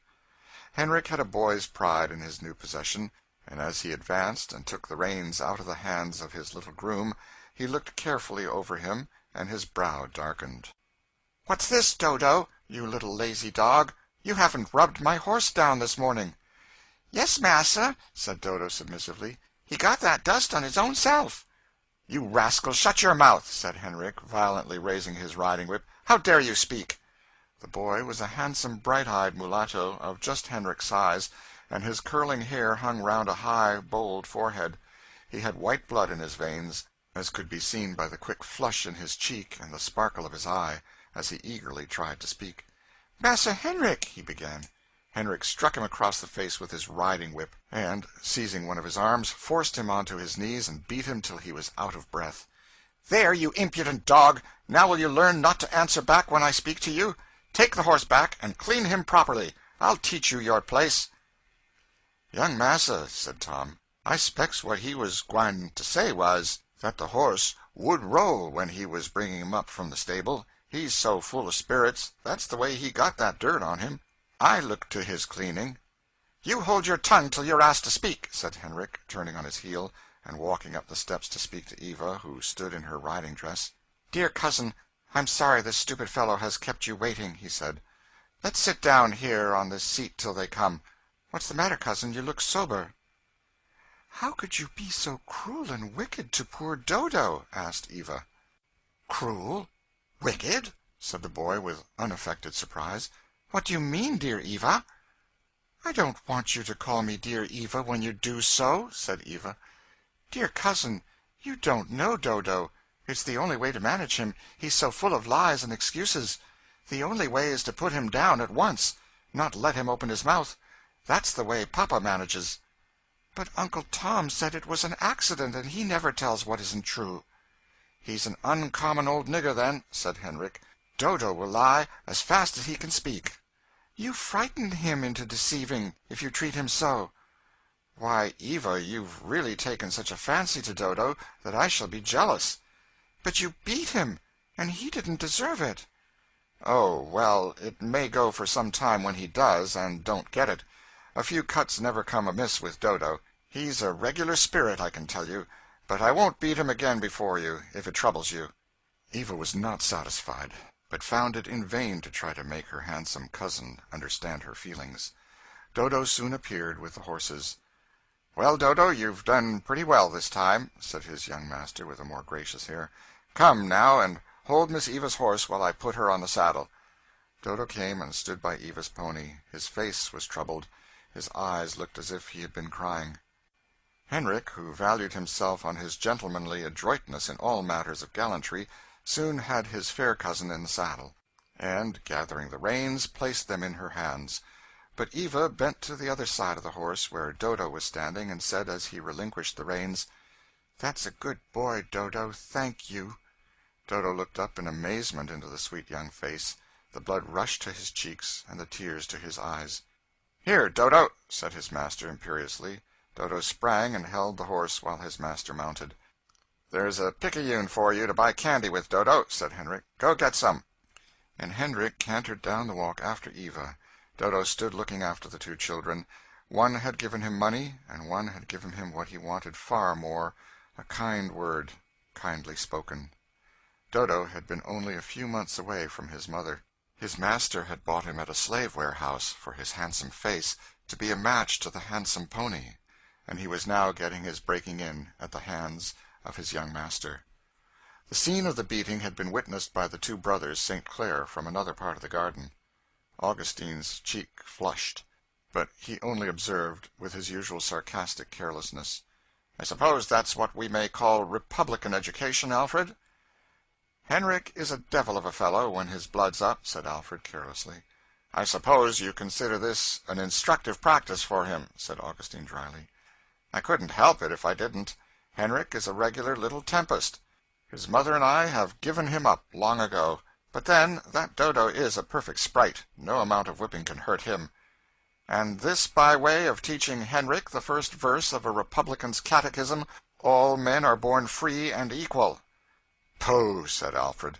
"One of Tom Jefferson's pieces of French sentiment and humbug. It's perfectly ridiculous to have that going the rounds among us to this day." "I think it is," said St. Clair significantly. "Because," said Alfred, "we can see plainly enough that all men are not born free, nor born equal. They are born anything else. For my part, I think half this Republican talk sheer humbug. It is the educated, the intelligent, the wealthy, the refined who ought to have equal rights, and not the canaille." "If you can keep the canaille of that opinion," said St. Augustine. "They took their turn once in France." "Well, of course they must be kept down, consistently, steadily, as I should," said Alfred, setting his foot hard down as if he were standing on someone.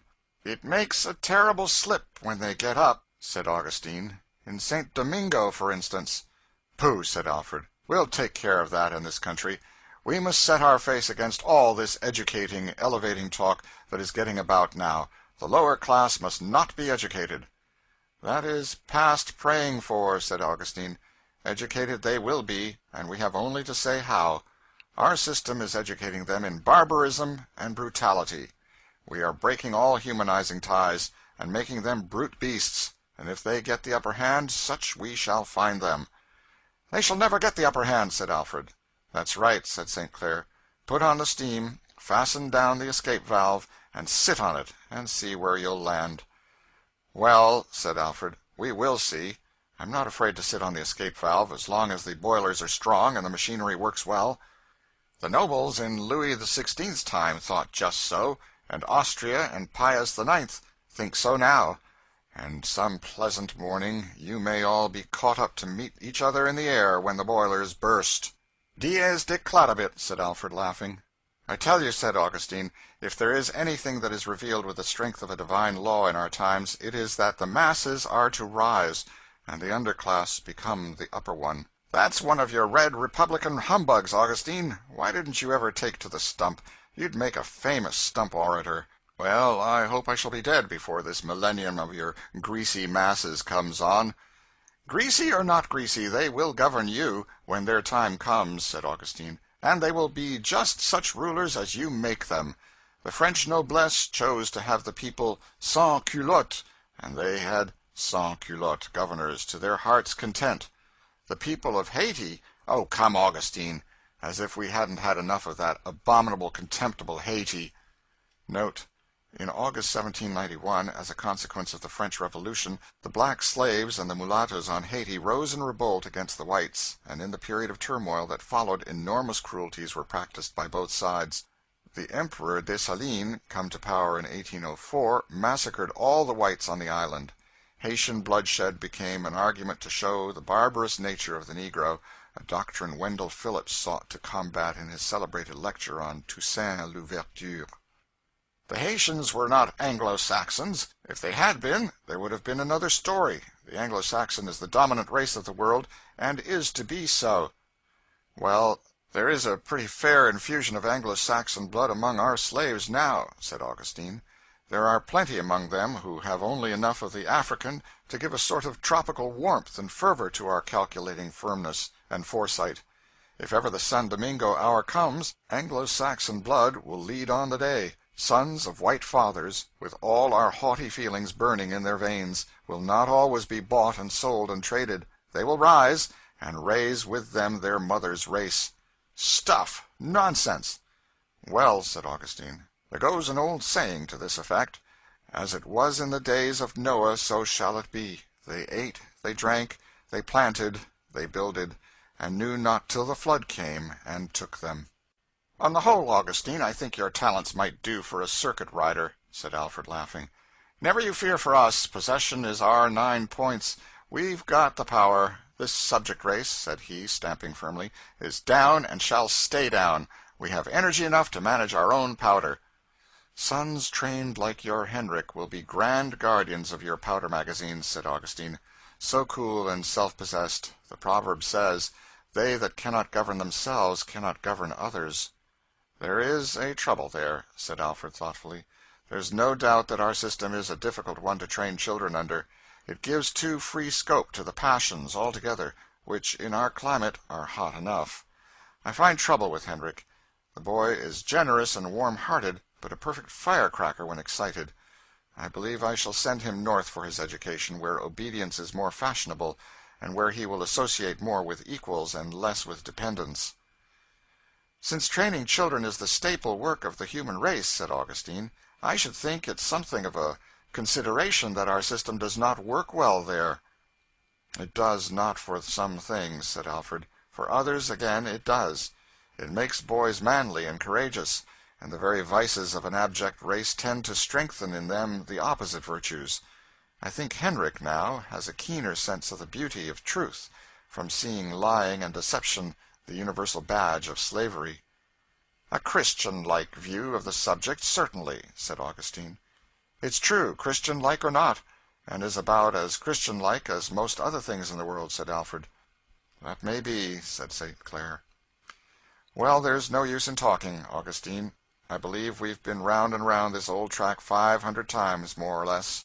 What do you say to a game of backgammon?" The two brothers ran up the veranda steps and were soon seated at a light bamboo stand with a backgammon board between them. As they were setting their men, Alfred said, "I tell you, Augustine, if I thought as you do, I should do something." "I dare say you would. You are one of the doing sort. But what?" "Why, elevate your servants, for a specimen," said Alfred, with a half-scornful smile. "You might as well set Mount Etna on them flat, and tell them to stand up under it, as tell me to elevate my servants under all the superincumbent mass of society upon them. One man can do nothing against the whole action of a community. Education, to do anything, must be a state education, or there must be enough agreed in it to make a current." "You take the first throw," said Alfred, and the brothers were soon lost in the game, and heard no more till the scraping of horses' feet was heard under the veranda. "There come the children," said Augustine, rising. "Look here, Alf, did you ever see anything so beautiful?" And in truth it was a beautiful sight. Henrik, with his bold brow, and dark glossy curls, and glowing cheek, was laughing gaily as he bent towards his fair cousin as they came on. She was dressed in a blue riding dress, with a cap of the same color. Exercise had given a brilliant hue to her cheeks, and heightened the effect of her singularly transparent skin and golden hair. "Good heavens, what perfectly dazzling beauty!" said Alfred. "I tell you, August, won't she make some heart's ache one of these days?" "She will, too truly. God knows I'm afraid so," said St. Clair in a tone of sudden bitterness, as he hurried down to take her off her horse. "Eva, darling, you're not much tired?" he said as he clasped her in his arms. "No, papa," said the child, but her short, hard breathing alarmed her father. "How could you ride so fast, dear? You know it's bad for you." "I felt so well, papa. I liked it so much I forgot." St. Clair carried her in his arms into the parlor and laid her on the sofa. "Henrik, you must be careful of Eva," said he. "You mustn't ride fast with her." "I'll take her under my care," said Henrik, seating himself by the sofa and taking Eva's hand. Eva soon found herself much better. Her father and uncle resumed their game, and the children were left together. "Do you know, Eva, I'm sorry papa is only going to stay 2 days here, and then I shan't see you again for ever so long.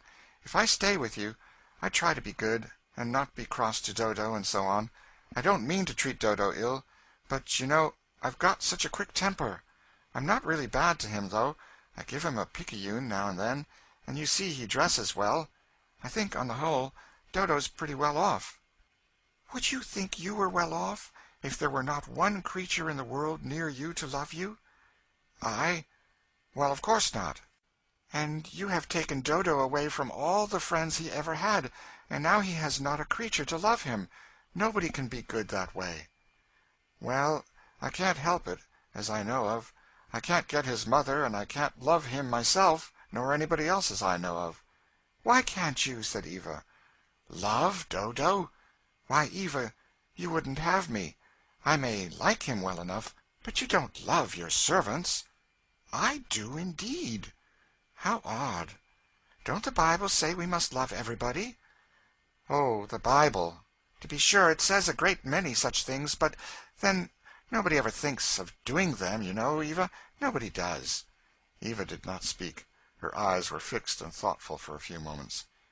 "At any rate," she said, "dear cousin, do love poor Dodo, and be kind to him, for my sake."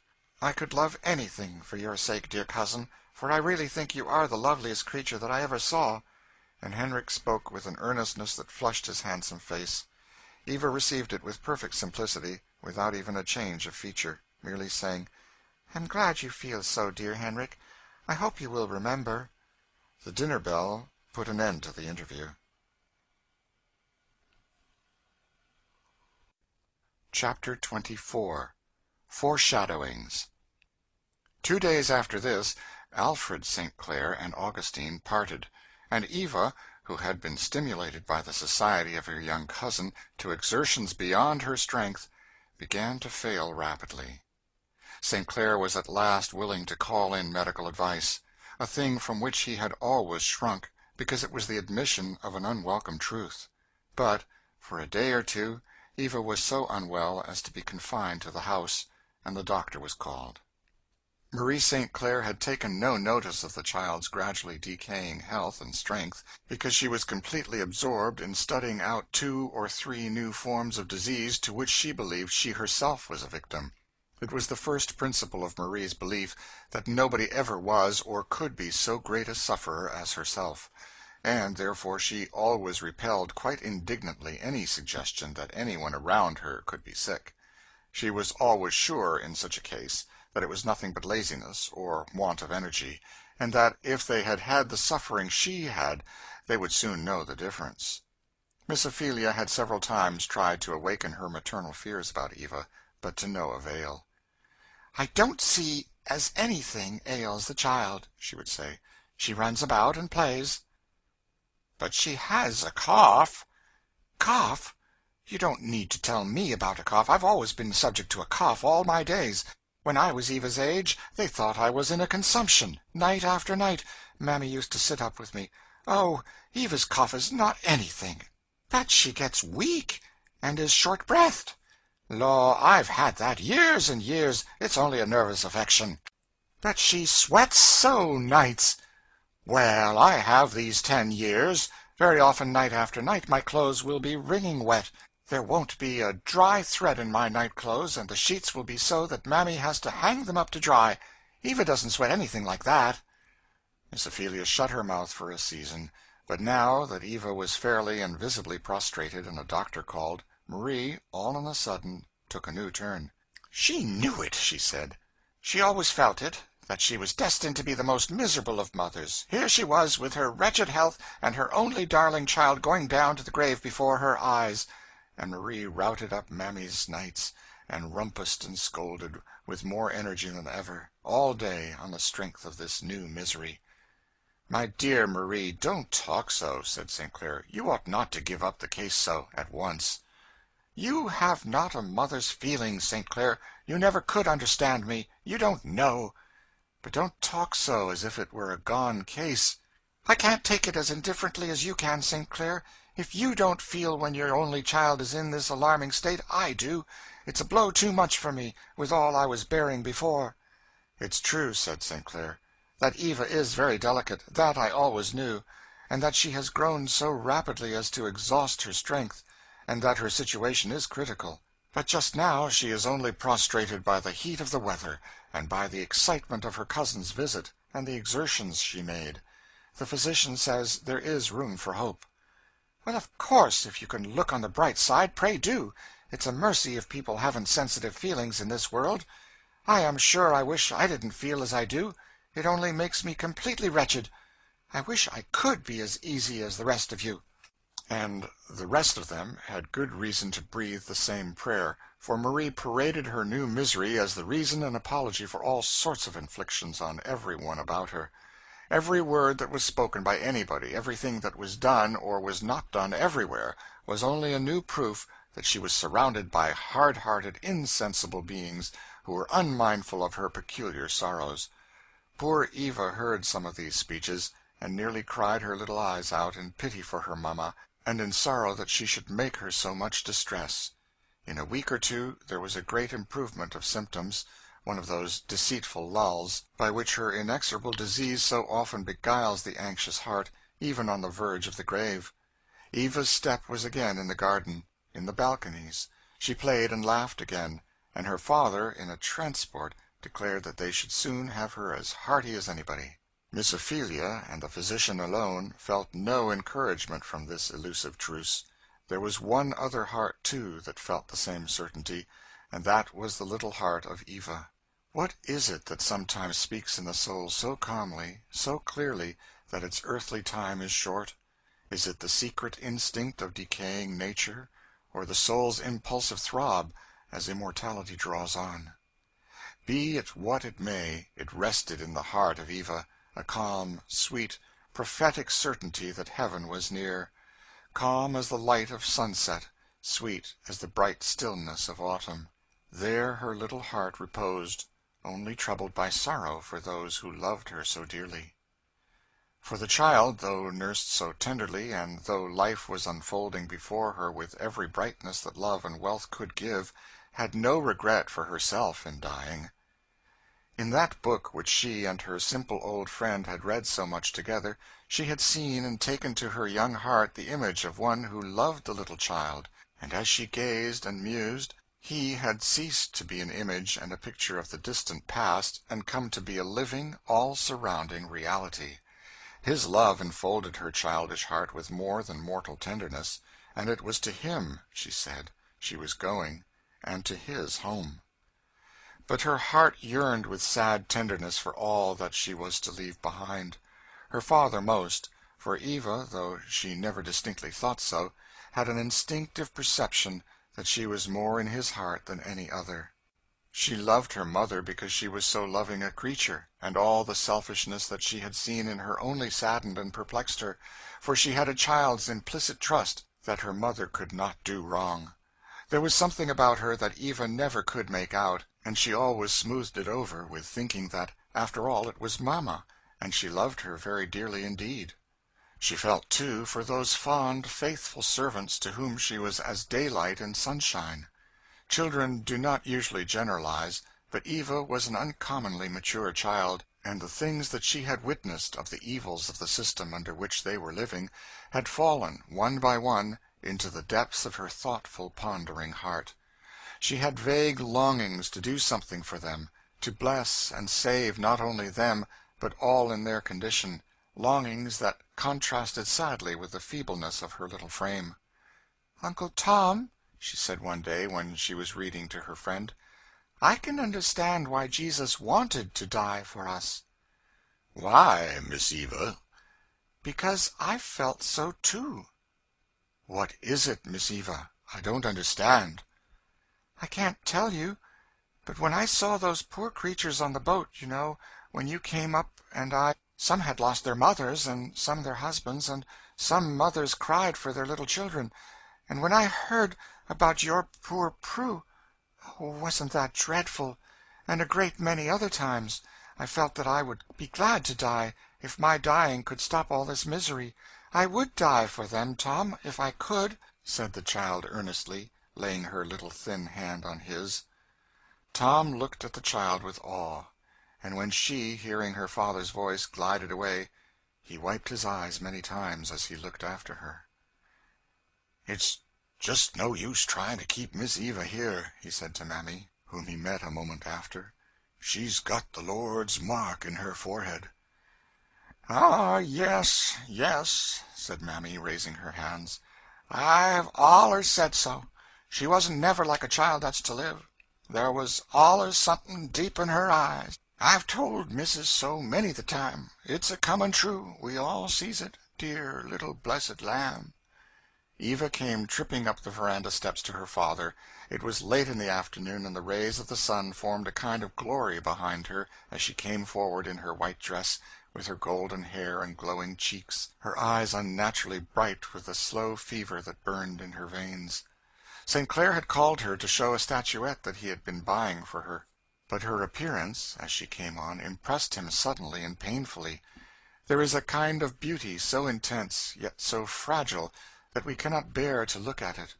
Her father folded her suddenly in his arms, and almost forgot what he was going to tell her. "Eva, dear, you are better nowadays, are you not?" "Papa," said Eva, with sudden firmness, "I've had things I wanted to say to you a great while. I want to say them now, before I get weaker."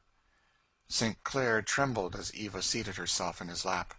She laid her head on his bosom and said, "It's all no use, Papa, to keep it to myself any longer. The time is coming that I am going to leave you. I am going, and never to come back." And Eva sobbed. "Oh, now, my dear little Eva," said St. Clair, trembling as he spoke, but speaking cheerfully, "you've got nervous and low-spirited. You mustn't indulge such gloomy thoughts. See here, I've bought a statuette for you." "No, Papa," said Eva, putting it gently away. "Don't deceive yourself. I am not any better. I know it perfectly well. And I am going, before long. I am not nervous. I am not low-spirited. If it were not for you, Papa, and my friends, I should be perfectly happy. I want to go. I long to go." "Why, dear child, what has made your poor little heart so sad? You have had everything to make you happy that could be given to you. I had rather be in heaven, though only for my friend's sake I would be willing to live. There are a great many things here that make me sad, that seem dreadful to me. I had rather be there, but I don't want to leave you. It almost breaks my heart." "What makes you sad and seems dreadful, Eva?" "Oh, things that are done, and done all the time. I feel sad for our poor people. They love me dearly, and they are all good and kind to me. I wish, Papa, they were all free." "Why, Eva, child, don't you think they are well enough off now?" "Oh, but, Papa, if anything should happen to you, what would become of them? There are very few men like you, Papa. Uncle Alfred isn't like you, and Mamma isn't. And then, think of poor old Prue's owners. What horrid things people do, and can do," and Eva shuddered. "My dear child, you are too sensitive. I'm sorry I ever let you hear such stories." "Oh, that's what troubles me, Papa. You want me to live so happy and never to have any pain, never suffer anything, not even hear a sad story, when other poor creatures have nothing but pain and sorrow in their lives. And it seems selfish. I ought to know such things. I ought to feel about them. Such things always sunk into my heart. They went down deep. I've thought and thought about them, Papa. Isn't there any way to have all slaves made free?" "That's a difficult question, dearest. There's no doubt that this way is a very bad one. A great many people think so. I do myself. I heartily wish that there were not a slave in the land. But then I don't know what is to be done about it." "Papa, you are such a good man, and so noble and kind, and you always have a way of saying things that is so pleasant. Couldn't you go all around and try to persuade people to do right about this? When I am dead, Papa, then you will think of me, and do it for my sake. I would do it if I could." "When you are dead, Eva," said St. Clair passionately. "Oh, child, don't talk to me so. You are all I have on earth." "Poor old Prue's child was all that she had, and yet she had to hear it crying, and she couldn't help it. Papa, these poor creatures love their children as much as you do me. Oh, do something for them. There's poor Mammy loves her children. I've seen her cry when she talked about them. And Tom loves his children, and it's dreadful, Papa, that such things are happening all the time." "There, there, darling," said St. Clair soothingly. "Only don't distress yourself. Don't talk of dying, and I will do anything you wish." "And promise me, dear father, that Tom shall have his freedom as soon as—" She stopped, and said in a hesitating tone, "I am gone." "Yes, dear, I will do anything in the world, anything you ask me to." "Dear Papa," said the child, laying her burning cheek against his, "how I wish we could go together." "Where, dearest?" said St. Clair. "To our Saviour's home. It's so sweet and peaceful there. It is all so loving there." The child spoke unconsciously, as of a place where she had often been. "Don't you want to go, Papa?" she said. St. Clair drew her closer to him, but was silent. "You will come to me," said the child, speaking in a voice of calm certainty, which she often used unconsciously. "I shall come after you. I shall not forget you." The shadows of the solemn evening closed round them deeper and deeper as St. Clair sat silently holding the little frail form to his bosom. He saw no more the deep eyes, but the voice came over him as a spirit voice, and, as in a sort of judgment vision, his whole past life rose in a moment before his eyes: his mother's prayers and hymns, his own early yearnings and aspirings for good, and, between them and this hour, years of worldliness and skepticism and what man calls respectable living. We can think much, very much, in a moment.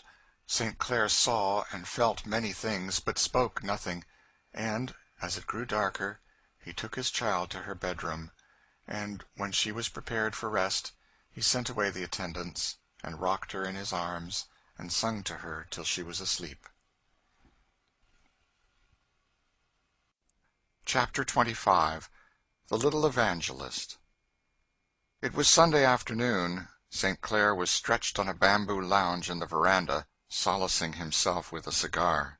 Marie lay reclined on a sofa opposite the window opening on the veranda, closely secluded, under an awning of transparent gauze, from the outrages of the mosquitoes, and languidly holding in her hand an elegantly bound prayer-book. She was holding it because it was Sunday, and she imagined she had been reading it, though in fact she had been only taking a succession of short naps with it open in her hand. Miss Ophelia, who, after some rummaging, had hunted up a small Methodist meeting within riding distance, had gone out, with Tom as driver, to attend it, and Eva had accompanied them. "I say, Augustine," said Marie, after dozing a while, "I must send to the city after my old Dr. Posey. I'm sure I've got the complaint of the heart." "Well, why need you send for him? This doctor that attends Eva seems skillful." "I would not trust him in a critical case," said Marie, "and I think I may say mine is becoming so. I've been thinking of it these 2 or 3 nights past. I have such distressing pains, and such strange feelings." "Oh, Marie, you are blue. I don't believe it's heart complaint." "I dare say you don't," said Marie. "I was prepared to expect that. You can be alarmed enough if Eva coughs, or has the least thing the matter with her, but you never think of me." "If it's particularly agreeable to you to have heart disease, why, I'll try and maintain you have it," said St. Clair. "I didn't know it was." "Well, I only hope you won't be sorry for this when it's too late," said Marie. "But, believe it or not, my distress about Eva and the exertions I have made with that dear child have developed what I have long suspected." What the exertions were which Marie referred to, it would have been difficult to state. St. Clair quietly made this commentary to himself, and went on smoking, like a hard-hearted wretch of a man as he was, till a carriage drove up before the veranda, and Eva and Miss Ophelia alighted.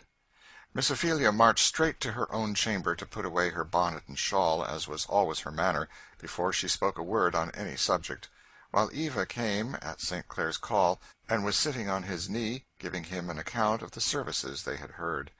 They soon heard loud exclamations from Miss Ophelia's room, which, like the one in which they were sitting, opened onto the veranda, and violent reproof addressed to somebody. "What new witchcraft has Topps been brewing?" asked St. Clair. "That commotion is of her raising, I'll be bound." And in a moment after, Miss Ophelia, in high indignation, came dragging the culprit down. "Come out here now," she said. "I will tell your master." "What's the case now?" asked Augustine. "The case is that I cannot be plagued with this child any longer. It's past all bearing. Flesh and blood cannot endure it. Here, I locked her up, and gave her a hymn to study, and what does she do but spy out where I put my key, and has gone to my bureau, and got a bonnet trimming, and cut it all to pieces to make dolls' jackets. I never saw anything like it in my life." "I told you, cousin," said Marie, "that you'd find out that these creatures can't be brought up without severity. If I had my way, now," she said, looking reproachfully at St. Clair, "I'd send that child out and have her thoroughly whipped. I'd have her whipped till she couldn't stand." "I don't doubt it," said St. Clair. "Tell me of the lovely rule of woman. I never saw above a dozen women that wouldn't half kill a horse, or a servant either, if they had their own way with them, let alone a man." "There is no use in this shilly-shally way of yours, St. Clair," said Marie. "Cousin is a woman of sense, and she sees it now, as plain as I do." Miss Ophelia had just the capability of indignation that belongs to the thorough-paced housekeeper, and this had been pretty actively roused by the artifice and wastefulness of the child. In fact, many of my lady readers must own that they should have felt just so in her circumstances.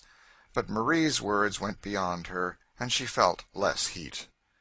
"I wouldn't have the child treated so, for the world," she said. "But I am sure, Augustine, I don't know what to do. I've taught and taught. I've talked till I'm tired. I've whipped her. I've punished her in every way I can think of, and she's just what she was at first."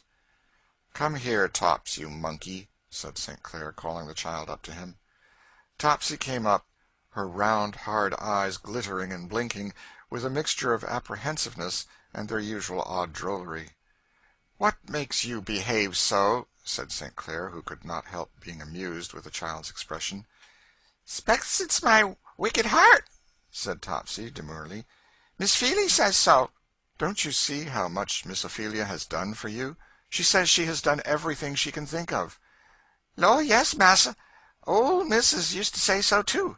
She whipped me a heap harder, and used to pull my ha'r, and knock my head agin the door, but it didn't do me no good. I spects if they's to pull every sparrow ha'r out of my head, it wouldn't do no good neither. I's so wicked, laws, I's nothing but a nigger no ways." "Well, I shall have to give her up," said Miss Ophelia. "I can't have that trouble any longer." "Well, I'd just like to ask you one question," said St. Clair. "What is it?" "Why, if your gospel is not strong enough to save one heathen child that you can have at home here all to yourself, what's the use of sending one or two poor missionaries off with it among thousands of just such? I suppose this child is about a fair sample of what thousands of your heathen are."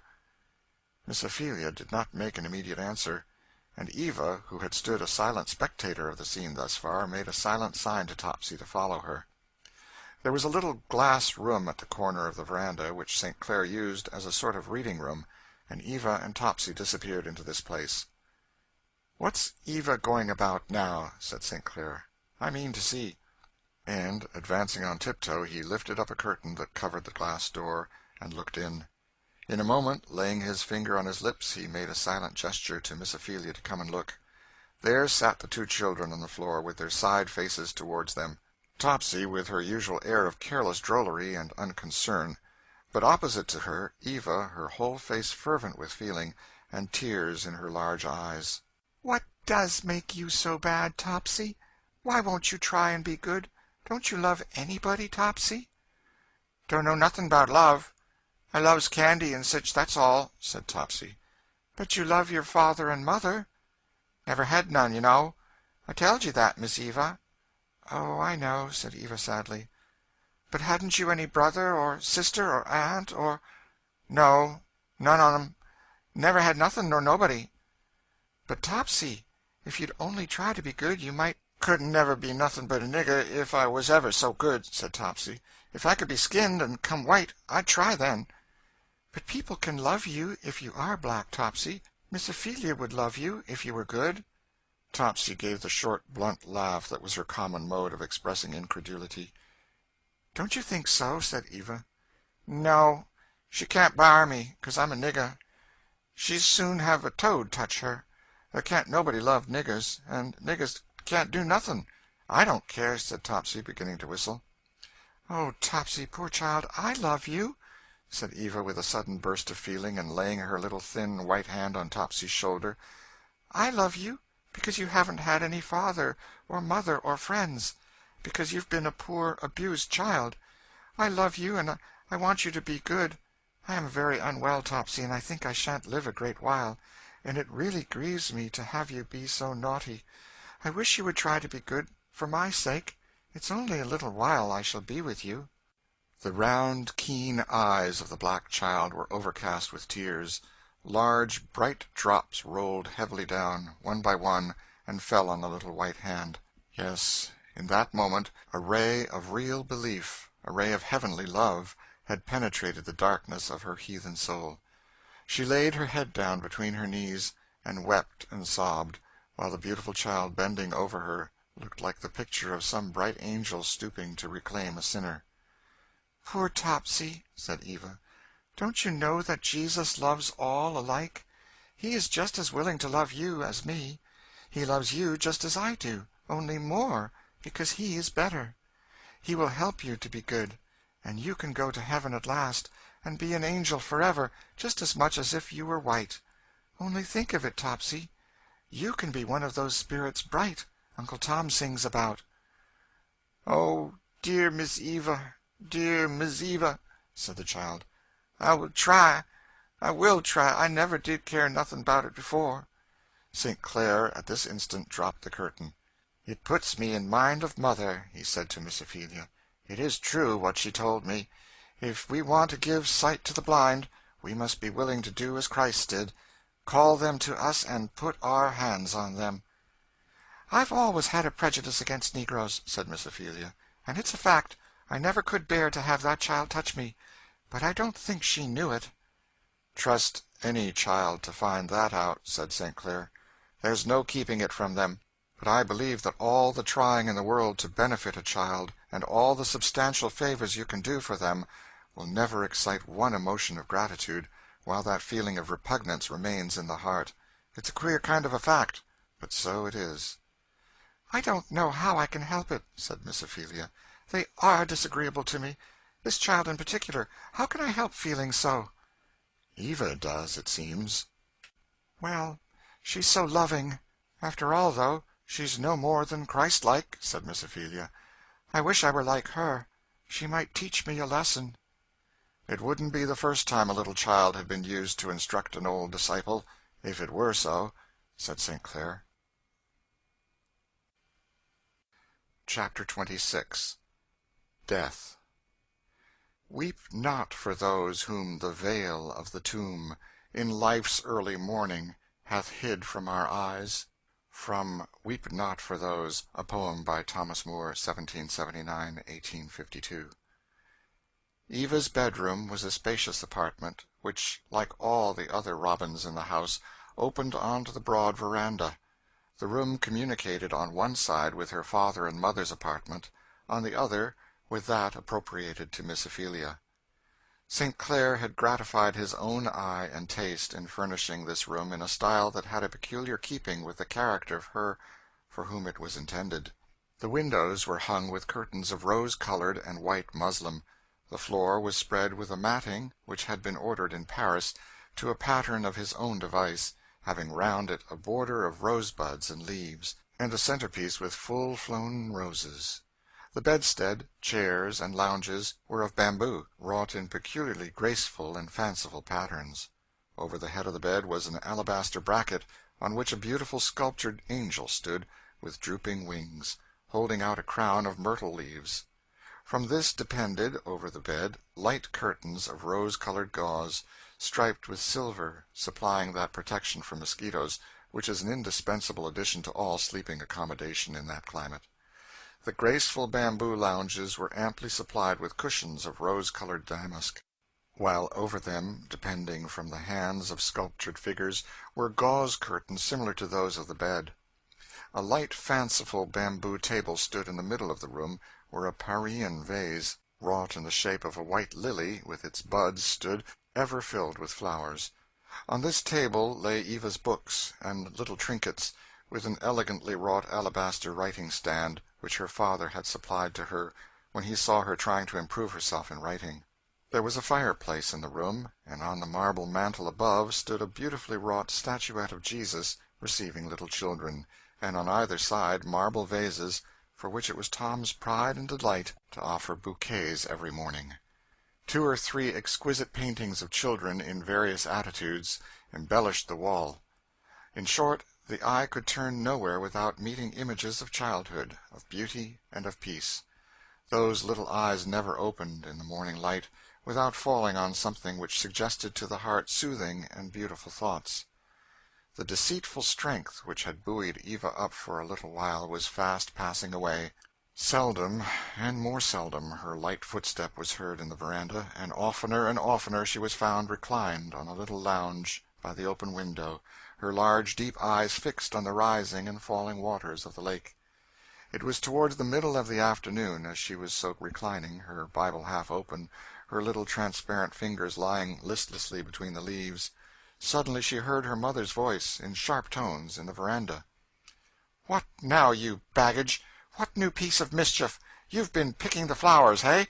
And Eva heard the sound of a smart slap. "Law, missus, they's for Miss Eva," she heard a voice say, which she knew belonged to Topsy. "Miss Eva? A pretty excuse. You suppose she wants your flowers? You good-for-nothing nigger, get along off with you." In a moment Eva was off from her lounge and in the veranda. "Oh, don't, mother. I should like the flowers. Do give them to me. I want them." "Why, Eva, your room is full now." "I can't have too many," said Eva. "Topsy, do bring them here." Topsy, who had stood sullenly, holding down her head, now came up and offered her flowers. She did it with a look of hesitation and bashfulness, quite unlike the eldritch boldness and brightness which was usual with her. "It's a beautiful bouquet," said Eva, looking at it. It was rather a singular one, a brilliant scarlet geranium, and one single white japonica, with its glossy leaves. It was tied up with an evident eye to the contrast of color, and the arrangement of every leaf had carefully been studied. Topsy looked pleased, as Eva said, "Topsy, you arrange flowers very prettily. Here," she said, "is this vase I haven't any flowers for. I wish you'd arrange something every day for it."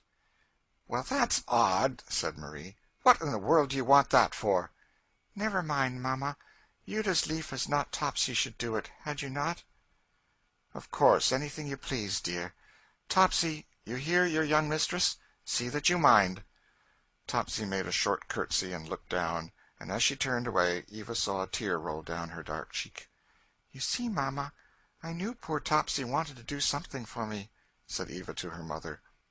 "Oh, nonsense! It's only because she likes to do mischief. She knows she mustn't pick flowers, so she does it. That's all there is to it. But if you fancy to have her pluck them, so be it." "Mamma, I think Topsy is different from what she used to be. She's trying to be a good girl." "She'll have to try a good while before she gets to be good," said Marie, with a careless laugh. "Well, you know, mamma, poor Topsy, everything has always been against her." "Not since she's been here, I'm sure. If she hasn't been talked to and preached to and every earthly thing done that anybody could do, and she's just so ugly and always will be, you can't make anything of the creature." "But, mamma, it's so different to be brought up as I've been, with so many friends, so many things to make me good and happy, and to be brought up as she's been all the time, till she came here." "Most likely," said Marie, yawning. "Dear me, how hot it is!" "Mamma, you believe, don't you, that Topsy could become an angel, as well as any of us, if she were a Christian?" "Topsy? What a ridiculous idea! Nobody but you would ever think of it. I suppose she could, though." "But, mamma, isn't God her Father as much as ours? Isn't Jesus her Savior?" "Well, that may be. I suppose God made everybody," said Marie. "Where is my smelling bottle?" "It's such a pity.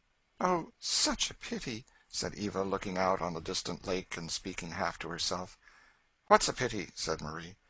"Why, that anyone who could be a bright angel and live with angels should go all down, down, down, and nobody help them. Oh, dear!" "Well, we can't help them. It's no use worrying, Eva. I don't know what's to be done. We ought to be thankful for our own advantages." "I hardly can be," said Eva. "I'm so sorry to think of poor folks that haven't any." "That's odd enough," said Marie. "I'm sure my religion makes me thankful for my advantages." "Mamma," said Eva, "I want to have some of my hair cut off, a good deal of it." "What for?" said Marie. "Mamma, I want to give some away to my friends while I am able to give it to them myself. Won't you ask Auntie to come and cut it for me?" Marie raised her voice and called Miss Ophelia from the other room.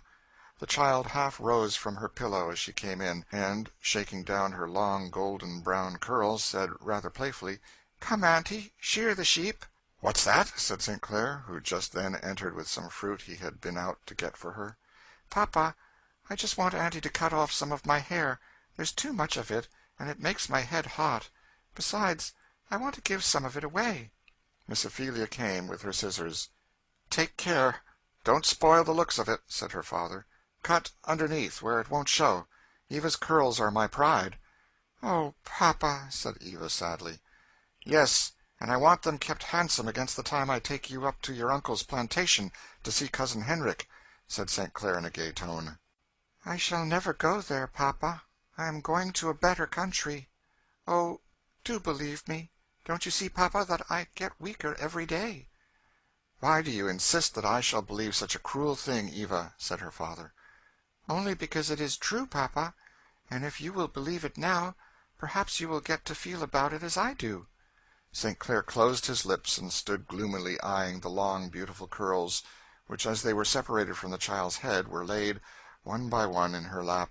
She raised them up, looked earnestly at them, twined them round her thin fingers, and looked from time to time anxiously at her father. "It's just what I've been foreboding," said Marie. "It's just what has been preying on my health from day to day, bringing me downward to the grave, though nobody regards it. I have seen this long. St. Clair, you will see after a while that I was right." "Which will afford you great consolation, no doubt," said St. Clair in a dry, bitter tone. Marie lay back on a lounge and covered her face with her cambric handkerchief. Eva's clear blue eye looked earnestly from one to the other. It was the calm, comprehending gaze of a soul half loosed from its earthly bonds. It was evident she saw, felt, and appreciated the difference between the two. She beckoned with her hand to her father. He came and sat down by her. "Papa, my strength fades away every day, and I know I must go. There are some things I want to say and do that I ought to do, and you are so unwilling to have me speak a word on this subject, but it must come. There's no putting it off. Do be willing I should speak now." "My child, I am willing," said St. Clair, covering his eyes with one hand and holding up Eva's hand with the other. "Then I want to see all our people together. I have some things I must say to them," said Eva.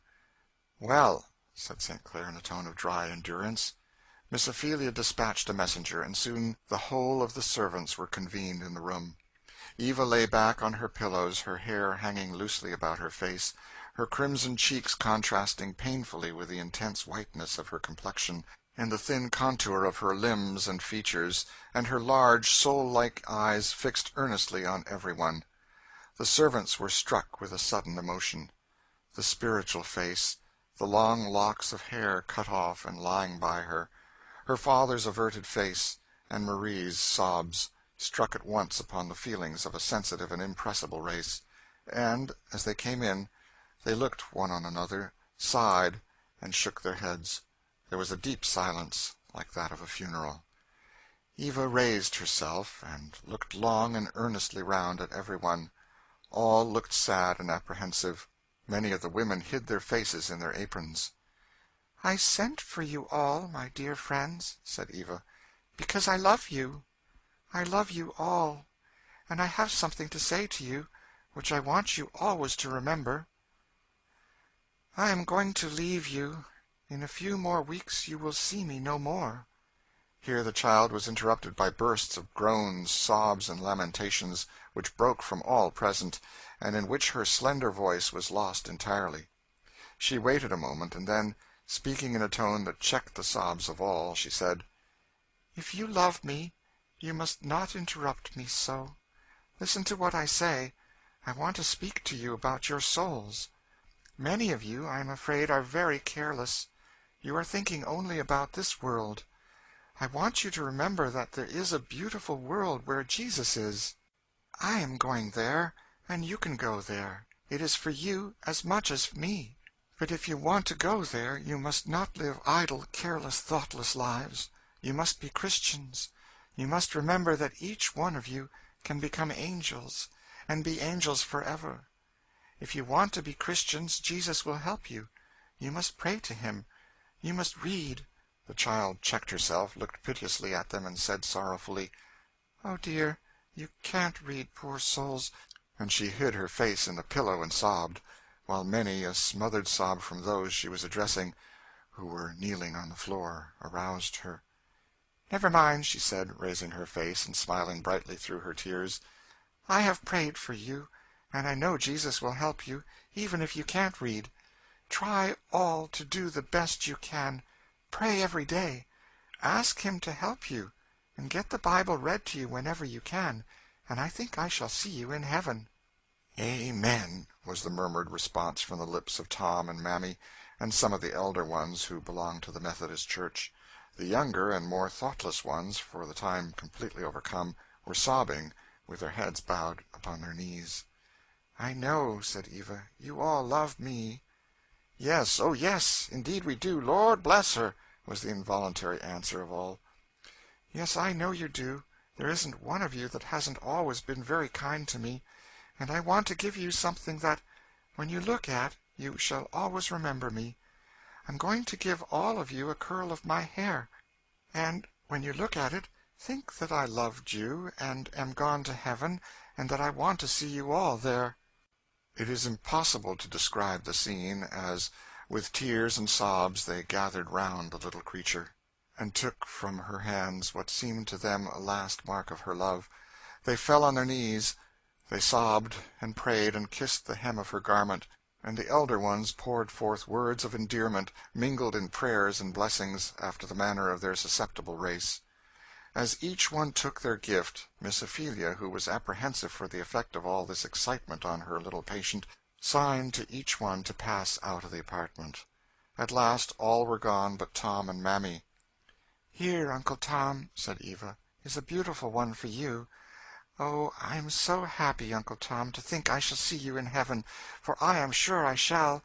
And Mammy, dear, good, kind Mammy," she said fondly, throwing her arms around her old nurse, "I know you'll be there, too." "Oh, Miss Eva, don't see how I can live without you, nohow," said the faithful creature. "'Pears like it's just taking everything off the place to oncet." And Mammy gave way to a passion of grief. Miss Ophelia pushed her and Tom gently from the apartment, and thought they were all gone. But as she turned, Topsy was standing there. "Where did you start up from?" she said suddenly. "I was here," said Topsy, wiping the tears from her eyes. "Oh, Miss Eva, I've been a bad girl, but won't you give me one, too?" "Yes, poor Topsy, to be sure I will. There, every time you look at that, think that I love you, and wanted you to be a good girl." "Oh, Miss Eva, I is trying," said Topsy earnestly.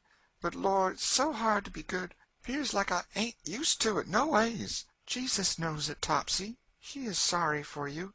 He will help you." Topsy, with her eyes hid in her apron, was silently passed from the apartment by Miss Ophelia. But as she went, she hid the precious curl in her bosom.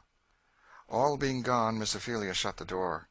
That worthy lady had wiped away many tears of her own during the scene, but concern for the consequence of such an excitement to her young charge was uppermost in her mind.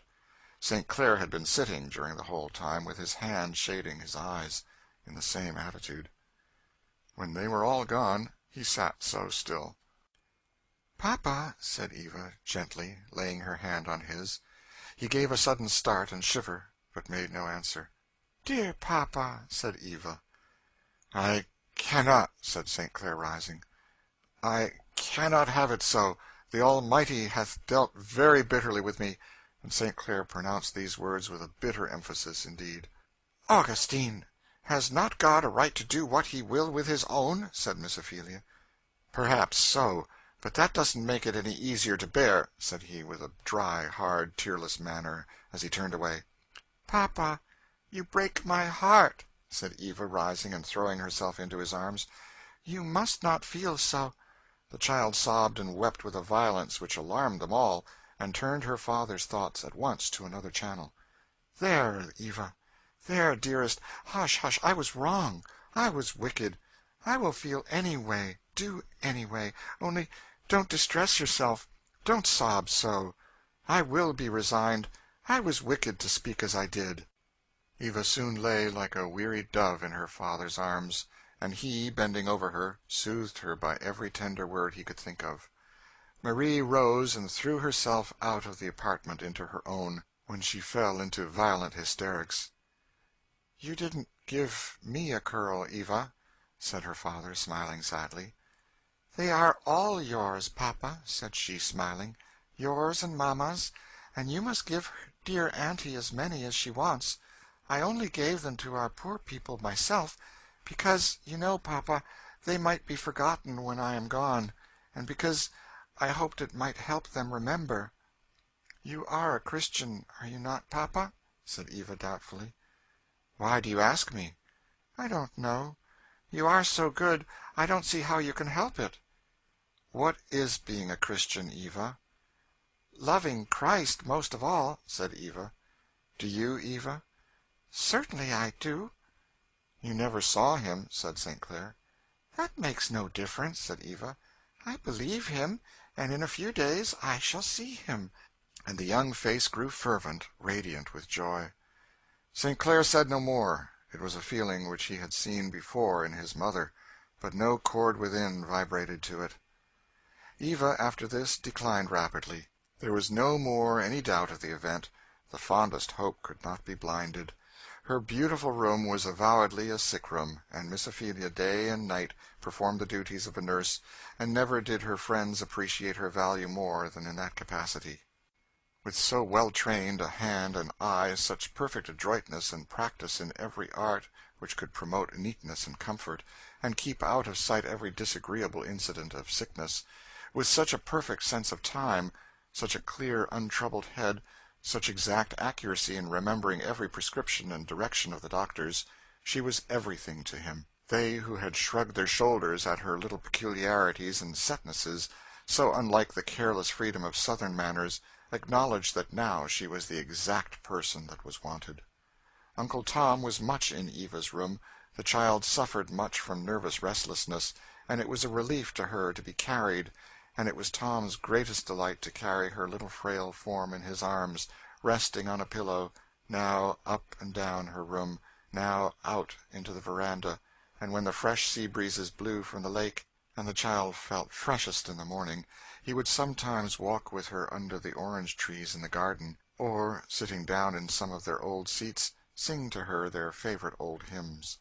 Her father often did the same thing, but his frame was slighter, and when he was weary, Eva would say to him, "Oh, papa, let Tom take me. Poor fellow, it pleases him, and you know it's all he can do now, and he wants to do something." "So do I, Eva," said her father. "Well, papa, you can do everything, and are everything to me. You read to me, you sit up nights, and Tom has only this one thing and his singing. And I know, too, he does it easier than you can. He carries me so strong." The desire to do something was not confined to Tom. Every servant in the establishment showed the same feeling, and in their way did what they could. Poor Mammy's heart yearned toward her darling, but she found no opportunity night or day, as Marie declared that the state of her mind was such it was impossible for her to rest. And, of course, it was against her principles to let anyone else rest. 20 times in a night Mammy would be roused to rub her feet, to bathe her head, to find her pocket-handkerchief, to see what the noise was in Eva's room, to let down a curtain because it was too light, or to put it up because it was too dark. And in the daytime, when she longed to have some share in the nursing of her pet, Marie seemed unusually ingenuous in keeping her busy anywhere and everywhere all over the house, or about her own person, so that stolen interviews and momentary glimpses were all she could obtain. "I feel it is my duty to be particularly careful of myself now," she would say, "feeble as I am, and with the whole care and nursing of that dear child upon me." "Indeed, my dear," said St. Clair, "I thought our cousin relieved you of that." "You talk like a man, St. Clair, just as if a mother could be relieved of the care of a child in that state. But then, it's all alike. No one ever knows what I feel. I can't throw things off as you do." St. Clair smiled. You must excuse him. He couldn't help it, for St. Clair could smile yet. For so bright and placid was the farewell voyage of the little spirit, by such sweet and fragrant breezes was the small bark borne toward the heavenly shores, that it was impossible to realize that it was death that was approaching. The child felt no pain, only a tranquil, soft weakness, daily and almost insensibly increasing. And she was so beautiful, so loving, so trustful, so happy, that one could not resist the soothing influence of that air of innocence and peace which seemed to breathe around her. St. Clair found a strange calm coming over him. It was not hope, that was impossible. It was not resignation. It was only a calm resting in the present, which seemed so beautiful that he wished to think of no future. It was like that hush of spirit which we feel amid the bright, mild woods of autumn, when the bright hectic flush is on the trees, and the last lingering flowers by the brook, and we joy in it all the more because we know that soon it will all pass away. The friend who knew most of Eva's own imaginings and foreshadowings was her faithful bearer, Tom. To him she said what she would not disturb her father by saying. To him she imparted those mysterious intimations which the soul feels as the cords begin to unbind ere it leaves its clay forever. Tom, at last, would not sleep in his room, but lay all night in the outer veranda, ready to rouse at every call. "Uncle Tom, what alive have you taken to sleeping anywhere and everywhere like a dog for?" said Miss Ophelia. "I thought you was one of the orderly sort that liked to lie in bed in a Christian way." "I do, Miss Feely," said Tom mysteriously. "I do. But now—" "Well, what now?" "We mustn't speak loud. Master St. Clair won't hear on't. But, Miss Feely, you know there must be somebody watching for the bridegroom." "What do you mean, Tom?" "You know it says in the Scripture, at midnight there was a great cry made, Behold, the bridegroom cometh. That's what I'm expecting now every night, Miss Feely, and I couldn't sleep out of hearing, no ways." "Well, Uncle Tom, what makes you think so?" "Miss Eva, she talks to me. The Lord, he sends his messenger in the soul. I must be thar, Miss Feely. For when that our blessed child goes into the kingdom, they'll open the door so wide we'll all get a look in at the glory, Miss Feely." "Uncle Tom, did Miss Eva say she felt more unwell than usual tonight?" "No, but she telled me this morning she was coming nearer. There's them that tells it to the child, Miss Feely. It's the angels. It's the trumpet sound afore the break of day," said Tom, quoting from a favorite hymn. This dialogue passed between Miss Ophelia and Tom between 10 and 11 one evening, after her arrangements had all been made for the night, when, on going to bolt her outer door, she found Tom stretched along by it in the outer veranda. She was not nervous or impressible, but the solemn, heartfelt manner struck her. Eva had been unusually bright and cheerful that afternoon, and had sat raised in her bed, and looked over all her little trinkets and precious things, and designated the friends to whom she would have them given, and her manner was more animated, and her voice more natural, than they had known it for weeks. Her father had been in the evening, and had said that Eva appeared more like her former self than ever she had done since her sickness. And when he kissed her for the night, he said to Miss Ophelia, "Cousin, we may keep her with us after all. She is certainly better," and he had retired with a lighter heart in his bosom than he had had there for weeks. But at midnight, strange mystic hour, when the veil between the frail present and the eternal future grows thin, then came the messenger. There was a sound in that chamber, first of one who stepped quickly. It was Miss Ophelia, who had resolved to sit up all night with her little charge, and who, at the turn of the night, had discerned what experienced nurses significantly call a change. The outer door was quickly opened, and Tom, who was watching outside, was on the alert in a moment. "Go for the doctor, Tom. Lose not a moment," said Miss Ophelia, and stepping across the room she rapped at St. Clair's door. "Cousin," she said, "I wish you would come." Those words fell on his heart like clods upon a coffin. Why did they? He was up and in the room in an instant, and bending over Eva, who still slept. What was it he saw that made his heart stand still? Why was no word spoken between the two? Thou canst say, who hast seen that same expression on the face dearest to thee, that look indescribable, hopeless, unmistakable, that says to thee that thy beloved is no longer thine. On the face of the child, however, there was no ghastly imprint, only a high and almost sublime expression, the overshadowing presence of spiritual natures, the dawning of immortal life in that childish soul. They stood there so still, gazing upon her, that even the ticking of the watch seemed too loud. In a few moments Tom returned with the doctor. He entered, gave one look, and stood silent as the rest. "When did this change take place?" said he in a low whisper to Miss Ophelia. "About the turn of the night," was the reply. Marie, roused by the entrance of the doctor, appeared hurriedly from the next room. "Augustine? Cousin? Oh, what—" she hurriedly began. "Hush," said St. Clair hoarsely. "She is dying." Mammy heard the words, and flew to awaken the servants. The house was soon roused. Lights were seen, footsteps heard, anxious faces thronged the veranda, and looked tearfully through the glass doors. But St. Clair heard and said nothing. He saw only that look on the face of the little sleeper. "Oh, if she would only wake and speak once more," he said, and stooping over her he spoke in her ear. "Eva, darling." The large blue eyes unclosed. A smile passed over her face. She tried to raise her head and to speak. "Do you know me, Eva?" "Dear papa," said the child, with a last effort, throwing her arms about his neck. In a moment they dropped again, and as St. Clair raised his head, he saw a spasm of mortal agony pass over the face. She struggled for breath, and threw up her little hands. "Oh, God, this is dreadful," he said, turning away in agony and wringing Tom's hand, scarce conscious of what he was doing. "Oh, Tom, my boy, it is killing me." Tom had his master's hands between his own, and with tears streaming down his dark cheeks, looked up for help where he had always been used to look. "Pray that this may be cut short," said St. Clair. "This wrings my heart." "Oh, bless the Lord, it's over, dear master," said Tom. "Look at her."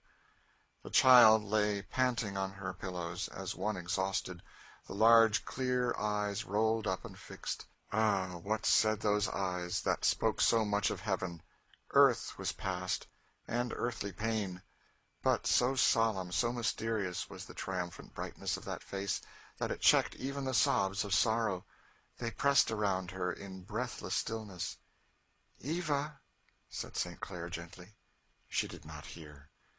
"Oh, Eva, tell us what you see. What is it?" said her father.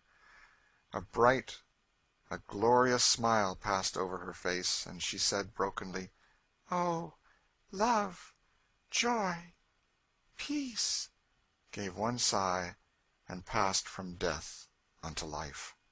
"Farewell, beloved child. The bright eternal doors have closed after thee. We shall see thy sweet face no more. Oh, woe for them who watch thy entrance into heaven, when they shall wake, and find only the cold gray sky of daily life, and thou gone forever." Chapter 27. This is the last of the earth. Note: This is the last of the earth, I am content. Last words of John Quincy Adams, uttered February 21st, 1848. The statuettes and pictures in Eva's room were shrouded in white napkins, and only hushed breathings and muffled footfalls were heard there, and the light stole in solemnly through windows partially darkened by closed blinds.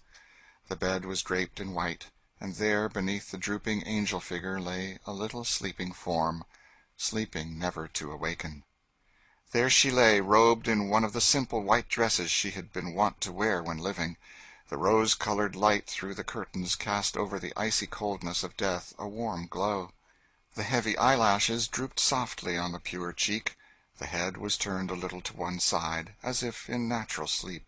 But there was diffused over every lineament of the face that high celestial expression, that mingling of rapture and repose, which showed it was no earthly or temporary sleep, but the long, sacred rest which he giveth to his beloved. There is no death to such as thou, dear Eva, neither darkness nor shadow of death, only such a bright fading as when the morning star fades in the golden dawn. Thine is the victory without the battle, the crown without the conflict. So did St. Clair think, as with folded arms he stood there gazing. Ah, who shall say what he did think? For from the hour that voices had said in the dying chamber, "She is gone," it had been all a dreary mist, a heavy dimness of anguish. He had heard voices around him, he had had questions asked, and answered them. They had asked him when he would have the funeral, and where they should lay her, and he had answered impatiently that he cared not. Adolphe and Rosa had arranged the chamber. Volatile, fickle and childish as they generally were, they were soft-hearted and full of feeling, and, while Miss Ophelia presided over the general details of order and neatness, it was their hands that added those soft, poetic touches to the arrangements, that took from the death-room the grim and ghastly air which too often marks a New England funeral. There were still flowers on the shelves, all white, delicate, and fragrant, with graceful drooping leaves. Eva's little table, covered with white, bore on it her favorite vase, with a single white moss rosebud in it. The folds of the drapery, the fall of the curtains, had been arranged and rearranged by Adolphe and Rosa, with that nicety of eye which characterizes their race. Even now, while St. Clair stood there thinking, little Rosa tripped softly into the chamber with a basket of white flowers. She stepped back when she saw St. Clair, and stopped respectfully. But, seeing that he did not observe her, She came forward to place them around the dead. St. Clair saw her as in a dream while she placed in the small hands a fair Cape jessamine, and with admirable taste disposed other flowers around the couch. The door opened again, and Topsy, her eyes swelled with crying, appeared, holding something under her apron. Rosa made a quick forbidding gesture, but she took a step into the room. "You must go out," said Rosa, in a sharp, positive whisper. "You haven't any business here." "Oh, do let me! I brought a flower.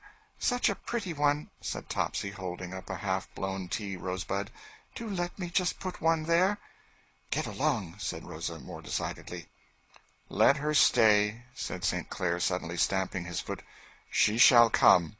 Rosa suddenly retreated, and Topsy came forward and laid her offering at the feet of the corpse. Then suddenly, with a wild and bitter cry, she threw herself on the floor alongside the bed and wept and moaned aloud.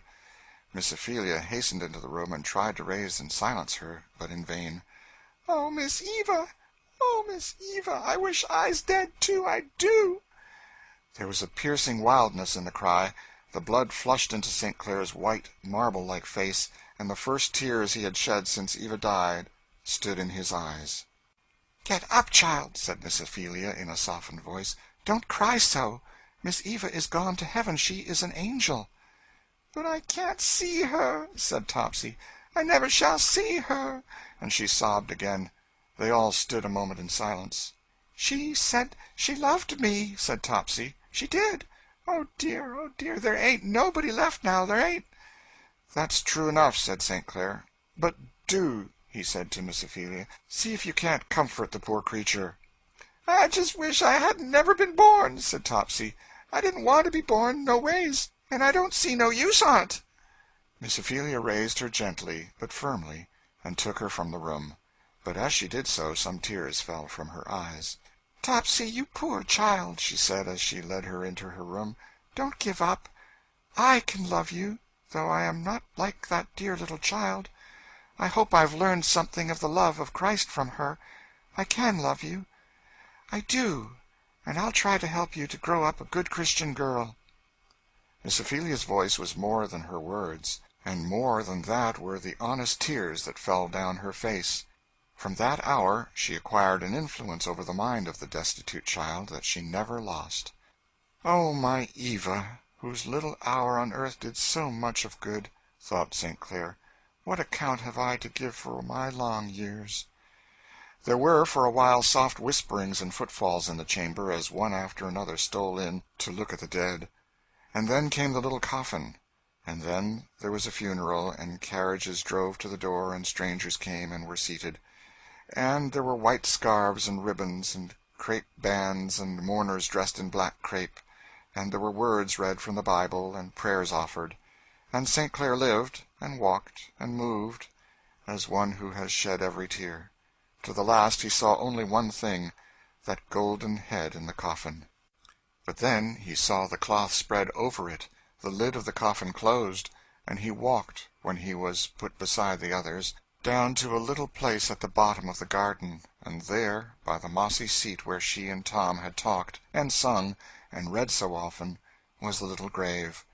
St. Clair stood beside it, looked vacantly down. He saw them lower the little coffin. He heard dimly the solemn words, "I am the resurrection and the life. He that believeth in me, though he were dead, yet shall he live." And as the earth was cast in and filled up the little grave, he could not realize that it was his Eva that they were hiding from his sight. Nor was it, not Eva, but only the frail seed of that bright immortal form with which she shall yet come forth in the day of the Lord Jesus. And then all were gone, and the mourners went back to the place which should know her no more, and Marie's room was darkened, and she lay on the bed, sobbing and moaning in uncontrollable grief, and calling every moment for the attentions of all her servants. Of course they had no time to cry. Why should they? The grief was her grief, and she was fully convinced that nobody on earth did, could, or would feel as she did. "St. Clair did not shed a tear," she said. "He didn't sympathize with her. It was perfectly wonderful to think how hard-hearted and unfeeling he was, when he must know how she suffered." So much are people the slave of their eye and ear that many of the servants really thought that Mrs. was the principal sufferer in the case, especially as Marie began to have hysterical spasms, and sent for the doctor, and at last declared herself dying, and, in the running and scampering and bringing up hot bottles and heating of flannels and chafing and fussing that ensued, there was quite a diversion. Tom, however, had a feeling at his own heart that drew him to his master. He followed him wherever he walked, wistfully and sad, and when he saw him sitting, so pale and quiet, in Eva's room, holding before his eyes her little open Bible, though seeing no letter or word of what was in it, there was more sorrow to Tom in that still, fixed, tearless eye than in all Marie's moans and lamentations. In a few days the St. Clair family were back again in the city. Augustine, with the restlessness of grief, longing for another scene to change the current of his thoughts.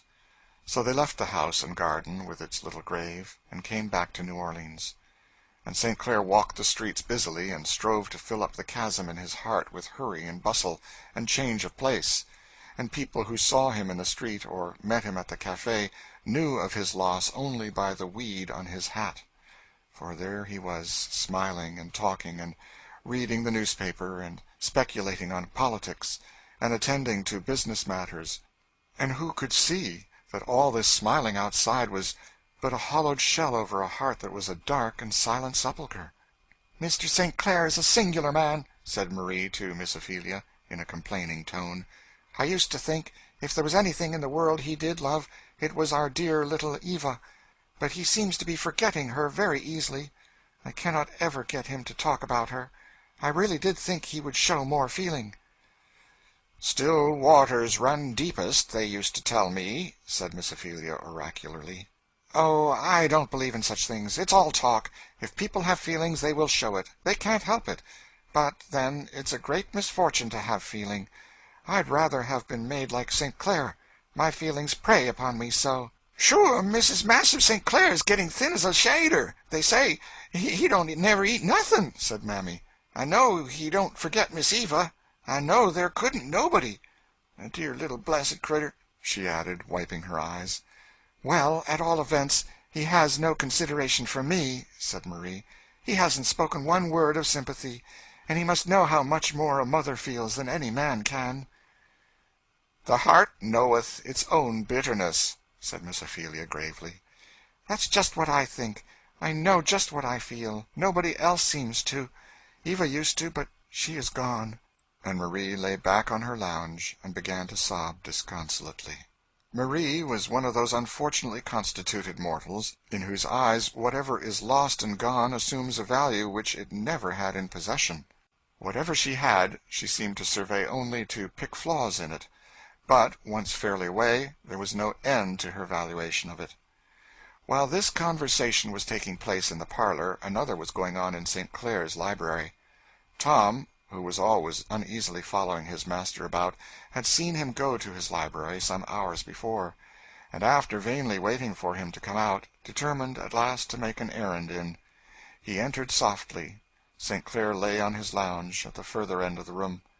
He was lying on his face, with Eva's Bible open before him at a little distance. Tom walked up and stood by the sofa. He hesitated, and while he was hesitating, St. Clair suddenly raised himself up. The honest face, so full of grief, and with such an imploring expression of affection and sympathy, struck his master. He laid his hand on Tom's, and bowed down his forehead on it. "Oh, Tom, my boy, the whole world is as empty as an egg-shell." "I know it, Massa, I know it," said Tom.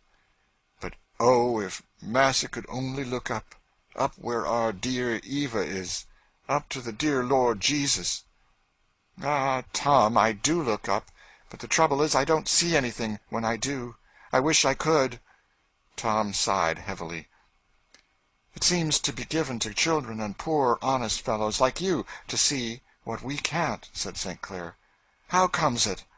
"Thou has hid from the wise and prudent, and revealed unto babes," murmured Tom. "Even so, Father, for so it seemed good in thy sight." "Tom, I don't believe. I can't believe. I've got the habit of doubting," said St. Clair. I want to believe this Bible, and I can't." "Dear Massa, pray to the good Lord. Lord, I believe. Help thou my unbelief." "Who knows anything about anything?" said St. Clair, his eyes wandering dreamily, and speaking to himself. Was all that beautiful love and faith only one of the ever-shifting phases of human feeling, having nothing real to rest on, passing away with a little breath? And is there no more Eva, no heaven, no Christ, nothing? "Oh, dear Massa, there is. I know it. I'm sure of it," said Tom, falling on his knees. "Do, dear Massa, believe it." "How do you know there's any Christ, Tom? You never saw the Lord." "Felt him in my soul, Massa. Feel him now. Oh, Massa, when I was sold away from my old woman and the children, I was just the most broke up. I felt as if there warn't nothing left. And then the good Lord, he stood by me, and he says, 'Fear not, Tom.' And he brings light and joy in a poor feller's soul, makes all peace. And I is so happy, and loves everybody, and feels willing just to be the Lord's, and have the Lord's will done, and be put just where the Lord wants to put me. I know it couldn't come from me, 'cause I's a poor complaining critter. It comes from the Lord, and I know he's willing to do for Masser." Tom spoke with fast-running tears and choking voice. St. Clair leaned his head on his shoulder and wrung the hard, faithful black hand. "Tom, you love me," he said. "I's willing to lay down my life this blessed day to see Masser a Christian." "Poor foolish boy," said St. Clair, half raising himself. "I'm not worth the love of one good honest heart like yours." "Oh, Massa, there's more than me loves you. The blessed Lord Jesus loves you." "How do you know that, Tom?" said St. Clair. "Feels it in my soul. Oh, Massa, the love of Christ that passeth knowledge." "Singular," said St. Clair, turning away, "that the story of a man that lived and died 1800 years ago can affect people so yet. But he was no man," he added suddenly. "No man ever had such long and living power. Oh, that I could believe what my mother taught me, and pray as I did when I was a boy." "If Massa pleases," said Tom, "Miss Eva used to read this so beautifully. I wish Massa'd be so good as read it. Don't get no reading hardly, now Miss Eva's gone." The chapter was the 11th of John, the touching account of the raising of Lazarus. St. Clair read it aloud, often pausing to wrestle down feelings which were roused by the pathos of the story. Tom knelt before him with clasped hands, and with an absorbed expression of love, trust, adoration on his quiet face. "Tom," said his master, "this is all real to you." "I can just fairly see it, Massa," said Tom. "I wish I had your eyes, Tom." "I wish to the dear Lord Massa had." "But, Tom, you know that I have a great deal more knowledge than you. What if I should tell you that I don't believe this Bible?" "Oh, Massa," said Tom, holding up his hands with a deprecating gesture, "wouldn't it shake your faith some, Tom?" "Not a grain," said Tom. "Why, Tom, you must know I know the most." "Oh, Massa, haven't you just read how he hides from the wise and prudent, and reveals unto babes? But Massa wasn't in earnest for sartain, now," said Tom anxiously. "No, Tom, I was not. I don't disbelieve, and I think there is reason to believe, and still I don't. It's a troublesome bad habit I've got, Tom." "If Massa would only pray." "How do you know I don't, Tom?" "Does Massa?" "I would, Tom, if there was anybody there when I pray, but it's all speaking unto nothing when I do. But come, Tom, you pray now, and show me how." Tom's heart was full. He poured it out in prayer, like waters that have been long suppressed. One thing was plain enough: Tom thought there was somebody to hear, whether there were or not. In fact, St. Clair felt himself borne on the tide of his faith and feeling, almost to the gates of that heaven he seemed so vividly to conceive. It seemed to bring him nearer to Eva. "Thank you, Tom, my boy," said St. Clair when Tom rose. "I like to hear you, Tom. But go now, and leave me alone. Some other time I'll talk more." Tom silently left the room. Chapter 28. Reunion. Week after week glided away in the St. Clair mansion, and the waves of life settled back to their usual flow, where that little bark had gone down. For how imperiously, how coolly, in disregard of all one's feeling, does the hard, cold, uninteresting course of daily realities move on. Still must we eat and drink, and sleep, and wake again. Still bargain, buy, sell, ask, and answer questions. Pursue, in short, 1,000 shadows, though all interest them be over. The cold mechanical habit of living remaining after all vital interest in it has fled. All the interests and hopes of St. Clair's life had unconsciously wound themselves around this child. It was for Eva that he had managed his property. It was for Eva that he had planned the disposal of his time. And to do this and that for Eva, to buy, improve, alter, and arrange, or dispose something for her, had been so long his habit that now she was gone there seemed nothing to be thought of, and nothing to be done.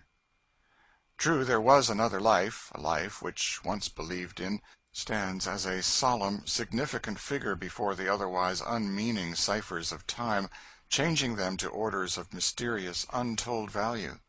St. Clair knew this well, and often, in many a weary hour, he heard that slender childish voice calling him to the skies, and saw that little hand pointing to him the way of life. But a heavy lethargy of sorrow lay on him. He could not arise. He had one of those natures which could better and more clearly conceive of religious things, from its own perceptions and instincts, than many a matter-of-fact and practical Christian. The gift to appreciate and the sense to feel the finer shades and relations of moral things often seems an attribute of those whose whole life shows a careless disregard of them. Hence Moore, Byron, Goethe often speak words more wisely descriptive of the true religious sentiment than another man, whose whole life is governed by it. In such minds disregard of religion is a more fearful treason, a more deadly sin. St. Clair had never pretended to govern himself by any religious obligation, and a certain fineness of nature gave him such an instinctive view of the extent of the requirements of Christianity that he shrank, by anticipation, from what he felt would be the exactions of his own conscience, if he once did resolve to assume them. For, so inconsistent is human nature, especially in the ideal, that not to undertake a thing at all seems better than to undertake and come short. Still, St. Clair was, in many respects, another man. He read his little Eva's Bible seriously and honestly. He thought more soberly and practically of his relations to his servants, enough to make him extremely dissatisfied with both his past and present course. And one thing he did, soon after his return to New Orleans, and that was to commence the legal steps necessary to Tom's emancipation, which was to be perfected as soon as he could get through the necessary formalities. Meantime he attached himself to Tom more and more every day. In all the wide world there was nothing that seemed to remind him so much of Eva, and he would insist on keeping him constantly about him, and, fastidious and unapproachable as he was with regard to his deeper feelings, he almost thought aloud to Tom. Nor would any one have wondered at it who had seen the expression of affection and devotion with which Tom continually followed his young master. "Well, Tom," said St. Clair, the day after he had commenced the legal formalities for his enfranchisement, "I'm going to make a free man of you, so have your trunk packed and get ready to set out for Kentuck." The sudden light of joy that shone in Tom's face as he raised his hands to heaven, his emphatic "Bless the Lord," rather discomposed St. Clair. He did not like it that Tom should be so ready to leave him. "You haven't had such very bad times here that you need be in such a rapture, Tom," he said dryly. "No, no, massa, 'tain't that. It's being a free man. That's what I'm joying for." "Why, Tom, don't you think, for your own part, you've been better off than to be free?" "No, indeed, Massa St. Clair," said Tom with a flash of energy. "No, indeed." Why, Tom, you couldn't possibly have earned by your work such clothes and such living as I have given you. Knows all that, Massa St. Clair. Massa's been too good, but, Massa, I'd rather have poor clothes, poor house, poor everything, and have 'em mine, than have the best and have 'em any man's else. I had so, Massa. I think it's nature, Massa. I suppose so, Tom. And you'll be going off and leaving me in a month or so, he added rather discontentedly. Though why you shouldn't, no mortal knows, he said in a gayer tone, and getting up he began to walk the floor. Not while Massa is in trouble, said Tom. I'll stay with Massa as long as he wants me, so as I can be any use. Not while I'm in trouble, Tom, said St. Clair, looking sadly out of the window. And when will my trouble be over? When Massa St. Clair's a Christian, said Tom. And you really mean to stay by till that day comes? Said St. Clair, half smiling, as he turned from the window and laid his hand on Tom's shoulder. Ah, Tom, you soft, silly boy, I won't keep you till that day. Go home to your wife and children, and give my love to all. I's faith to believe that day will come, said Tom earnestly, and with tears in his eyes. The Lord has work for Massa. A work, hey? Said St. Clair. Well, now, Tom, give me your views on what sort of a work it is. Let's hear. Why, even a poor fellow like me has a work from the Lord, and Massa St. Clair, that has a larnin' and riches and friends, how much he might do for the Lord. Tom, you seem to think the Lord needs a great deal done for him, said St. Clair, smiling. We does for the Lord when we does for his critters, said Tom. Good theology, Tom. Better than Dr. B. preaches, I dare swear, said St. Clair. The conversation was here interrupted by the announcement of some visitors. Marie St. Clair felt the loss of Eva as deeply as she could feel anything, and, as she was a woman that had a great faculty of making everybody unhappy when she was, her immediate attendants had still stronger reason to regret the loss of their young mistress, whose winning ways and gentle intercessions had so often been a shield to them from the tyrannical and selfish exactions of her mother. Poor old Mammy, in particular, whose heart, severed from all normal domestic ties, had consoled itself with this one beautiful being, was almost heartbroken. She cried day and night, and was, from excess of sorrow, less skillful and alert in her ministrations of her mistress than usual, which drew down a constant storm of invectives on her defenseless head. Miss Ophelia felt the loss, but in her good and honest heart it bore fruit unto everlasting life. She was more softened, more gentle, and though equally assiduous in every duty, it was with a chastened and quiet air, as one who communed with her own heart not in vain. She was more diligent in teaching Topsy, taught her mainly from the Bible, did not any longer shrink from her touch, or manifest an ill-repressed disgust, because she felt none. She viewed her now through the softened medium that Eva's hand had first held before her eyes, and saw in her only an immortal creature, whom God had sent to be led by her to glory and virtue. Topsy did not become at once a saint, but the life and death of Eva did work a marked change in her. The callous indifference was gone. There was now sensibility, hope, desire, and the striving for good, a strife irregular, interrupted, suspended oft, but yet renewed again. One day, when Topsy had been sent for by Miss Ophelia, she came hastily, thrusting something into her bosom. "What you doing there, you limb? You've been stealing something, I'll be bound," said the imperious little Rosa, who had been sent to call her, seizing her at the same time roughly by the arm. "You go long, Miss Rosa," said Topsy, pulling from her. "'Tain't none of your business." "None of your sass," said Rosa. "I saw you hiding something. I know your tricks." And Rosa seized her arm and tried to force her hand into her bosom, while Topsy, enraged, kicked and fought valiantly for what she considered her rights. The clamor and confusion of the battle drew Miss Ophelia and St. Clair both to the spot. "She's been stealing," said Rosa. "I ain't neither," vociferated Topsy, sobbing with passion. "Give me that, whatever it is," said Miss Ophelia firmly. Topsy hesitated, but on a second order pulled out of her bosom a little parcel done up in the foot of one of her own old stockings. Miss Ophelia turned it out. There was a small book, which had been given to Topsy by Eva, containing a single verse of Scripture, arranged for every day in the year, and in a paper the curl of hair that she had given her on that memorable day when she had taken her last farewell. St. Clair was a good deal affected at the sight of it. The little book had been rolled in a long strip of black crape torn from the funeral weeds.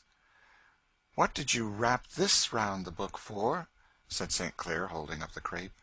"'Cause 'twas Miss Eva. Oh, don't take him away, please," she said, and sitting flat down on the floor and putting her apron over her head, she began to sob vehemently. It was a curious mixture of the pathetic and the ludicrous, the little old stockings, black crape, text-book, fair, soft curl, and Topsy's utter distress. St. Clair smiled, but there were tears in his eyes as he said, "Come, come, don't cry.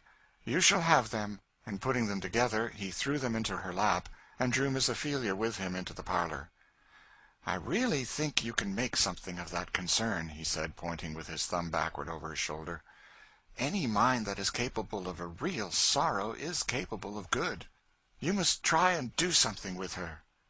"The child has improved greatly," said Miss Ophelia. "I have great hopes of her. But, Augustine," she said, laying her hand on his arm, "one thing I want to ask. Whose is this child to be, yours or mine?" "Why, I gave her to you," said Augustine. "But not legally. I want her to be mine legally," said Miss Ophelia. "Whew, cousin," said Augustine, "what will the Abolition Society think? They'll have a day of fasting appointed for this backsliding, if you become a slaveholder." "Oh, nonsense! I want her mine, that I may have a right to take her to the free states, and give her her liberty, that all I am trying to do be not undone." "Oh, cousin, what an awful doing evil that good may come! I can't encourage it." "I don't want you to joke, but to reason," said Miss Ophelia.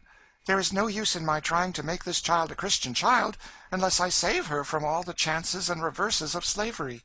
And if you really are willing I should have her, I want you to give me a deed of gift, or some legal paper."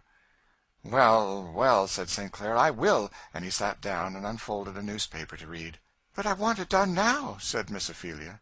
"What's your hurry?" "Because now is the only time there ever is to do a thing in," said Miss Ophelia. "Come, now, here's paper, pen, and ink. Just write a paper." St. Clair, like most men of his class of mind, cordially hated the present tense of action generally, and therefore he was considerably annoyed by Miss Ophelia's downrightedness. "Why, what's the matter?" said he. "Can't you take my word? One would think you had taken lessons of the Jews, coming at a fellow so." "I want to make sure of it," said Miss Ophelia. "You may die, or fail, and then Topsy be hustled off to auction spite of all I can do." "Really, you are quite provident. Well, seeing I'm in the hands of a Yankee, there is nothing for it but to concede." And St. Clair rapidly wrote off a deed of gift, which, as he was well versed in the forms of law, he could easily do, and signed his name to it in sprawling capitals, concluding by a tremendous flourish. "There! Isn't that black and white now, Miss Vermont?" he said, as he handed it to her. "Good boy," said Miss Ophelia, smiling. "But must it not be witnessed?" "Oh, bother, yes. Here," he said, opening the door into Marie's apartment. "Marie, cousin wants your autograph. Just put your name down here." "What's this?" said Marie, as she ran over the paper. "Ridiculous! I thought cousin was too pious for such horrid things," she added, as she carelessly wrote her name. "But if she has a fancy for that article, I am sure she's welcome." "There, now she's yours, body and soul," said St. Clair, handing the paper. "No more mine now than she was before," said Miss Ophelia. "Nobody but God has a right to give her to me, but I can protect her now." "Well, she's yours by a fiction of law, then," said St. Clair, as he turned back into the parlor and sat down to his paper. Miss Ophelia, who seldom sat much in Marie's company, followed him into the parlor, having first carefully laid away the paper. "Augustine," she said suddenly, as she sat knitting, "have you ever made any provision for your servants in case of your death?" "No," said St. Clair, as he read on.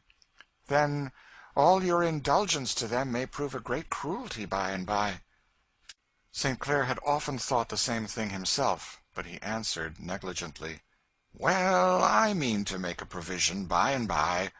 "When?" said Miss Ophelia. "Oh, one of these days." "What if you should die first?" "Cousin, what's the matter?" said St. Clair, laying down his paper and looking at her. "Do you think I show symptoms of yellow fever or cholera, that you are making post-mortem arrangements with such zeal?" "In the midst of life we are in death," said Miss Ophelia. St. Clair rose up, and laying the paper down carelessly, walked to the door that stood open on the veranda, to put an end to a conversation that was not agreeable to him. Mechanically he repeated the last word again, "Death."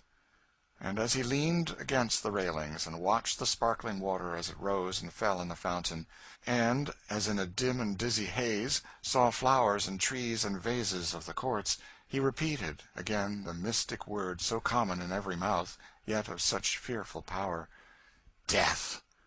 "Strange that there should be such a word," he said, "and such a thing, and we ever forget it. That one should be living, warm and beautiful, full of hopes, desires, and wants, one day, and the next be gone, utterly gone, and forever." It was a warm and golden evening, and as he walked to the other end of the veranda he saw Tom busily intent on his Bible, pointing as he did so with his finger to each successive word, and whispering them to himself with an earnest air. "Want me to read to you, Tom?" said St. Clair, seating himself carelessly by him. "If Massa pleases," said Tom gratefully. "Massa makes it so much plainer."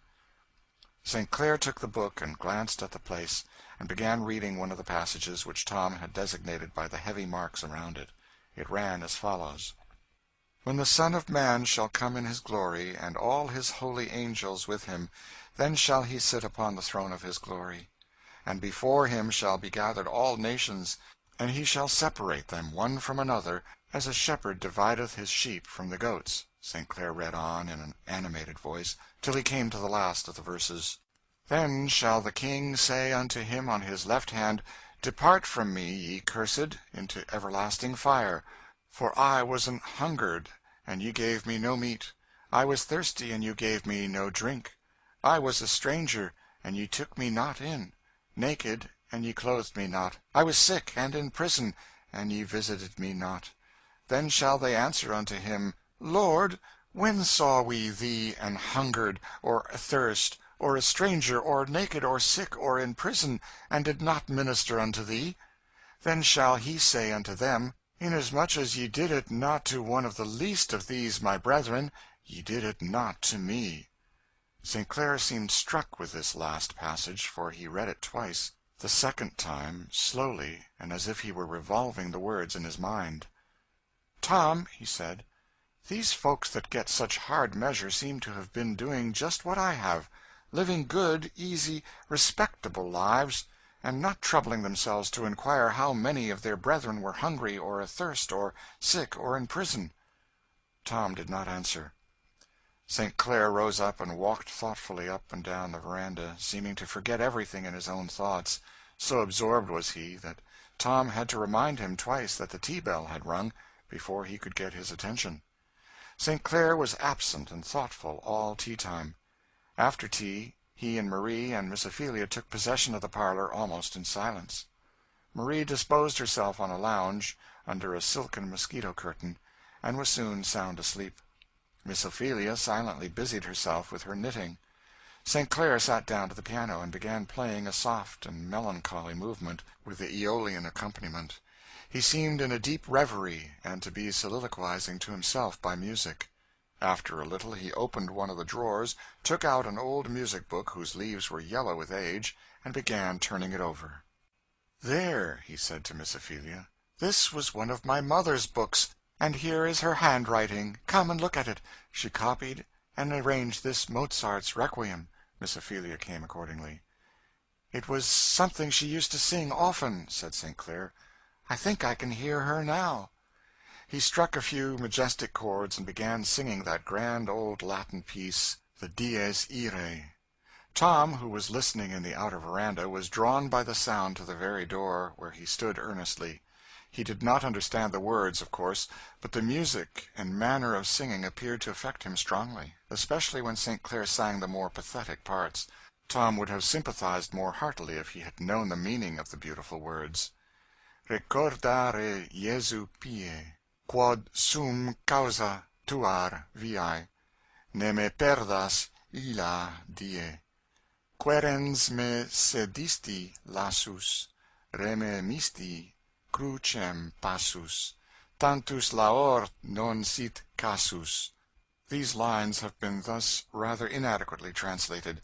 Think, O Jesus, for what reason thou endurest earth's spite and treason, nor me lose in that dread season. Seeking me, thy womb feet hasted, on the cross thy soul death tasted. Let not all these toils be wasted. Mrs. Stowe's Note.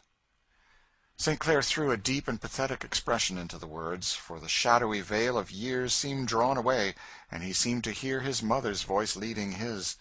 Voice and instrument seemed both living, and threw out with vivid sympathy those strains which the ethereal Mozart first conceived as his own dying requiem. When St. Clair had done singing, he sat leaning his head upon his hand a few moments, and then began walking up and down the floor. "What a sublime conception is that of a last judgment," said he, "a righting of all the wrongs of ages, a solving of all moral problems by an unanswerable wisdom. It is, indeed, a wonderful image." "It is a fearful one to us," said Miss Ophelia. "It ought to be to me, I suppose," said St. Clair, stopping thoughtfully. "I was reading to Tom this afternoon that chapter in Matthew that gives an account of it, and I have been quite struck with it. One should have expected some terrible enormities charged to those who are excluded from heaven, as the reason, but no, they are condemned for not doing positive good, as if that included every possible harm." "Perhaps," said Miss Ophelia, "it is impossible for a person who does no good not to do harm." "And what," said St. Clair, speaking abstractly, but with deep feeling, "what shall be said of one whose own heart, whose education, and the wants of society have called in vain to some noble purpose, who has floated on, a dreamy neutral spectator of the struggles, agonies, and wrongs of man, when he should have been a worker?" "I should say," said Miss Ophelia, "that he ought to repent, and begin now." "Always practical and to the point," said St. Clair, his face breaking out into a smile. "You never leave me any time for general reflections, cousin. You always bring me short up against the actual present. You have a kind of eternal now always in your mind." "Now is all the time I have anything to do with," said Miss Ophelia. "Dear little Eva, poor child," said St. Clair. "She had set her little simple soul on a good work for me." It was the first time since Eva's death that he had ever said as many words as these to her, and he spoke now evidently repressing very strong feeling. "My view of Christianity is such," he added, "that I think no man can consistently profess it without throwing the whole weight of his being against this monstrous system of injustice that lies at the foundation of all our society, and, if need be, sacrificing himself in the battle. That is, I mean that I could not be a Christian otherwise, though I have certainly had intercourse with a great many enlightened and Christian people who did no such thing. And I confess that the apathy of religious people on this subject, their want of perception of wrongs that filled me with horror, have engendered in me more skepticism than any other thing." "If you knew all this," said Miss Ophelia, "why didn't you do it?" "Oh, because I have had only that kind of benevolence which consists in lying on a sofa and cursing the church and clergy for not being martyrs and confessors. One can see, you know, very easily how others ought to be martyrs." "Well, are you going to do differently now?" said Miss Ophelia. "God only knows the future," said St. Clair. "I am braver than I was, because I have lost all, and he who has nothing to lose can afford all risks." "And what are you going to do?" "My duty, I hope, to the poor and lowly as fast as I find it out," said St. Clair, "beginning with my own servants, for whom I have yet done nothing, and perhaps at some future day it may appear that I can do something for a whole class, something to save my country from the disgrace of that false position in which she now stands before all civilized nations." "Do you suppose it possible that a nation ever will voluntarily emancipate?" said Miss Ophelia. "I don't know," said St. Clair. "This is a day of great deeds. Heroism and disinterestedness are rising up, here and there, in the earth. The Hungarian nobles set free millions of serfs at an immense pecuniary loss, and perhaps among us may be found generous spirits who do not estimate honor and justice by dollars and cents." "I hardly think so," said Miss Ophelia. "But suppose we should rise up tomorrow and emancipate. Who would educate these millions, and teach them how to use their freedom? They never would rise to do much among us. The fact is, we are too lazy and unpractical ourselves ever to give them much of an idea of that industry and energy which is necessary to form them into men. They will have to go north, where labor is the fashion, and universal custom. And tell me now, is there enough Christian philanthropy among your northern states to bear with the process of their education and elevation? You send thousands of dollars to foreign missions, but could you endure to have the heathen sent into your towns and villages, and give your time and thoughts and money to raise them to the Christian standard? That's what I want to know. If we emancipate, are you willing to educate? How many families in your town would take a Negro man and woman, teach them, bear with them, and seek to make them Christians? How many merchants would take Adolph if I wanted to make him a clerk, or mechanics if I wanted him taught a trade? If I wanted to put Jane and Rosa to a school, how many schools are there in the northern states that would take them in? How many families that would board them? And yet they are as white as many a woman, north or south. You see, cousin, I want justice done us. We are in a bad position. We are the more obvious oppressors of the Negro, but the unchristian prejudice of the North is an oppressor almost equally severe." "Well, cousin, I know it is so," said Miss Ophelia. "I know it was so with me till I saw that it was my duty to overcome it. But I trust I have overcome it, and I know there are many good people at the North who in this matter need only to be taught what their duty is to do it. It would certainly be a greater self-denial to receive heathen among us than to send missionaries to them, but I think we should do it." "You would, I know," said St. Clair. "I'd like to see anything you wouldn't do, if you thought it your duty." "Well, I'm not uncommonly good," said Miss Ophelia. "Others would, if they saw things as I do. I intend to take Topsy home when I go. I suppose our folks will wonder at first, but I think they will be brought to see as I do. Besides, I know there are many people at the North who do exactly what you said." "Yes, but they are a minority, and if we should begin to emancipate to any extent we should soon hear from you." Miss Ophelia did not reply. There was a pause of some moments, and St. Clair's countenance was overcast by a sad, dreamy expression. "I don't know what makes me think of my mother so much tonight," he said. "I have a strange kind of feeling, as if she were near me. I keep thinking of things she used to say. Strange what brings these past things so vividly back to us sometimes." St. Clair walked up and down the room for some minutes more, and then said, "I believe I'll go down street a few moments and hear the news tonight." He took his hat and passed out. Tom followed him to the passage, out of the court, and asked if he should attend him. "No, my boy," said St. Clair. "I shall be back in an hour." Tom sat down in the veranda.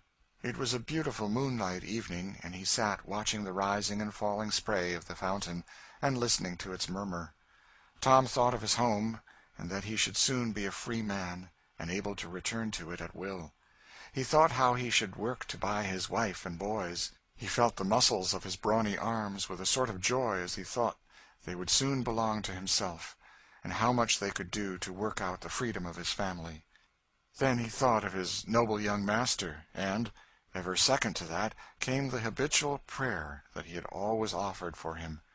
And then his thoughts passed on to the beautiful Eva, whom he now thought of among the angels, and he thought till he almost fancied that that bright face and golden hair were looking upon him out of the spray of the fountain. And, so musing, he fell asleep, and dreamed he saw her coming bounding towards him, just as she used to come, with a wreath of jessamine in her hair, her cheeks bright, and her eyes radiant with delight. But as he looked, she seemed to rise from the ground. Her cheeks wore a paler hue, her eyes had a deep divine radiance, a golden halo seemed round her head, and she vanished from his sight.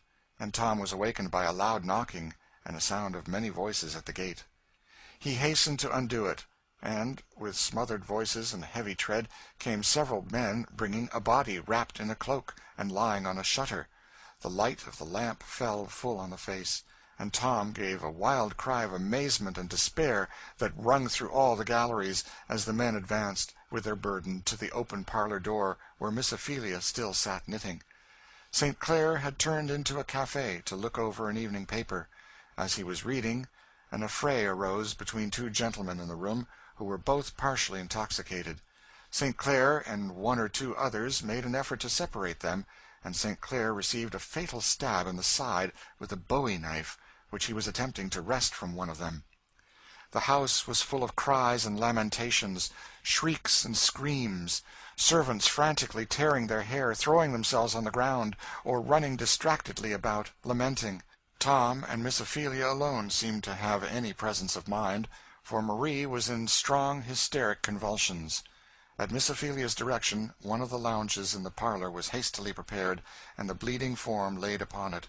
St. Clair had fainted through pain and loss of blood, but as Miss Ophelia applied restoratives, he revived, opened his eyes, looked fixedly on them, looked earnestly around the room, his eyes traveling wistfully over every object, and finally they rested on his mother's picture.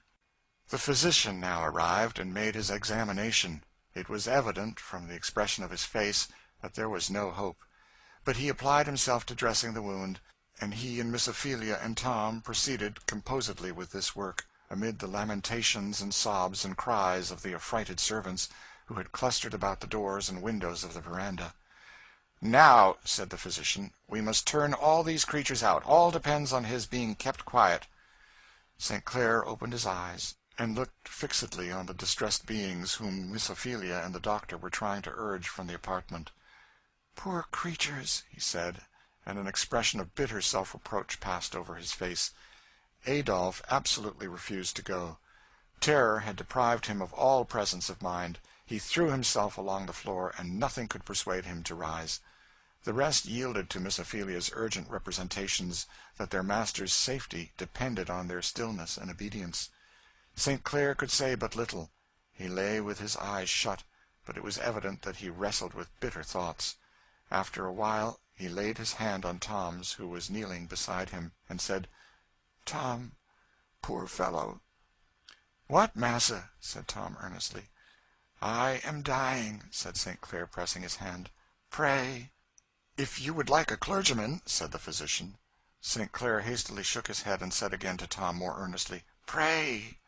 And Tom did pray with all his mind and strength for the soul that was passing, the soul that seemed looking so steadily and mournfully from those large melancholy blue eyes.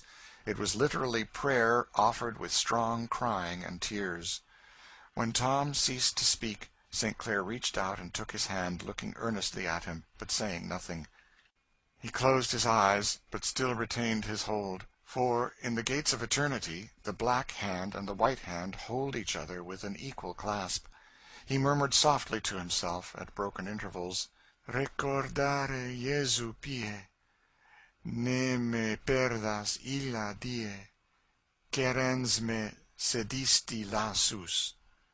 It was evident that the words he had been singing that evening were passing through his mind, words of entreaty addressed to infinite pity. His lips moved at intervals, as parts of the hymn fell brokenly from them. "His mind is wandering," said the doctor. "No, it is coming home at last," said St. Clair energetically. "At last, at last." The effort of speaking exhausted him. The sinking paleness of death fell on him, but with it there fell, as if shed from the wings of some pitying spirit, a beautiful expression of peace, like that of a wearied child who sleeps. So he lay for a few moments. They saw that the mighty hand was on him. Just before the spirit parted, he opened his eyes with a sudden light, as of joy and recognition, and said, "Mother!" And then he was gone. Chapter 29. The Unprotected. We hear often of the distress of the negro servants, on the loss of a kind master, and with good reason, for no creature on God's earth is left more utterly unprotected and desolate than the slave in these circumstances. The child who has lost a father has still the protection of friends and of the law. He is something and can do something, has acknowledged rights and position. The slave has none. The law regards him, in every respect, as devoid of rights as a bale of merchandise. The only possible acknowledgment of any of the longings and wants of a human and immortal creature, which are given to him, comes to him through the sovereign and irresponsible will of his master, and when that master is stricken down, nothing remains.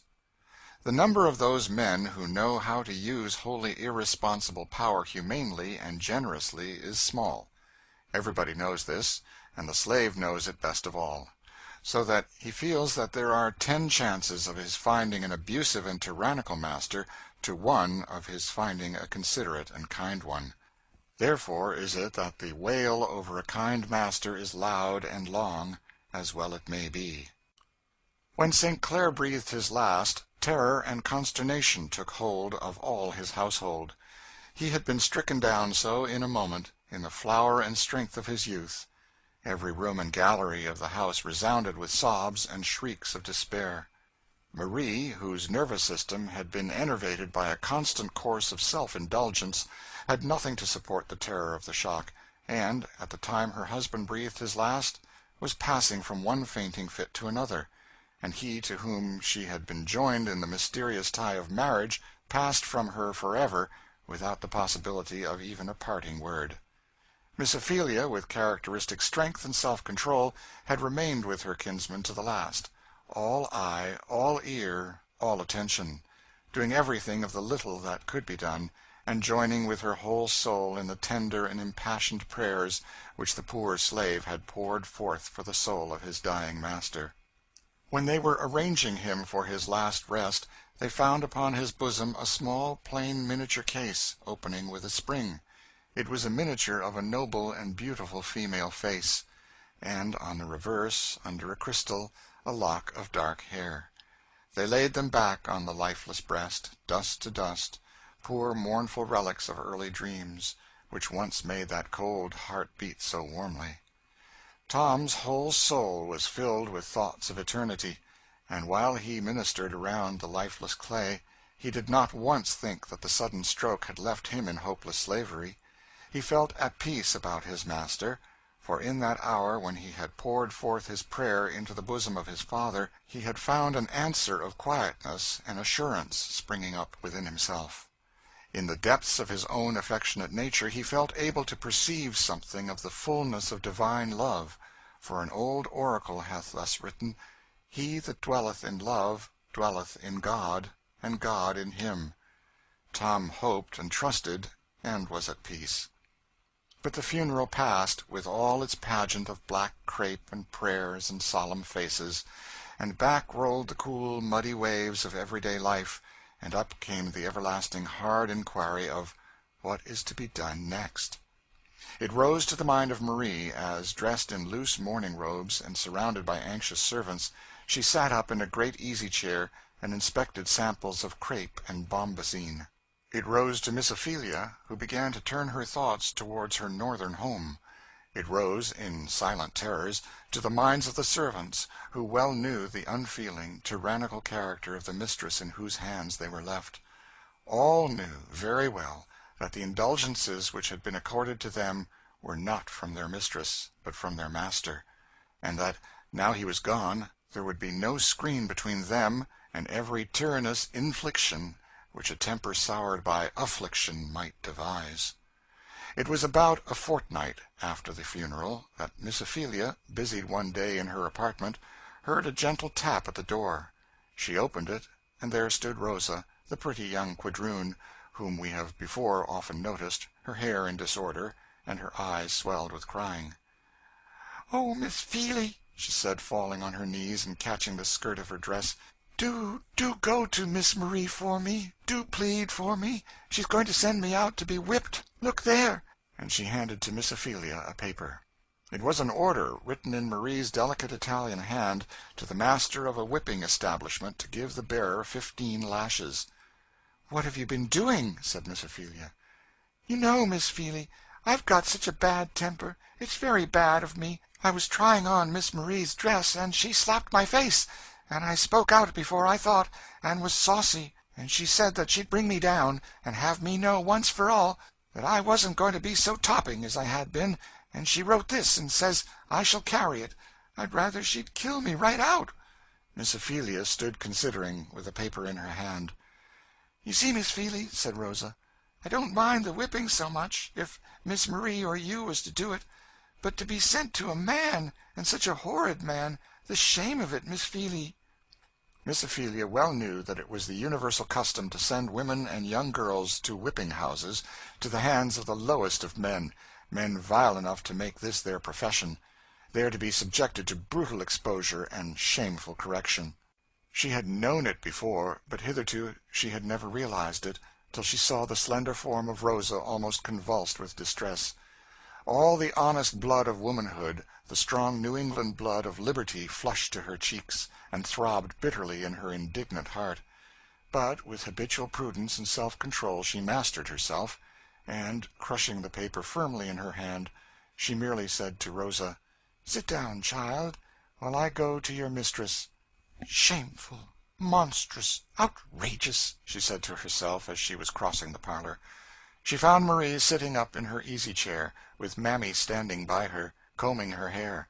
Jane sat on the ground before her, busy in chafing her feet. "How do you find yourself today?" said Miss Ophelia. A deep sigh and a closing of the eyes was the only reply for a moment. Then Marie answered, "Oh, I don't know, cousin. I suppose I'm as well as I ever shall be," and Marie wiped her eyes with a cambric handkerchief bordered with an inch deep of black. "I came," said Miss Ophelia, with a short, dry cough, such as commonly introduces a difficult subject, "I came to speak with you about poor Rosa." Marie's eyes were open wide enough now, and a flush rose to her sallow cheeks as she answered sharply, "Well, what about her?" "She is very sorry for her fault." "She is she? She'll be sorrier before I've done with her. I've endured that child's impudence long enough, and now I'll bring her down. I'll make her lie in the dust." "But could not you punish her some other way? Some way that would be less shameful?" "I mean to shame her. That's just what I want. She has all her life presumed on her delicacy, and her good looks, and her ladylike airs, till she forgets who she is. I'll give her one lesson that will bring her down, I fancy." "But, cousin, consider that, if you destroy delicacy and a sense of shame in a young girl, you deprave her very fast." "Delicacy!" said Marie, with a scornful laugh. "A fine word for such as she. I'll teach her, with all her airs, that she's no better than the raggedest black wench that walks the streets. She'll take no more airs with me." "You will answer to God for such cruelty," said Miss Ophelia with energy. "Cruelty? I'd like to know what the cruelty is. I wrote orders for only 15 lashes, and told him to put them on lightly. I'm sure there's no cruelty there." "No cruelty," said Miss Ophelia. "I'm sure any girl might rather be killed outright." "It might seem so to anybody with your feeling, but all these creatures get used to it. It's the only way they can be kept in order. Once let them feel that they are to take any airs about delicacy and all that, and they'll run all over you, just as my servants always have. I've begun now to bring them under, and I'll have them all to know that I'll send one out to be whipped as soon as another, if they don't mind themselves," said Marie, looking round her decidedly. Jane hung her head and cowered at this, for she felt as if it was particularly directed to her. Miss Ophelia sat for a moment, as if she had swallowed some explosive mixture, and were ready to burst. Then, recollecting the utter uselessness of contention with such a nature, she shut her lips resolutely, gathered herself up, and walked out of the room. It was hard to go back and tell Rosa that she could do nothing for her, and shortly after one of the manservants came to say that her mistress had ordered him to take Rosa with him to the whipping-house, whither she was hurried in spite of her tears and entreaties. A few days after, Tom was standing musing by the balconies, when he was joined by Adolphe, who, since the death of his master, had been entirely crestfallen and disconsolate. Adolphe knew that he had always been an object of dislike to Marie, but while his master lived He had paid but little attention to it. Now that he was gone, he had moved about in daily dread and trembling, not knowing what might befall him next. Marie had held several consultations with her lawyer. After communicating with St. Clair's brother, it was determined to sell the place and all the servants except her own personal property, and these she intended to take with her and go back to her father's plantation. "Do you know, Tom, that we's all got to be sold?" said Adolphe. "How did you hear that?" said Tom. "I hid myself behind the curtains when Mrs. was talking with the lawyer. In a few days we shall be sent off to auction, Tom." "The Lord's will be done," said Tom, folding his arms and sighing heavily. "We'll never get another such a master," said Adolphe apprehensively. "But I'd rather be sold than take my chance under Mrs." Tom turned away. His heart was full. The hope of liberty, the thought of distant wife and children, rose up before his patient soul as to the mariner shipwrecked almost in port rises the vision of the church spire and loving roofs of his native village, seen over the top of some black wave only for one last farewell. He drew his arms tightly over his bosom, and choked back the bitter tears, and tried to pray. The poor old soul had such a singular, unaccountable prejudice in favor of liberty that it was a hard wrench for him, and the more he said, "Thy will be done," the worse he felt. He sought Miss Ophelia, who, ever since Eva's death, had treated him with marked and respectful kindness. "Miss Feely," he said, "Massa St. Clair promised me my freedom. He told me that he had begun to take it out for me, and now, perhaps, if Miss Feely would be good enough to speak about it to Mrs., she would feel like going on with it, was it as Massa St. Clair's wish." "I'll speak for you, Tom, and do my best," said Miss Ophelia. "But if it depends on Mrs. St. Clair, I can't hope much for you. Nevertheless, I will try." This incident occurred a few days after that of Rosa, while Miss Ophelia was busied in preparations to return north. Seriously reflecting within herself, she considered that perhaps she had shown too hasty a warmth of language in her former interview with Marie, and she resolved that she would now endeavor to moderate her zeal, and to be as conciliatory as possible. So the good soul gathered herself up, and, taking her knitting, resolved to go into Marie's room, be as agreeable as possible, and negotiate Tom's case with all the diplomatic skill of which she was mistress. She found Marie reclining at length upon a lounge, supporting herself on one elbow by pillows, while Jane, who had been out shopping, was displaying before her certain samples of thin black stuffs. "That will do," said Marie, selecting one. "Only I'm not sure about its being properly mourning." "Laws, missus," said Jane volubly, "Mrs. General Durbinin wore just this very thing after the General died last summer. It makes up lovely." "What do you think?" said Marie to Miss Ophelia. "It's a matter of custom, I suppose," said Miss Ophelia. "You can judge about it better than I." "The fact is," said Marie, "that I haven't a dress in the world that I can wear, and, as I am going to break up the establishment and go off next week, I must decide upon something." "Are you going so soon?" "Yes. St. Clair's brother has written, and he and the lawyer think that the servants and furniture had better be put up at auction, and the place left with our lawyer." "There's one thing I wanted to speak with you about," said Miss Ophelia. "Augustine promised Tom his liberty, and began the legal forms necessary to it. I hope you will use your influence to have it perfected." "Indeed, I shall do no such thing," said Marie sharply. "Tom is one of the most valuable servants on the place. It couldn't be afforded, anyway. Besides, what does he want of liberty? He's a great deal better off as he is." "But he does desire it, very earnestly, and his master promised it," said Miss Ophelia. "I dare say he does want it," said Marie. "They all want it, just because they are a discontented set, always wanting what they haven't got. Now, I'm principled against emancipating, in any case. Keep a negro under the care of a master, and he does well enough, and is respectable. But set him free, and they get lazy, and won't work, and take to drinking, and go all down to be mean, worthless fellows. I've seen it tried hundreds of times. It's no favor to set them free." "But Tom is so steady, industrious, and pious." "Oh, you needn't tell me. I've seen 100 like him. He'll do very well, as long as he's taken care of, that's all." "But then, consider," said Miss Ophelia, "when you set him up for sale, the chances of his getting a bad master." "Oh, that's all humbug," said Marie. "It isn't one time in 100 that a good fellow gets a bad master. Most masters are good, for all the talk that is made. I've lived and grown up here in the South, and I never yet have acquainted with a master that didn't treat his servants well, quite as well as is worth while. I don't feel any fears on that head." "Well," said Miss Ophelia energetically, "I know it was one of the last wishes of your husband that Tom should have his liberty. It was one of the promises that he made to dear little Eva on her deathbed, and I should not think you would feel at liberty to disregard it." Marie had her face covered with her handkerchief at this appeal, and began sobbing and using her smelling-bottle with great vehemence. "Everybody goes against me," she said. "Everybody is so inconsiderate. I shouldn't have expected that you would bring up all these remembrances of my troubles to me. It's so inconsiderate. But nobody ever does consider. My trials are so peculiar.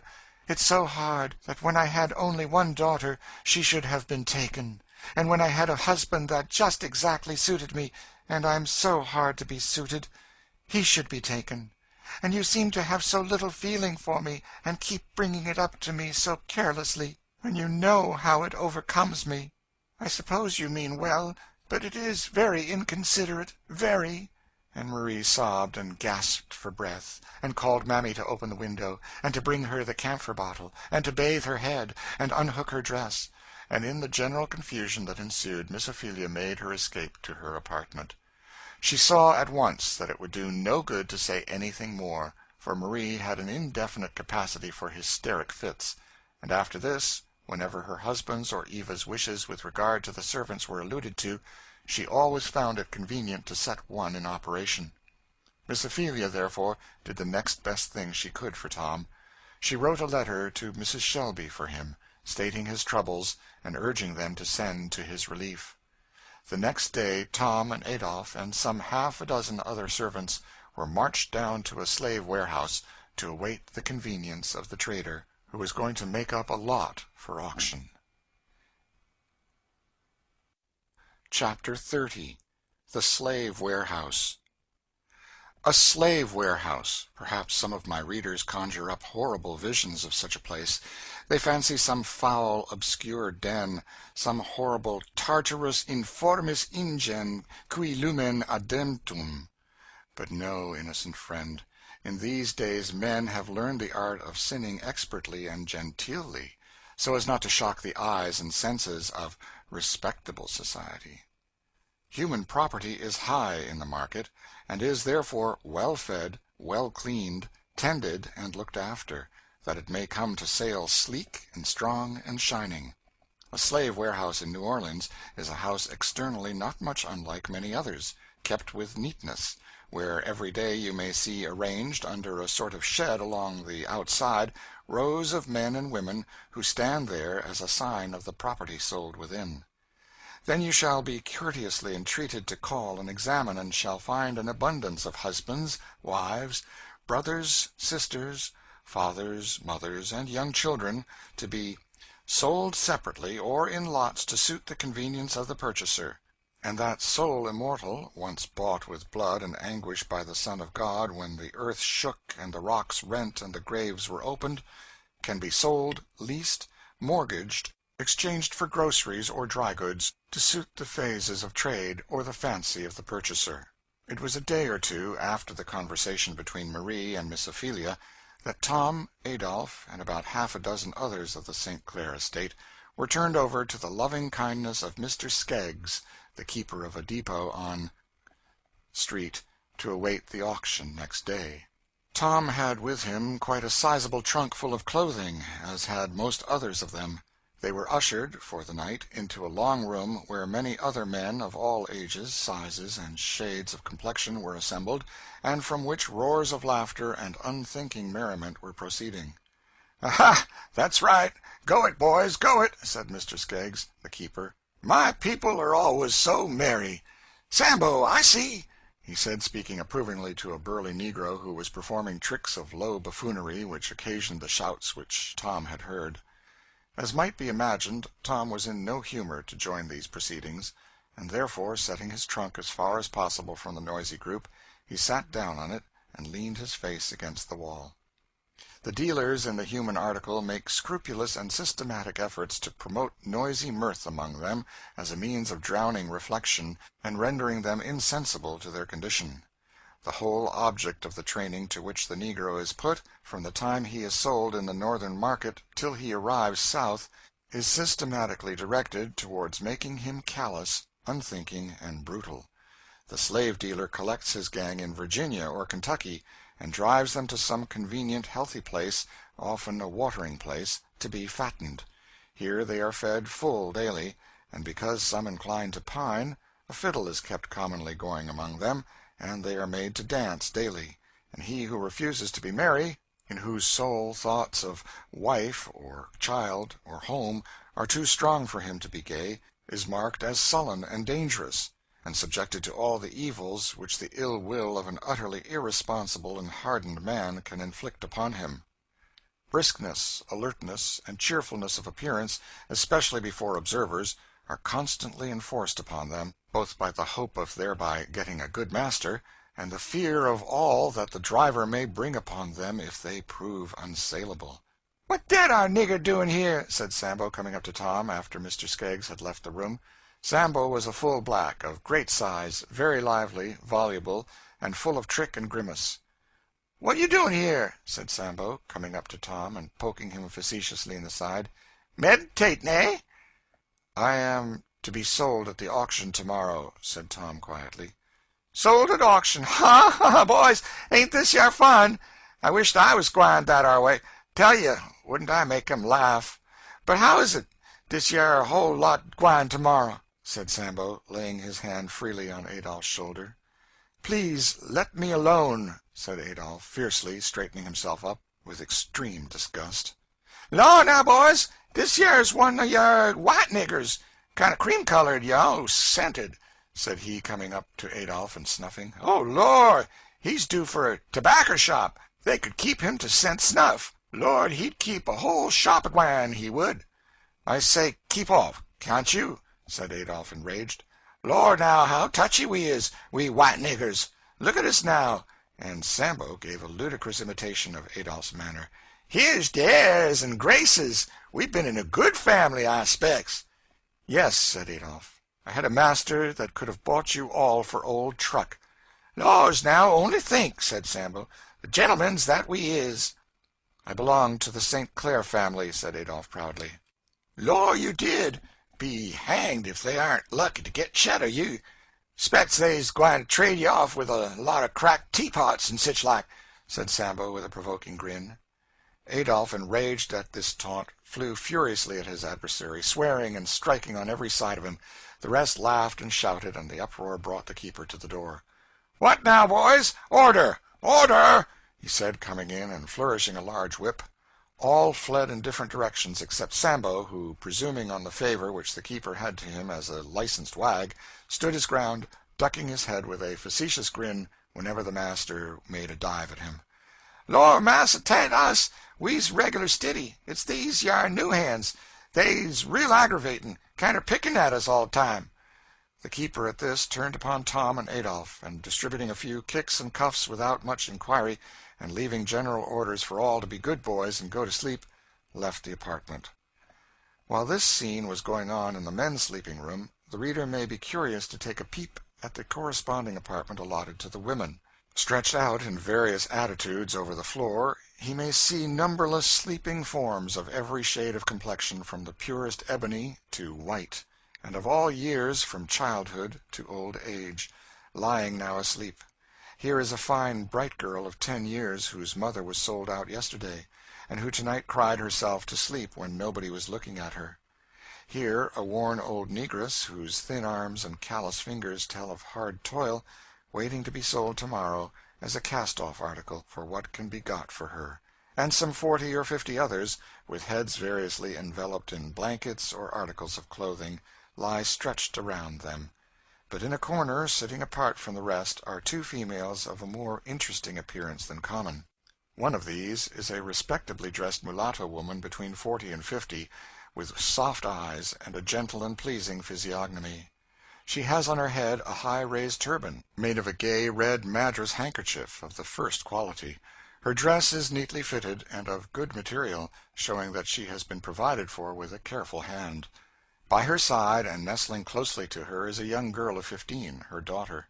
She is a quadroon, as may be seen from her fairer complexion, though her likeness to her mother is quite discernible. She has the same soft, dark eye, with longer lashes, and her curling hair is of a luxuriant brown. She also is dressed with great neatness, and her white, delicate hands betray very little acquaintance with servile toil. These two are to be sold tomorrow, in the same lot with the St. Clair servants, and the gentleman to whom they belong, and to whom the money for their sale is to be transmitted, is a member of a Christian church in New York, who will receive the money, and go thereafter to the sacrament of his Lord and theirs, and think no more of it. These two, whom we shall call Susan and Emmeline, had been the personal attendants of an amiable and pious lady of New Orleans, by whom they had been carefully and piously instructed and trained. They had been taught to read and write, diligently instructed in the truths of religion, and their lot had been as happy in one as in their condition it was possible to be. But the only son of their protectress had the management of her property, and, by carelessness and extravagance, involved it to a large amount, and at last failed. One of the largest creditors was the respectable firm of B. & Company in New York. B. & Company wrote to their lawyer in New Orleans, who attached the real estate (these two articles and a lot of plantation hands formed the most valuable part of it), and wrote word to that effect to New York. Brother B. being, as we have said, a Christian man, and a resident in a free state, felt some uneasiness on the subject. He didn't like trading in slaves and souls of men. Of course he didn't. But then there were $30,000 in the case, and that was rather too much money to be lost for a principal, and so, after much considering and asking advice from those that he knew would advise to suit him, Brother B. wrote to his lawyer to dispose of the business in the way that seemed to him the most suitable, and remit the proceeds.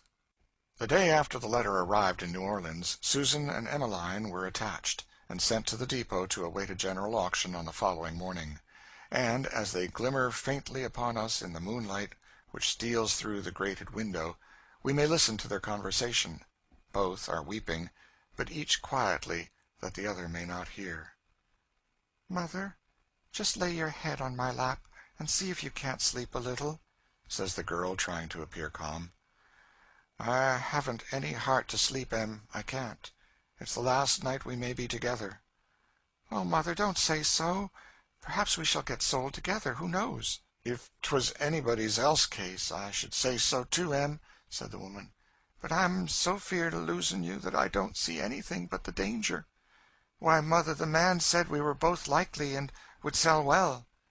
Susan remembered the man's looks and words. With a deadly sickness at her heart, she remembered how he had looked at Emmeline's hands, and lifted up her curly hair, and pronounced her a first-rate article. Susan had been trained as a Christian, brought up in the daily reading of the Bible, and had the same horror of her child's being sold to a life of shame that any other Christian mother might have. But she had no hope, no protection. "Mother, I think we might do first-rate, if you could get a place as cook, and I as chambermaid or seamstress in some family. I dare say we shall. Let's both look as bright and lively as we can, and tell all we can do, and perhaps we shall," said Emmeline.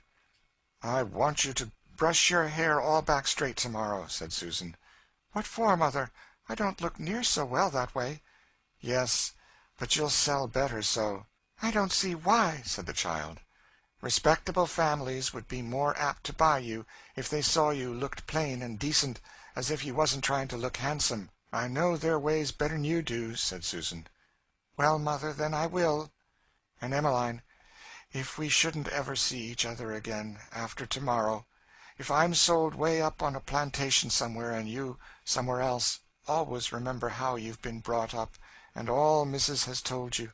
Take your Bible with you, and your hymn book, and if you're faithful to the Lord, He'll be faithful to you."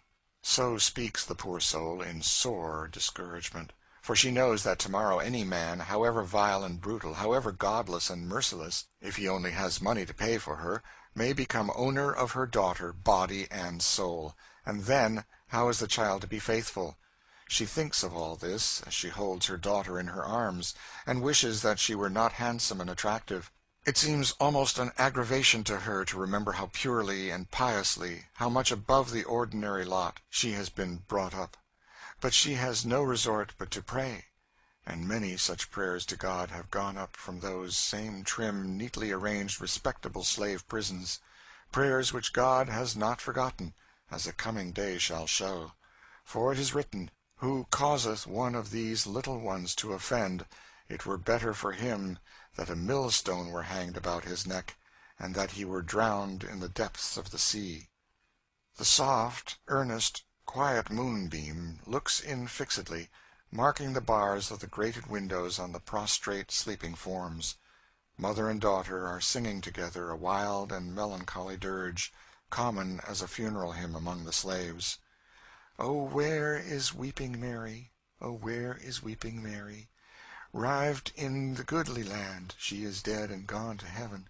She is dead and gone to heaven, rived in the goodly land. These words, sung by voices of a peculiar and melancholy sweetness, in an air which seemed like the sighing of earthy despair after heavenly hope, floated through the dark prison rooms with a pathetic cadence as verse after verse was breathed out. Oh, where are Paul and Silas? Oh, where are Paul and Silas? Gone to the goodly land. They are dead and gone to heaven. They are dead and gone to heaven, rived in the goodly land. Sing on, poor souls. The night is short, and the morning will part you forever. But now it is morning, and everybody is astir, and the worthy Mr. Skeggs is busy and bright, for a lot of goods is to be fitted out for auction. There is a brisk lookout on the toilet, injunctions passed around to everyone to put on their best face and be spry, and now all are arranged in a circle for a last review before they are marched up to the bourse. Mr. Skeggs, with his palmetto on and his cigar in his mouth, walks around to put farewell touches on his wares. "How's this?" he said, stepping in front of Susan and Emmeline. "Where's your curls, gal?" The girl looked timidly at her mother, who, with the smooth adroitness common among her class, answers, "I was telling her last night to put up her hair smooth and neat, and not have it flying about in curls. Looks more respectable so." "Bother," said the man peremptorily, turning to the girl. "You go right along and curl yourself real smart," he added, giving a crack to a rattan he held in his hand. "And be back in quick time, too. You go and help her," he added to the mother. "Them curls may make $100 difference in the sale of her." Beneath the splendid dome were men of all nations, moving to and fro over the marble pave. On every side of the circular area were little tribunes, or stations, for the use of speakers and auctioneers. Two of these, on opposite sides of the area, were now occupied by brilliant and talented gentlemen, enthusiastically forcing up, in English and French commingled, the bids of connoisseurs in their various wares. A third one, on the other side, still unoccupied, was surrounded by a group, waiting the moment of sale to begin. And here we may recognize the St. Clair servants, Tom, Adolphe, and others. And there, too, Susan and Emmeline, awaiting their turn with anxious and dejected faces. Various spectators, intending to purchase, or not intending, examining and commenting on their various points and faces with the same freedom that a set of jockeys discuss the merits of a horse. "Oh, Alf, what brings you here?" said a young exquisite, slapping the shoulder of a sprucely dressed young man who was examining Adolphe through an eyeglass. "Well, I was wanting a valet, and I heard that St. Clair's lot was going. I thought I'd just look at his—" "Catch me ever buying any of St. Clair's people! Spoilt knickers, every one! Impudent as the devil!" said the other. "Never fear that," said the first. "If I get 'em, I'll soon have their airs out of them. They'll soon find that they've another kind of master to deal with than Monsieur St. Clair. Upon my word, I'll buy that fellow. I like the shape of him." "You'll find it'll take all you've got to keep him. He's deucedly extravagant." "Yes, but my lord will find that he can't be extravagant with me. Just let him be sent to the calaboose a few times, and thoroughly dressed down. I'll tell you if it don't bring him to a sense of his ways. Oh, I'll reform him, up hill and down, you'll see. I buy him, that's flat."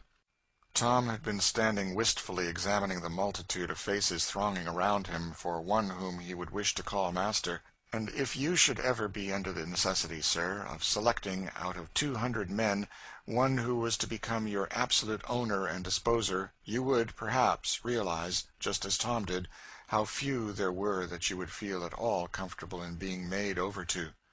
Tom saw abundance of men, great, burly, gruff men, little chirping dried men, long-favored lank hard men, and every variety of stubbed-looking commonplace men who pick up their fellow-men as one picks up chips, putting them into the fire or a basket with equal unconcern, according to their convenience. But he saw no St. Clair.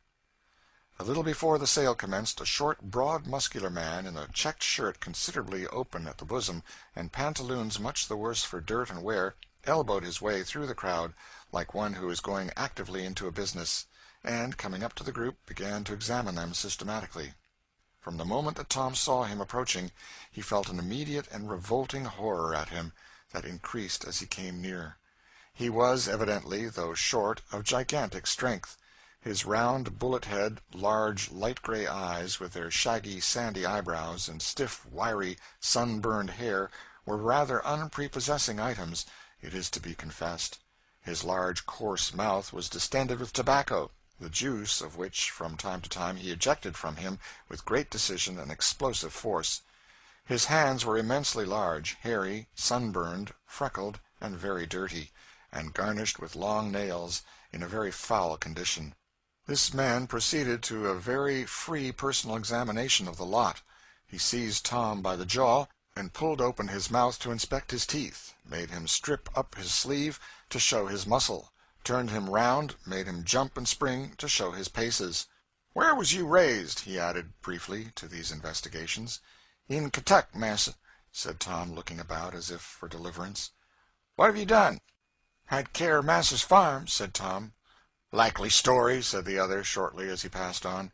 He paused a moment before Dolph, then, spitting a discharge of tobacco juice on his well-blacked boots, and giving a contemptuous oomph, he walked on. Again he stopped before Susan and Emmeline. He put out his heavy, dirty hand and drew the girl towards him, passed it over her neck and bust, felt her arms, looked at her teeth, and then pushed her back against her mother, whose patient face showed the suffering she had been going through at every motion of the hideous stranger. The girl was frightened and began to cry. "Stop that, you minx," said the salesman. "No whimpering here. The sale is going to begin." And accordingly the sale begun. Adolph was knocked off, at a good sum, to the young gentleman who had previously stated his intention of buying him, and the other servants of the St. Clair lot went to various bidders. "Now up with you, boy, d'ye hear?" said the auctioneer to Tom. Tom stepped upon the block, gave a few anxious looks round. All seemed mingled in a common indistinct noise, the clatter of the salesman crying off his qualifications in French and English, the quick fire of French and English bids, and almost in a moment came the final thump of the hammer and the clear ring on the last syllable of the word "dollars," as the auctioneer announced his price, and Tom was made over. He had a master. He was pushed from the block, the short bullet-headed man, seizing him roughly by the shoulder, pushed him to one side, saying in a harsh voice, "Stand there, you!" Tom hardly realized anything, but still the bidding went on. Ratting, clattering, now French, now English, down goes the hammer again. Susan is sold. She goes down from the block, stops, looks wistfully back. Her daughter stretches her hands towards her. She looks with agony in the face of the man who has bought her, a respectable middle-aged man of benevolent countenance. "Oh, massa, please do buy my daughter." "I'd like to, but I'm afraid I can't afford it," said the gentleman, looking with painful interest as the young girl mounted the block, and looked around her with a frightened and timid glance. The blood flushes painfully in her otherwise colorless cheek, her eye has a feverish fire, and her mother groans to see that she looks more beautiful than she ever saw her before. The auctioneer sees his advantage and expatiates volubly in mingled French and English, and bids rise in rapid succession. "I'll do anything in reason," said the benevolent-looking gentleman, pressing in and joining with the bids. In a few moments they have run beyond his purse. He is silent. The auctioneer grows warmer, but bids gradually drop off. It lies now between an aristocratic old citizen and our bullet-headed acquaintance. The citizen bids for a few turns, contemptuously measuring his opponent, but the bullet-head has the advantage over him, both in obstinacy and concealed length of purse, and the controversy lasts but a moment. The hammer falls, he has got the girl, body and soul, unless God help her. Her master is Mr. Legree, who owns a cotton plantation on the Red River. She is pushed along into the same lot with Tom and 2 other men, and goes off, weeping as she does. The benevolent gentleman is sorry, but then the thing happens every day. One sees girls and mothers crying at these sales, always. It can't be helped, etc., and he walks off with his acquisition in another direction. 2 days after, the lawyer of the Christian firm of B. and Company, New York, send on their money to them. On the reverse of that draft so obtained, let them write these words of the great paymaster, to whom they shall make up their account in a future day: When he maketh inquisition for blood, he forgetteth not the cry of the humble.